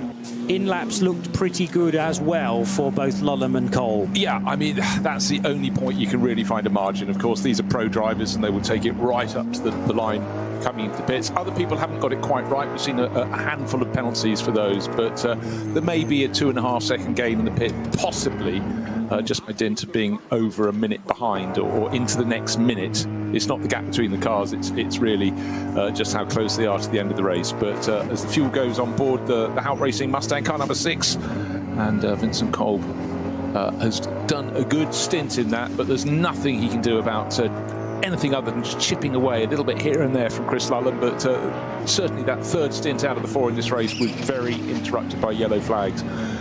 And certainly on 1 lap alone, about 20+ seconds were gained by the chasing Mustang, but all it did was take the margin down from just over a minute to just over 40 seconds. And it's opened out a little bit since then. But Chris Lullham now back for his second stint, picking his way around the opening part of the lap. Hasn't yet got to the Grand Prix, exit of the Grand Prix circuit, where suddenly the track tightens up. He's into the dip. You go through there, right-hand kink, getting up the hill. So what for years was the Vidal chicane. The left-right flick, and then shortly after that you don't turn right, you turn left and then go out into the Nordschleife. Suddenly you're going over a bridge, over a public road. There is no gap. There are walls on either side, and then you drop down, and then suddenly the track becomes sinuous. Right there, right now. First the double left-handers, and when a car, we've had this over the years, spins going through the first Sabine Schmidt curves, you can't see it when you're coming in. If the marshals haven't told you, which they will, suddenly there is almost no chance. Talk about threading the eye of the needle. And then one of my favourite parts of the track follows into Hats and back, just the most sensational place to watch cars. You can be high on the spectator banking. Johnny, you and I have been out there over the years, particularly during the when we're not in the booth on the Nürburgring 24 hours. It is brilliant, and the camps that people set up around the circuit, they're there for days, and the Germans camp very nicely indeed. Lots of Dutch there as well. They build castles. They turn up with flatbed trucks. They roll back the side. What's on board? A hot tub, of course, and a dry ice machine, and massive speakers, and best of all, a huge beer fridge. It is just the most primal place to go racing. You think of the infield at the Sebring 24 hours and other places where people go at it big time, but nobody does it better than people attending the Nordschleife for the 24 hours. Just quite phenomenal. Education in itself going around. Oh, and it's a brilliant spot to watch the cars. I almost forgot to mention that. Well, it's easy to forget because the distraction the other side of the spectator fence is so great. How many days out from the Nürburgring 24 hours do they actually start constructing those things? Some of which are made out of pure scaffolding, which have clearly had to be bolted together over a period of days, if not weeks. So mightily impressive, and if you've never been to the N24 in person, we would wholeheartedly recommend that you do, and just get yourself out into the crowd, whether that's the campsite at Brunchen, whether that's the middle portion of the Caracciolo Carousel, where you are literally surrounded by the action, which loops all the way through to the left, and you can witness a car at speed bumping its way through the concrete paving there. But definitely Hatzenbach is a highlight as well, and the various different angles that you can witness high-speed action. It seems improbable that cars can actually go through that sequence of twists and turns at the speed they do, and at such close quarters as well. Speaking of which, the number 9 car, now in the hands of Jan Mardenborough, is reaching Adenauer Forst. This is the second of 2 Haupt Racing Team Ford Mustangs then into 3rd position.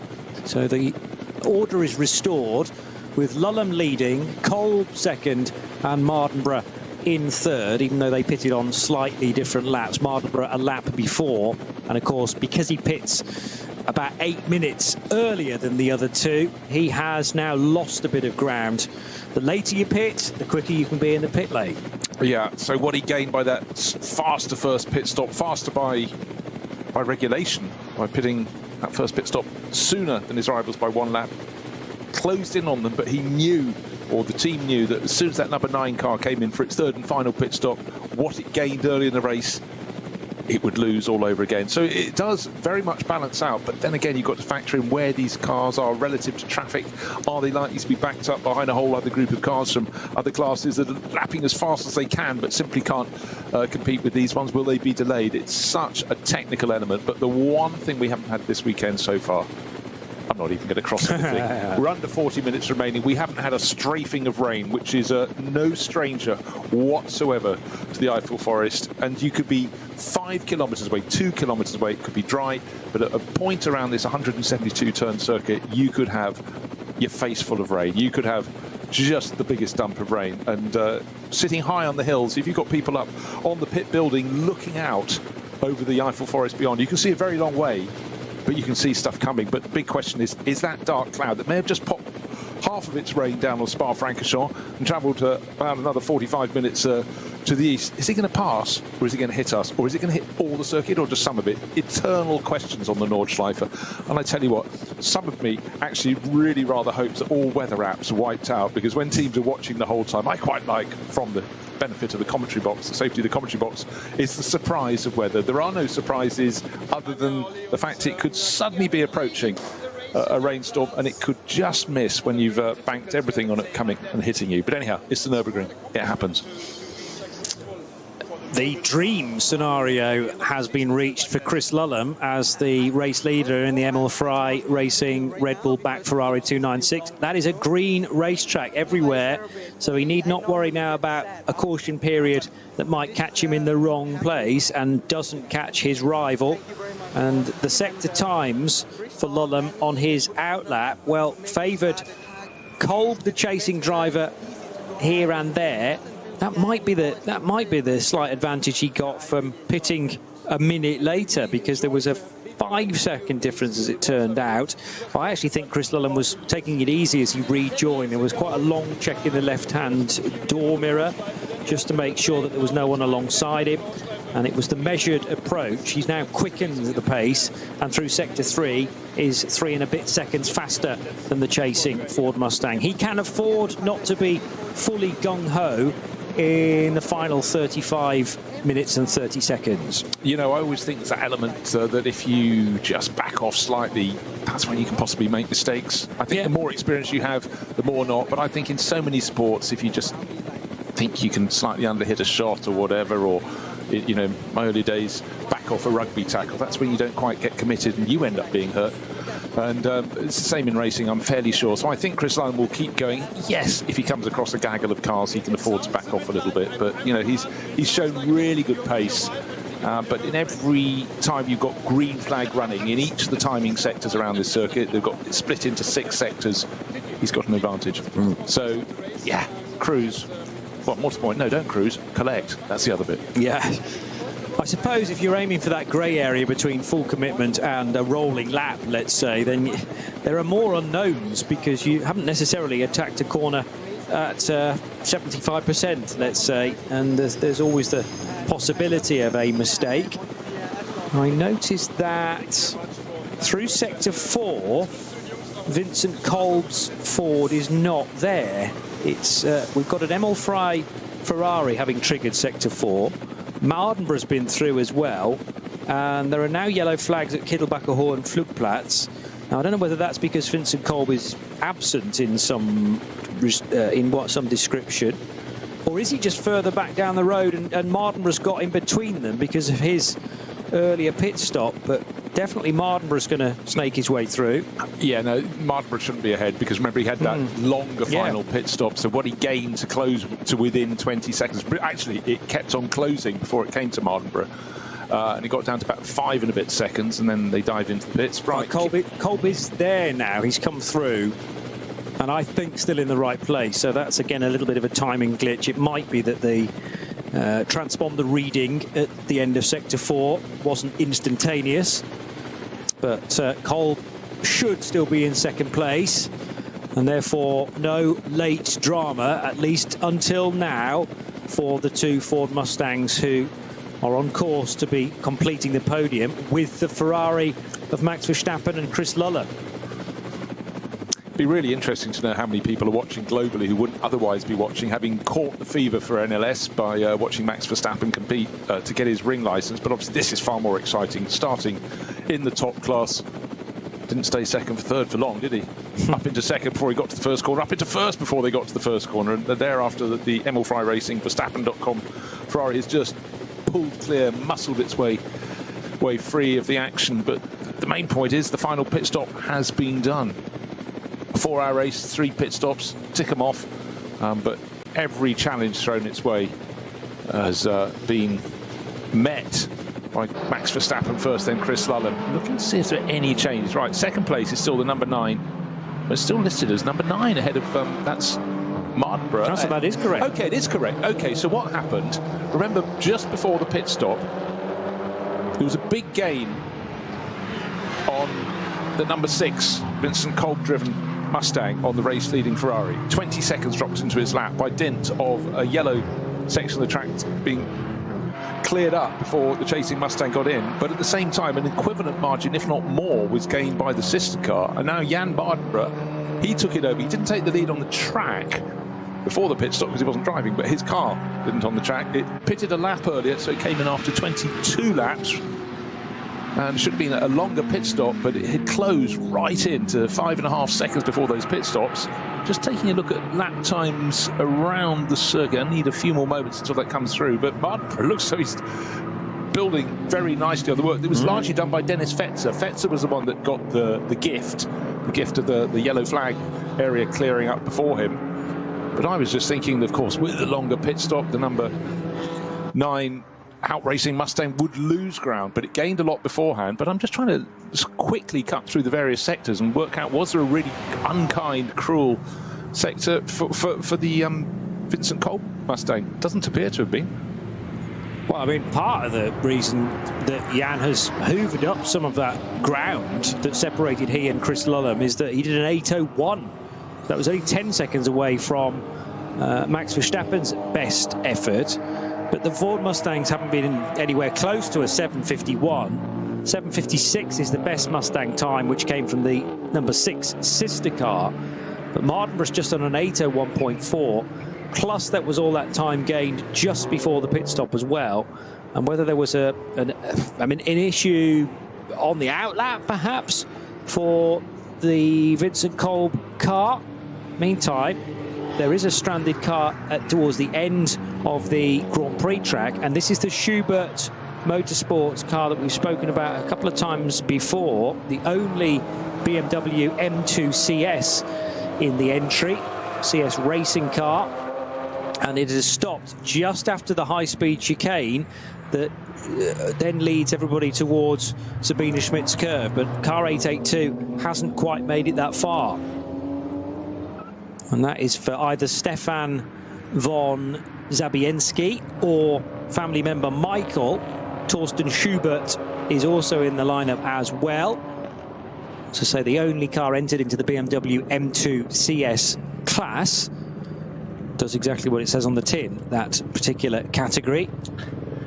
Damaged on the run to the first corner, the Walk and Horse Motorsport pole qualifying Aston Martin, who took about an 8-minute 1-second lap for Jan Mardenborough in second place, somewhat further down in 5th. after delays for repairs. 7 minutes 57 for Christian Cronje, the starting driver, the driver who took pole position. His next target, he's leading the SP9 Pro class, is the alternative technology Audi of Max Cruz Racing, with Benjamin Leuchter, their start driver, back on board. He's been lapping nicely too, but as I say that, no, but I think we could see the Aston Martin going back up the order. That's car number 34. I'm just waiting to get the next timing interval between the pair of them so I can work out the gap between them. But what I can tell you is the gap between first and second is just under 24 seconds. So it has been a swing away from Emil Frey Racing, but what's left on the clock? Under half an hour remains in this race until we get to the 4-hour mark, and then it's a question of how many minutes after that Chris Lullham comes through in the lead of the race, or indeed will it be him? We thought for so long in this race it was a done deal. The Emil Frey Racing Ferrari team, started by Max Verstappen, built a lead of a minute and 10 seconds, but since then it's been coming down. I think incident has been an element within that, but certainly the gift of the yellow flag that's being cleared up before the chasing cars came through really closed the margin down.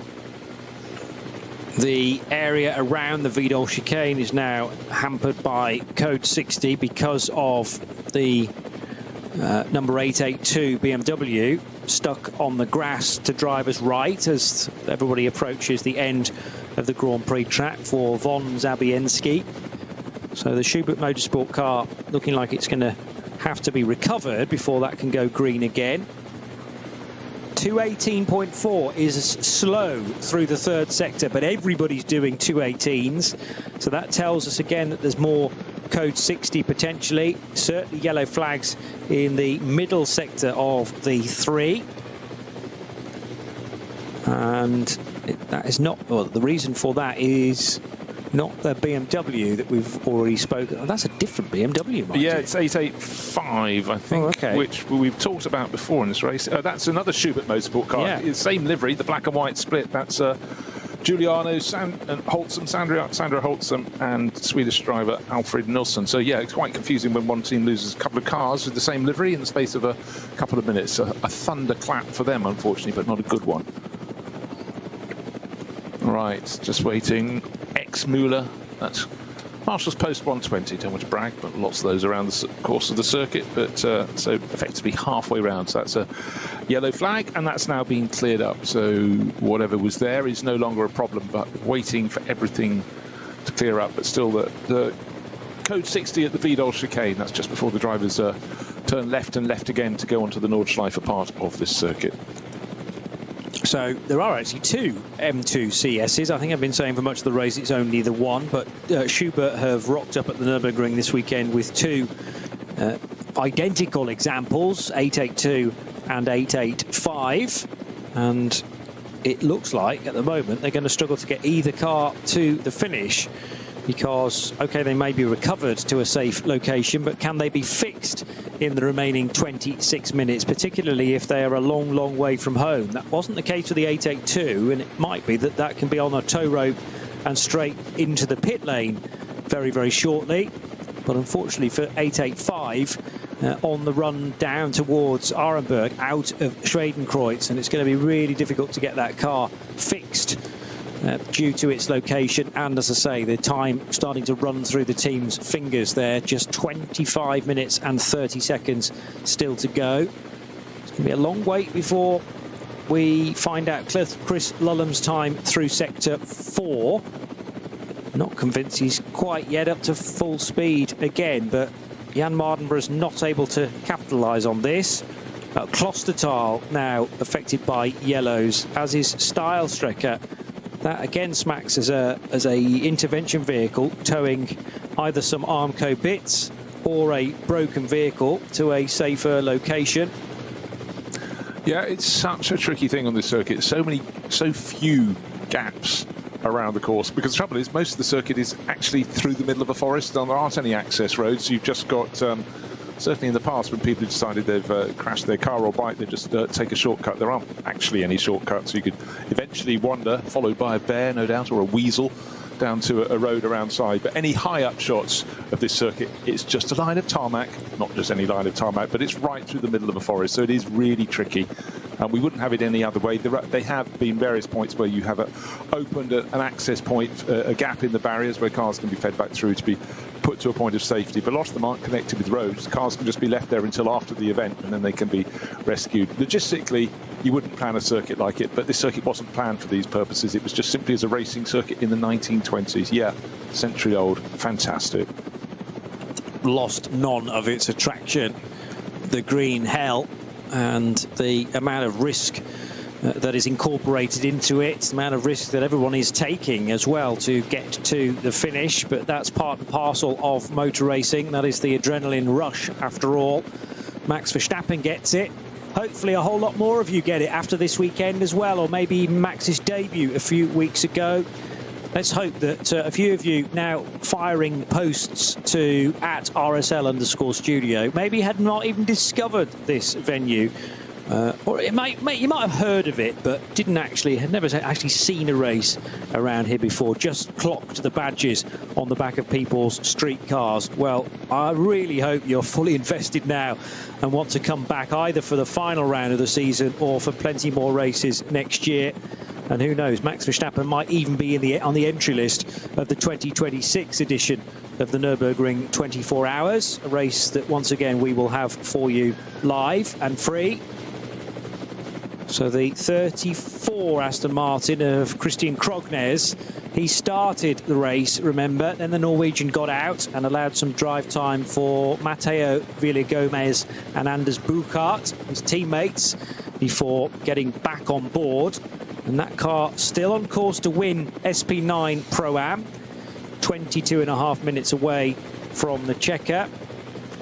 Kesselchen, code 60, that's going to be very damaging to a quick lap time, and that is, well, a perfect example of Chris Lullham's route to the end of lap 25. He is a full minute and a bit slower than the best time offered earlier on by Max Verstappen in that same Ferrari. Right, just talking about people sort of maybe potentially looking at this circuit for the first time, I just want to wind them back to a time very long ago, 1968. Jackie Stewart, Grand Prix should have been under 2 hours. It actually ended up being slightly over. But he won in the fog and the... Imagine this circuit in fog.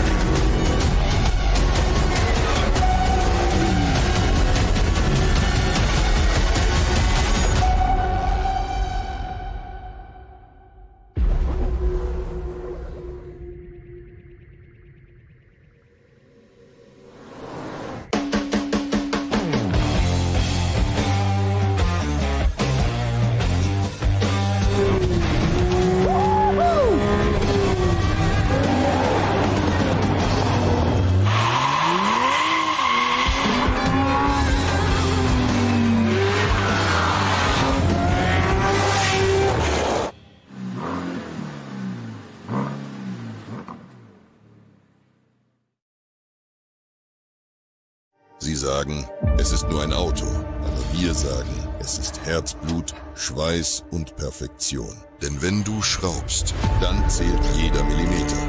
Dann bist du in deinem Element. Du willst mehr als nur fahren. Du willst es fühlen. Die volle Kontrolle. Eine optimale Straßenlage. Wir wissen genau, was dich antreibt. Denn wir teilen die gleiche Leidenschaft. Egal ob auf der Straße oder auf der Rennstrecke. Wir sind immer an deiner Seite. Wir sind H&R. Offizieller Partner der Nürburgring Langstrecken-Serie.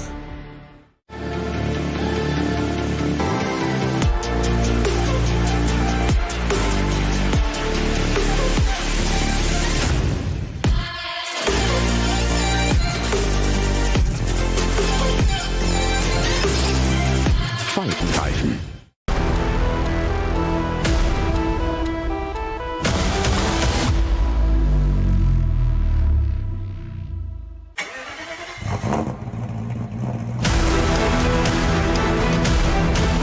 Hol dir jetzt dein eigenes Motorsporterlebnis nach Hause. Dein Online-Shop für Simracing-Hardware und Zubehör. www.simraceshop.de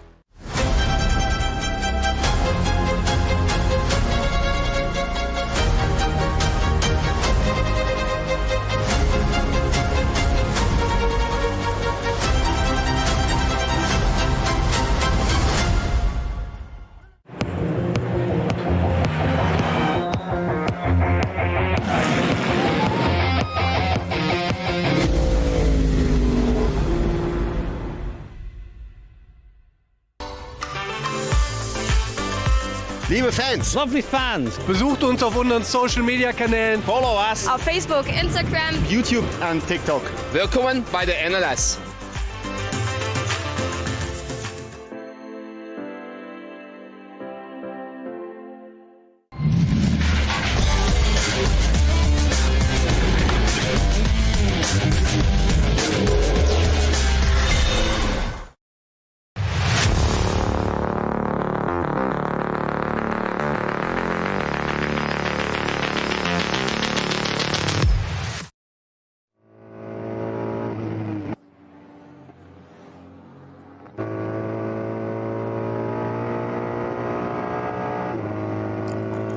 Well, it's going to be 2 more laps following this one because the clock's counting down, but with lap times anything between 8 and 9 minutes, and it does swing according to yellow flag zones.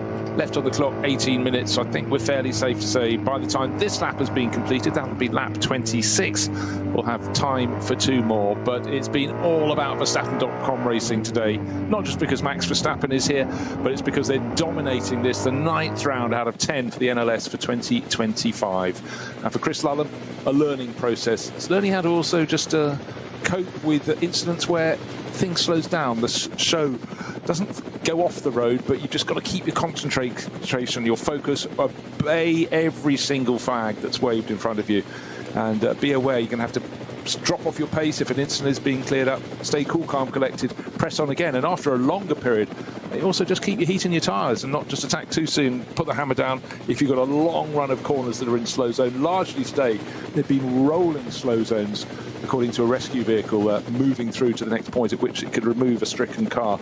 But certainly just another learning process in a driver, Chris Lullham's case, who came from sim racing in 2024, dabbled in radical racing in the UK, but moved up to the GT3 class of racing this year. It's what we call SP9 here in the NLS. That's its nomenclature, but has not just moved to the front, he's done it in immense style, and certainly a huge support from Max Verstappen, who, even if he's on a Grand Prix weekend, tends to be very busy watching every single time the cars are out on the track with Chris Lullham and his regular teammate Thierry Vermeulen. He's on their back, on their case, watching, and now this weekend taking part. So the boss is in the house.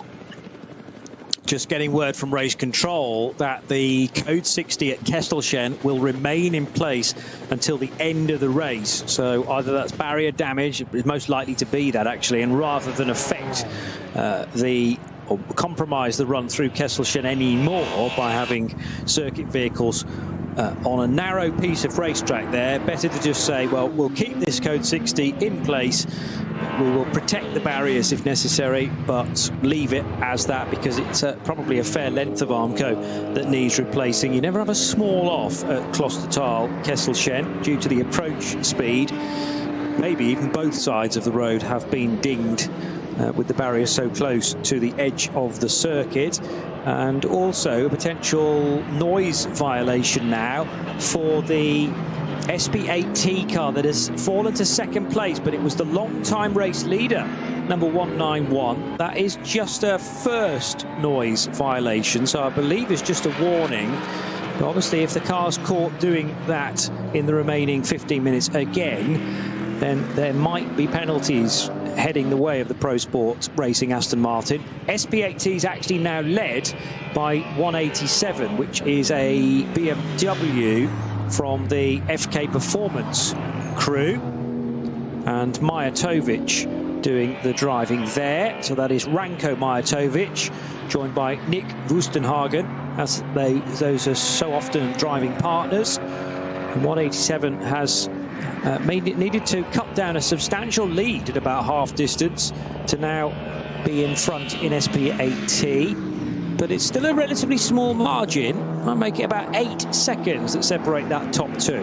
Right, we've got a bit of a battle on because the battle for third place, we've had Vincent Kolb falling away in the second of the Mustangs. It was one that ran second for a very long time, started by Frank Stippler, but he's now, well, at the start of the lap, he was 5 and a bit seconds clear of the 80 alternative fuel class Max Cruz Racing Audi, but Benjamin Leuchter is catching him big time, just going over the first second of the Sabine Schmitz curves, and clear line of sight. I reckon we're only about 2.5 seconds maximum between these cars. The Ford in third place and the chasing Audi in 4th, but catching. Max Cruiser Racing is their first time running with a GT3 class car, but it's running not in the main class, but in the alternative technology class, and doing things differently in terms of its fueling, but definitely through the sweepers of Hatzenberg closing in. Hey, we thought this race was over. Nah, not yet. Maybe for the lead of the race, because with a 28-29 second margin, it's looking pretty comfortable indeed for Chris Lullham and Verstappen.com Racing. But Ford looking set for a 2-3 result, maybe 2-4. Well, we'll find out. Krognes leading Pro-Am in SP9. The Cup 2 fight has calmed down a little bit. It was, well, I remember only about 45 minutes ago, the top two were separated by about half a car length, when it was the 921 and 948 cars at really close quarters. But that's opened up somewhat now in the favour of David Jahn and the Mullham Motorsport car. And you've got Tobias Muller second, and in third place in Cup 2, which is a Pro-Am car, the Grosser SRS Team Zorg Rennsport Porsche.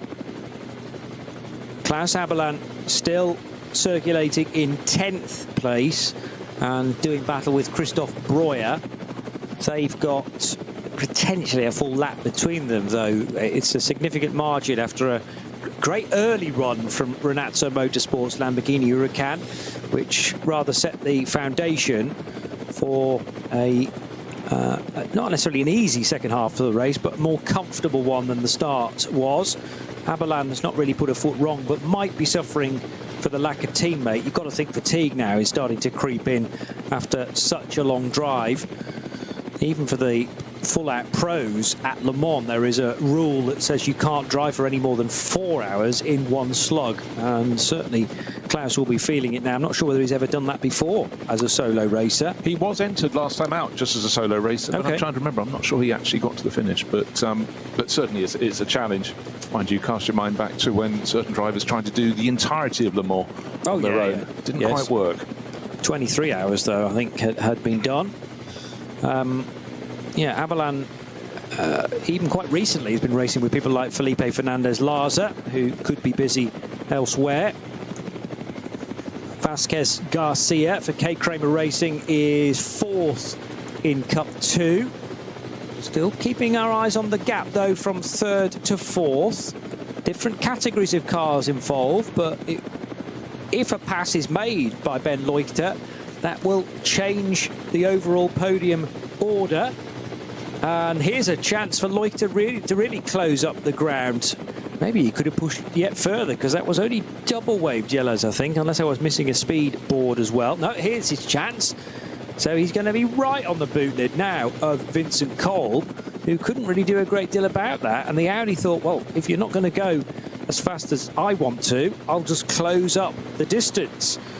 And now at this restart, coming out of the Klostertal and Kesselchen area, it's still a car being recovered, and there's a lot of fluid on the road as well. So that's another reason why this needs to stay in place till the end of the race. Yeah, exactly so. The barriers on drivers left very much bowed from where a car has gone thumping in.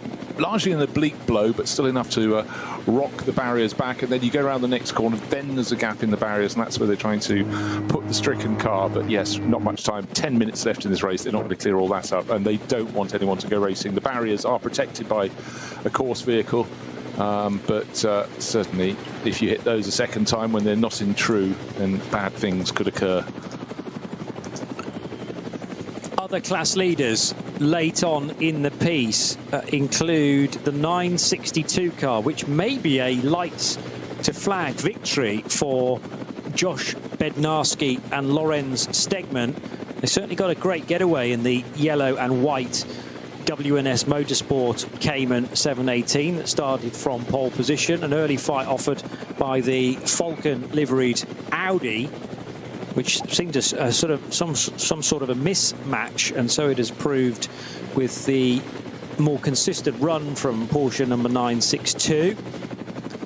The 800 TCR Honda Civic FL5 with Thiago Monteiro still driving that, on course for a victory in TCR. And then elsewhere, 83 has at the sharp end the Audi RS3 of Max Cruiser Racing. So they've got a couple of well-placed cars in AT1 and in AT3, both alternatively fueled divisions. SP7 being led in the final 10 minutes by the number 70 car, and car 70 is the entry from, this is the SP7, by the way, for the older school Porsche Cup cars, and actually that's not a GT3 Cup car, that's a 718 Cayman for Anton Ruff, who has been joined earlier on by David Barst and Axel Sartingen. But the engine you hear in the background is the turbocharged Ferrari mid-engine for the 296 GT car. Chris Lullham, the young man from Kent, took this car over at the 2-hour marker from his well-known teammate Max Verstappen, and Lullham has been so composed to this point. It was a very impressive first stint, which was a total of stint 3 in the collective run through the race, and now into stint 4. He's suffering a bit here and there, but that's because of the code 60 at Kesselchen, because his near rivals aren't able to really close the gap. So this should be the final lap. Just under 8 minutes remaining. No one's lapping under 8 minutes, so do the maths on that one. Just something was in the back of my mind. Klaus Abelen, the last round, the previous round, he'd announced that would be his final race, but he didn't finish the race. I guess that's why he's back. And you know what? Having enjoyed today, and he's racing solo, which is nothing to be sniffed at. 10th overall, second in the SP9 AM class. Come on, surely you got one more race in. You do the final round in a couple of weeks' time, but you know, what an effort. I mean, for anybody, even if you were a super fit 21-year-old, doing 4 hours around the Nürburgring Nordschleife in a GT3 car would be tough. But 65-year-old Klaus Abelen, well, what a star he is. And of course, he had the ultimate fame in moving from Porsche to Ferrari in 2023, and his car with his drivers going through to win the 24 hours here at the Nürburgring. The week before Ferrari returned to Le Mans for the first time in 60 years. They had that rich run from the 50s into the early 60s of success before the Ford sledgehammer came through and thumped them into the weeds. But they were back and they took victory there as well. But, you know, Klaus and his crew, Fricadelli Racing, they got there first, putting Ferrari back on the 24-hour map. Don't forget it. And the final race of the season is actually a first ever, a final race of champions to be held on the 11th of October. So the first version of the NLS Sport Warte Rennen, and that'll be a 4-hour race as well. We've had the 6-hour race earlier in the season. We've had a couple of double headers as well. No, actually, just, yes, the double-header which served as rounds of the NLS, which were the 2 qualifying races towards the end of May, and then the most recent double-header, which was a Saturday evening race, followed the next day by a Sunday afternoon race, the ADAC ACS Cup and the Rheinoldes Langstrecken-Rennen. But a first-ever NLS Sport Warte Rennen on the 11th of October, which again will be a midday start local time, and will be covered here on the Radio Show Limited network of channels to make it 10 races for the year. How about this then in the closing stages? It's the final lap, yes. Chris Lullham at the moment has pretty much a 30-second lead over Jan Mardenborough, who has nobody really to race with. It's come down, actually, down to 22.5 seconds, but that's fine. He can defend that, but the gap between 3rd and 4th is down to, well, blink of an eye, 1.5 seconds maximum. Vincent Colvin, the second of those Hout Racing Mustangs, hanging on. But Benny Leuchter putting a fantastic job in the Max Cruise Racing alternative technology Audi, not running in the same class, but he's all over the tail, down through Hats and back they go. Even if Leuchter gets through, it obviously won't affect where that car finishes in SP9 Pro, but it will deny Vincent Kolb and his teammate Frank Stippler an overall podium. So it is well worth fighting for, and it depends how much risk Ben Leuchter is willing to give this, but he's been chasing that car for all of this stint and probably much of his previous efforts as well. Marcel and Dominic Fugel have been backing him up brilliantly in their Audi R8 LMS GT3 Evo 2, and it'd be quite some statement for an alternatively fueled car to get onto an overall podium, albeit up against a relatively small SP9 field, certainly the pro field with not a huge amount of cars entered. And don't forget the demise of the dynamic GT Porsche, which looked to be, well, the writing on the wall really at the start of the race, when that car couldn't even take the rolling lap because of a very late drama. Clearly the team had not got any inkling about in the prep for the race. So SP9 Pros, first, second and third at the moment. Cup 2 Porsches are 6th and 7th and 9th positions. And a great run for the third of those cars, considering that is a Pro-Am lineup for number 901. 901, the driver combination of Patrick Grutter and Fabio Grosser. Again, which side of these BMW, or one BMW, one Porsche, should the Vincent Kolb car go? He was partway up the curb there, which will have unsettled the second of the Mustangs. Third and fourth totally together as they head down towards the second entry route. And once more, Kolb down the inside, needed to be very, very careful. We're not a million miles away from where Kevin Estre had his incident during the 24 hours and put an Aston Martin on its roof. Nose to tail, and I absolutely mean nose to tail. Now suddenly a car length between them, but the traffic, the last 3 or 4 corners, not going well for Vincent Kolb. Now they're clear. The Audi is a car length behind. Blink of an eye ago, they were almost swapping paint, but the Audi's backed off a little bit, accelerating into the corner. Slow zone coming up, double waved yellows. The Ford slows, the Audi slows. So is this going to buy him time towards the end of the lap? This is the final lap. This is lap number 25. Sorry, I beg your pardon. It is lap number 28 they're on at the moment, but the gap between first and second, they know where the damage is on the circuit. They passed it before. That's at Flansgarten. And again, it's like driving through treacle and various points on the circuit where lots of quick drives being put down, stricken cars being pulled behind the barriers. But does that help the chase or does it hinder it? On the restart, the green flag is waved. The Mustang already starts pulling away from the Audi. This is the battle for third place. Will Kolb carry on certain points on the circuit? Benny Leuchter in the chasing Max Cruz Racing Audi has looked fantastic, but I must say, Johnny, the traffic really didn't help the Mustang driver there. No, and Benny Leuchter will be licking his lips to ensure that his car is right with the Mustang as they head through Galgenkopf for the final time. We're a number of corners away from that, but the black and red Audi driver just needs to focus on closing the gap, or at least keeping it consistently tight. Into the carousel they go. And the Mustang will pop out of that tricky left-hander with good speed heading up the hill through the right-hand kink first of all, followed by 2 more significant left-handers. And then you've got to balance the car on the brake and throttle at hoher act. And the road surface beneath both cars is not in great condition, so there's a little bit of movement again as he turned in. But Leuchter's not going to try anything heroic, I'm sure, in the next sequence of corners. Just have to bide his time through Brunchen, Flansgarten and the Stefan Beloff S. But if he's this close as they go through Galgenkopf in a few corners' time, his opportunity to the run to the flag is going to be huge. The Ford Mustang is not the smallest of cars. It'll be punching a huge hole in the air, and the Audi will benefit massively from that tow. Porsche came and just in the pass of the Ford, but further up the straight, pressing on to the end of the lap. To victory is Chris Lullham. Max Verstappen will be waiting in the pit lane for him, no doubt, to celebrate, but that is a margin of about 23, 22 seconds. The job is almost done. The sunshine is out, slow traffic, a car being towed along the Döttinger Höhe, but clean line of sight now for the blue and red Verstappen.com Racing Ferrari, run by Emil Frey Racing, started by Max Verstappen. He punched it into the lead of the race, no problem at all from third on the grid, in front by the first corner. Chris Lullham completes, and the sun clearly is shining on the pair of them.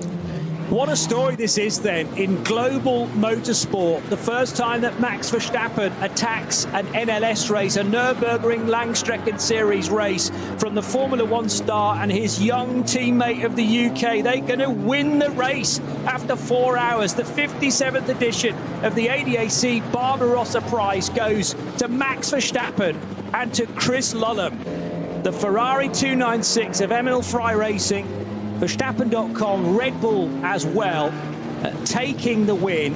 And this could be the first of much success outside of a Formula 1 paddock for the well-known Dutch racer. And likewise, you know, does this provide an elevation of ability or elevation of exposure for drivers that he can race with as well, such as Chris Lullham? Second place does go to Jan Mardenborough in the number 9 Mustang, but is there going to be a late change for third position heading towards Antonius Bucher? Benny Loiter wanted to be late on the brakes, but the real compromising factor was that flatbed and the recovery vehicle that is being towed down or lifted down the Dottinger Hoor. Had that not have been there, I am 100% confident Loiter was going to go for the outbraking manoeuvre into Tiergarten. The flashing of the lights from Vincent Kolb and also for Frank Schnippler does confirm that the Mustang number 6 finishes on the podium, but it is so tight at the line. What's the gap? 1.5 seconds? 1.5 seconds. I tell you what, if that course vehicle hadn't been there, the tow could have been achieved. The tow was achieved, but the Audi with Benny Loiter could not jump out because there was the width to do it, so he had to carry on and try and attack into Tiergarten. But for Vincent Kolb, he drove well to defend there. But again, these extraneous elements within a race, and as we say, it's, you know, the weather's started to change even now. We've still got a lot of cars with probably 5 minutes of racing to get to the end of this final lap. But when the flag fell after 4 hours of racing, Verstappen.com Racing, victory for them. They led every single lap of the race, and that's quite an accolade in its own. And just remember, Max Verstappen, the first half of the race, built up a lead of 1 minute and 10 seconds. It did come down. They lost a bit of time relative to the chasing Mustangs when yellow flag periods of the patches of the circuit cleared up before the Fords came through, but still the margin 25 seconds at the end. Great run from Jan Mardenborough, really waved the flag for him, the Hout Racing Mustang driver. His first attempt to race in an NLS race for 10 years. 2015 was the last one he did. He's raced here since in other events, but he'll have enjoyed that one. But really, you can imagine just how much fun Max Verstappen had there. How many of his rivals in Formula 1 will be allowed to come and play in these things? You can certainly see, you can guarantee quite a few of them will be watching going, oh, why is he having the fun? I'm just sitting on a beach now, or down the gym, or having a plate of salad, or whatever, you know. But this is what it's about. It's a driver who's just got absolute love of racing in his veins. You think back to other drivers. Kimi Raikkonen walked about from Formula 1. He'd had enough of it, went and rallied. Fernando Alonso went away, won Le Mans, and so on and so forth. And of course, now we've got people on the other end. Last week, a few weekends ago, the Goodwood Revival, Jenson Button finally scored a historic race when he's already buying cars to compete in. Jacques Villeneuve goes, hey, why are you guys having fun? Come out and play in more things. I think it only adds feathers to your cap.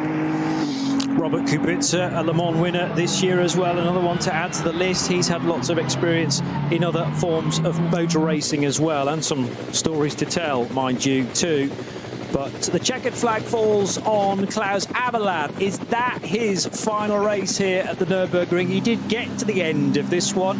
We're willing him certainly to come back for the first ever Grand Final of Champions, which will take place in the second weekend of October, NLS 10. So there is still one more to happen. It remains to be seen whether Klaus Aberland changes his mind. But what a way to bow out if that is to be his final race, with a solo drive. And where in class did he finish in SP9? Flirting with a podium. Twice. Second. What am I talking about? That's all right. Second place behind the Christoph Breuer 786 Lamborghini of Rinazzo Motorsport. Chris Lullham opens the door, very casually gets out and says, what's all the fuss about? I've just won my first Nürburgring Langstrecken Series race with Max Verstappen, who must be nearby. A tap of the roof of the Ferrari 296. But I've got to say, so composed for 22 years old. Yes, he knows the car. He's been doing a lot of GT racing this year, coming out of a UK-based Radical Championship in 2024. But the big step from virtual racing to doing it for real, and as I mentioned at the top of the show, that transition pretty much seamless. Yeah, he's been super impressive this year. Of course, in sim racing, you don't really get a live interview straight after a race, but he's got Patrick Simon down there, racer, commentator extraordinaire, and great man in the pit lane. But yeah, there's a big smile on Chris's face there as he sort of straightens his hair and yeah, relaxes. Long race. That stint was long, definitely, and I mean he will be used to being in the rig for that amount of time. As to whether he's ever done 2 back-to-back stints for the duration of just less than 2 hours is another question. But consistency is so key, not getting flustered too much by the traffic around him. And, you know, if you do have a lap that is, for instance, 30 seconds slower than you're used to going, you can't let that niggle away at the brain and let it affect your final few laps, because there was nothing he could have done about that. That was purely because of caution areas that slowed him and didn't slow the chasing Mustangs. But by the end of it, 25 seconds an advantage. It was way more after, what, an hour and 40 when Max was at the wheel of that car. I'm just wondering whether Max has actually made a run for it to jump away from the big crowds that will be heading away from the Nürburgring in the latter stages of this race day. And that might not be a bad decision. It's a classic mic drop moment, isn't it, to do a couple of hours in the car, but have that over a minute lead and then not even wait to see where your teammate finishes. Oh, well, look, I'm out of here. Yeah, look, the facts, Max was here, I think was brilliant for him, brilliant for Chris Lullham. And also, you know, Chris would have done some double stints in something like the Spa 24 Hours, for example, but not on the Nürburgring Nordschleife. That's a factor we have to keep throwing in. And also today was a day of extraordinary number of yellow zones and slow zones around the circuit. So he's had to learn how to deal with that. And, you know, when you're running in GT racing, something like the Spa 24 Hours, which would be the biggest event he's done this far, that's all one class of car. You come here, the Nürburgring langstrecken-serie, and you have just enormous performance differential between effectively the road class cars. Up front, though, probably one of the stars of the race, second place for him at the end, Jan Mardenborough. He chased and chased, got to, what, 24.5 seconds down at the end. But certainly that Hout Racing Team Mustang, they were the ones that pitted earlier than their rivals. But in their first of the 3 pit stops. But once the second half of the race came in, that car was just going great guns. But today, without a shadow of a doubt, belongs to Max Verstappen for coming along with his team. A Formula 1 driver, no, not a Formula 1 driver, really at the moment, the Formula 1 driver. World Championship galore in his bag. He wants to do more. That's a message I would love to get across to his Formula 1 driving rivals. And you know what? A lot of them would desperately love to do it too. Contracts are contracts, though, but well done to Helmut Marko and Red Bull Racing for letting Max out to play, and he played with great style, didn't he? So well done to Jan Mardenborough, you've mentioned, Fabio Scherer and Dennis Fetzer, who finish in second position in their number 9 Hout Racing Team Ford Mustang. Vincent Kolb, who was under huge pressure in the closing stages from Benny Leuchter, but Kolb sharing a 3rd step on the podium with Frank Stippler, who was entered into a couple of cars this weekend as well. I assume he did drive the Utah Racing Audi at one point, but remember that was actually in the garage for a little while being repaired after it suffered some damage to the front. Alexei Veremenko and Selv with some tales to tell from their afternoon. I don't think he did get into that, but I tell you what, it fell down. We had 108 starters, I beg your pardon, and that was stone last, apart from those that crashed on the opening lap and didn't continue. Got up to 56th place overall, so, you know, only gained 50-plus places, but, you know, press on, and they'll use the experience gained today to go to the final round on the 11th of October. And the gap at the line between the second of the Mustangs and the 4th place finishing Audi was actually half a second in the end to car number 22, which had qualified in 6th. So that is a net gain of 2 positions for Dominic and Marcel Vogel, along with Benny Leuchter. Max has found his way. Still here. Yeah, he wasn't familiar to the longer pit lane here. He's all smiles, nascent moustache there on board for racing here, but I think he'll have enjoyed that hugely. And yeah, there's an enormous smile on Max's face. That was something different, something he wanted to tick off, but you could be sure he's back. He's got permission to do the full 24 hours next year here at the Nürburgring, which is fantastic news. Still wired, I think, from those opening 2 hours, and I'm sure delighted for Chris Lullham as well. They will have had a conversation off camera. And Max Verstappen just laying the paving slabs for this approach potentially to a 24-hour race in 2026. That's not confirmed yet, but he has stated this week that he would love to do the 24-hour race around here. Imagine watching a Max Verstappen overnight stint for 2, 3, 4 hours perhaps. And then, you know, once you've done one 24-hour race, it's going to be very difficult to put that new interest down, and he might have to start to tick off a few more.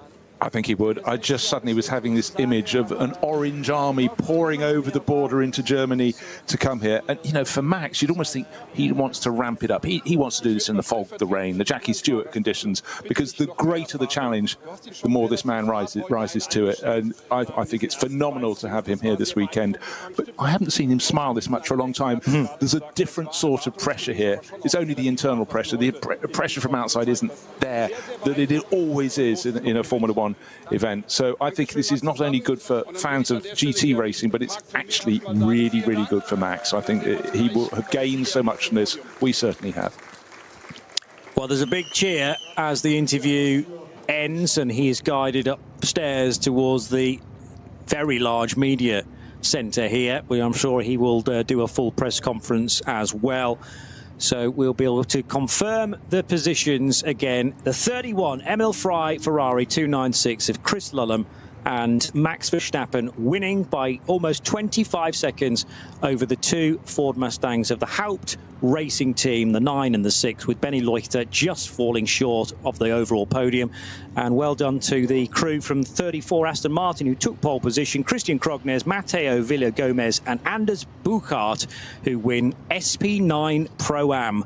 The next and final race of the season will be NLS 10, the 11th of October, the first ever NLS Sportwarte Rennen, the final race of champions. And you'll be able to follow all of that race live right here on the Radio Show Limited network of channels as well. Congratulations again to Max and to Chris. Thank you, Bruce Jones. We're on elsewhere on the network, bringing you live coverage of the FIA World Endurance Championship from Fuji in a few hours' time. So join us for that on RS1. Otherwise, though, NLS back in about a few weeks, 3 weeks' time. We'll see you for that. Bye-bye for now.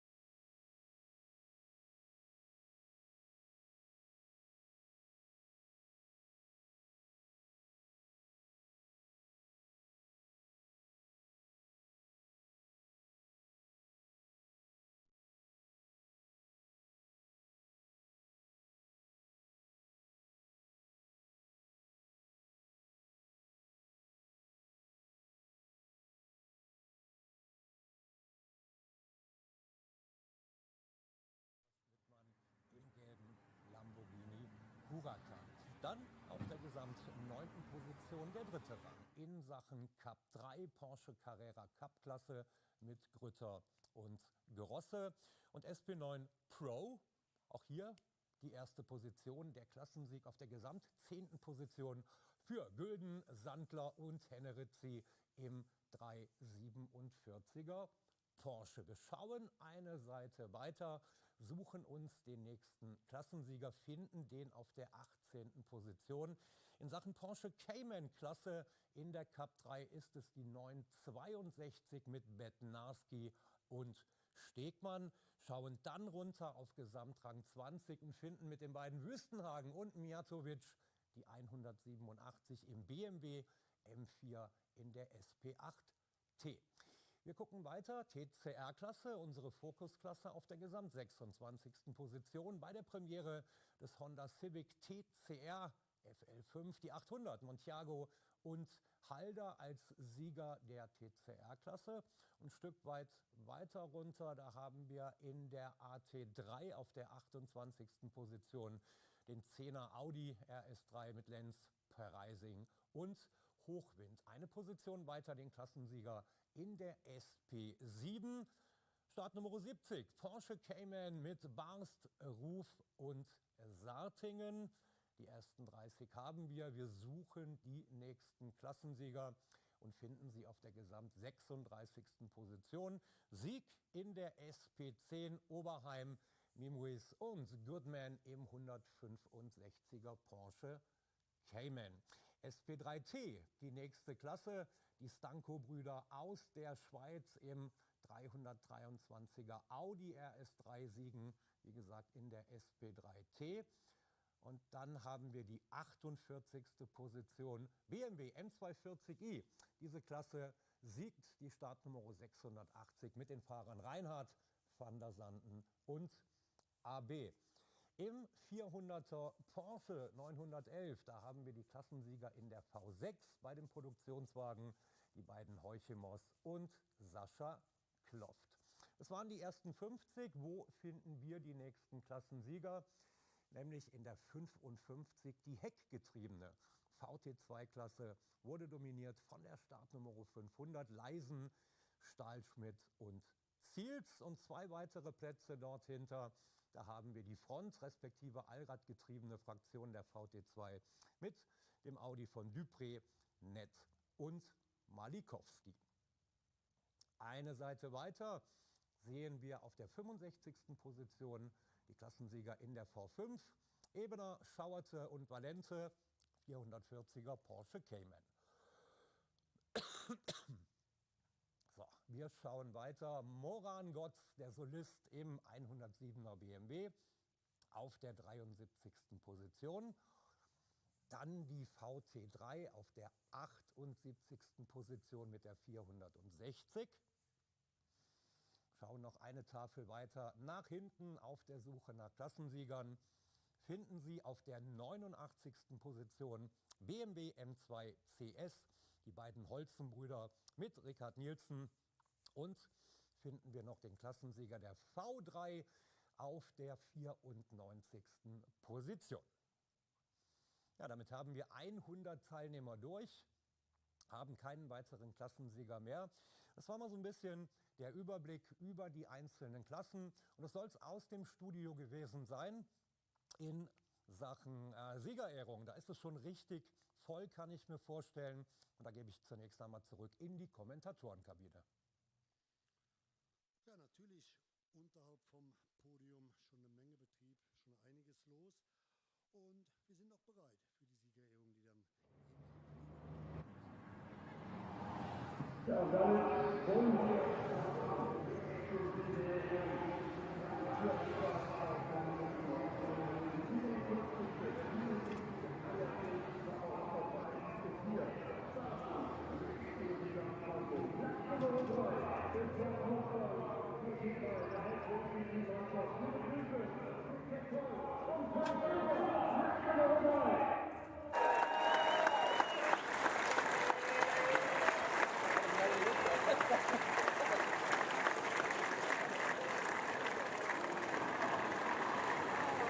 Uns freuen uns über zwei Podiumskandidaten mit dem Ford Mustang. Platz Nummer 2 ebenfalls für das Team von Haupt Racing Team. Wir begrüßen Dennis Fetzer, Jan Bartenborough und Fabio Scherer. Platz Nummer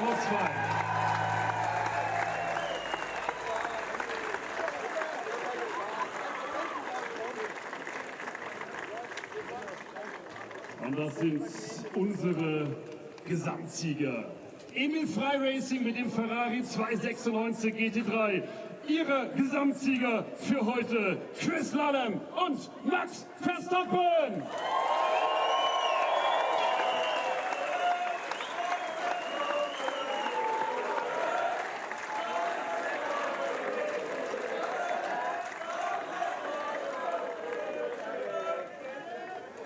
Und die Siegergrenze für unsere beiden Gesamtsieger mit dem Premieren-GT3-Einsatz und gleich ganz oben aufs Podium. Es war ein wenig zu erwarten. Wollen wir den Handshake abwarten. Und Herr Fetzer, die Flaschen lassen wir noch mal stehen. Das dauert noch einen Moment, bis wir so weit sind. Wollen wir zu Ehren des Teams von Emil Frey Racing die Hymne der Schweiz hören.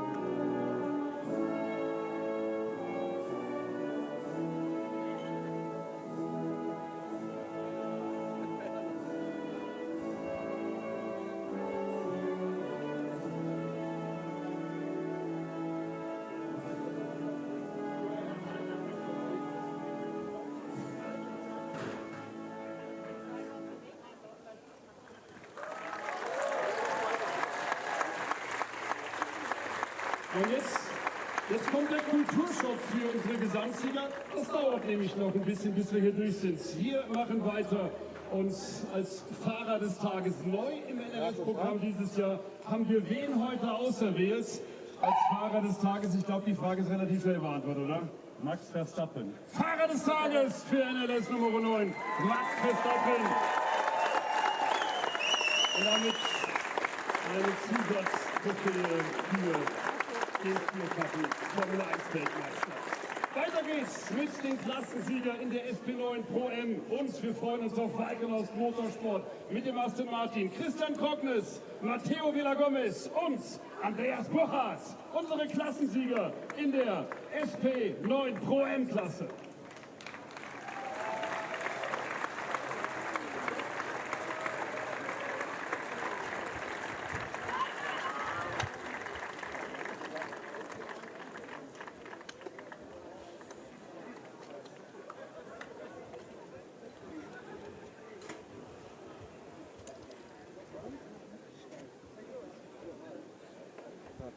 Und das sind die Siegergrenze für die Klassensieger in der SP9 Pro M. Es wird voll auf dem Podium bei der NLS, weil wir machen weiter mit der Lamborghini Huracan-Mannschaft von Renato Motorsport. Nana Sack und Christoph Breuer gemeinsam mit Dieter Schmidtmann, unsere Podiumskandidaten in der SP9 AM-Klasse.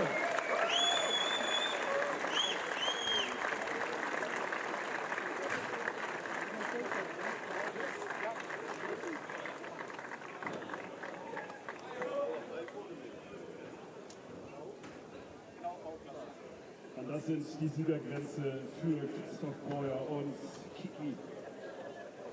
Mit den Siegern in der Produktionswagenklasse springen wir in die V6 Porsche 911 für Schmickler Performance, powered by Ravenol. Hier kommen Thomas und Christian Heuchmer gemeinsam mit Sascha Kloft.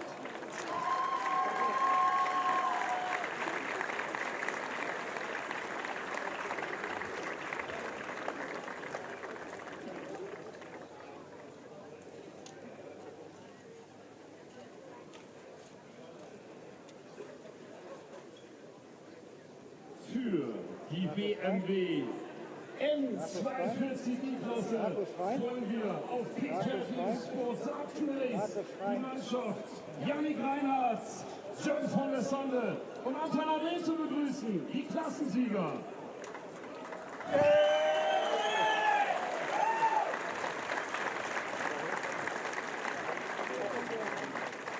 Der Albtraum für Frank Stüppler, heute jedem die Hand schütteln zu müssen. Ach, ist das herrlich einfach.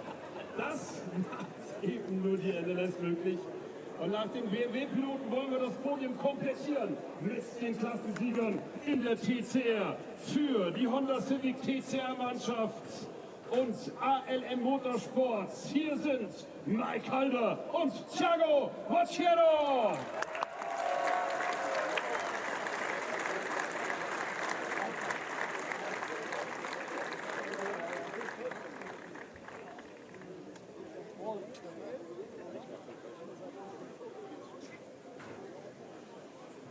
So, dann wollen wir das einmal sortieren, dass wir das irgendwie, dieses zwei Grenze fehlen noch, dieses Erinnerungsfoto gemeinsam mit unseren Siegern hier im Kasten haben. Es ist voll, Max. Entschuldigung, aber das ist NLS. Auch das gehört dazu. Übrigens sein erster Rennsieg, wo er sich das Cockpit mit jemandem geteilt hat.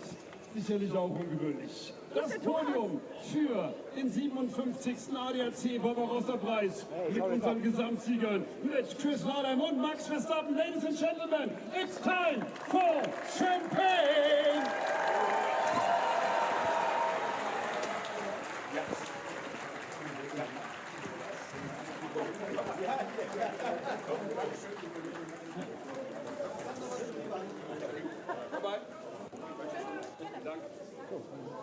Dankeschön. Kommst du gleich runter in die Box? Vielen Dank.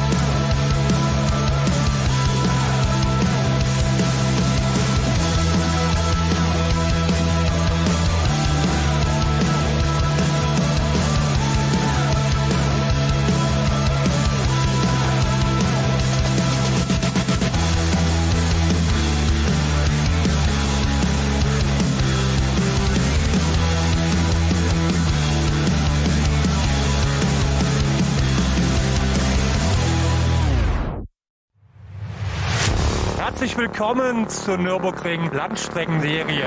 Welcome to the Nürburgring for the NLS, the Nürburgring Langstrecken Series. Und jetzt ist das Rennen freigegeben. The red lights are out now. Viele Zuschauer unterwegs.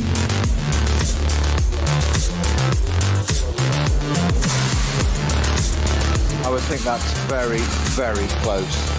Jetzt kommt er ran, zieht sich ran.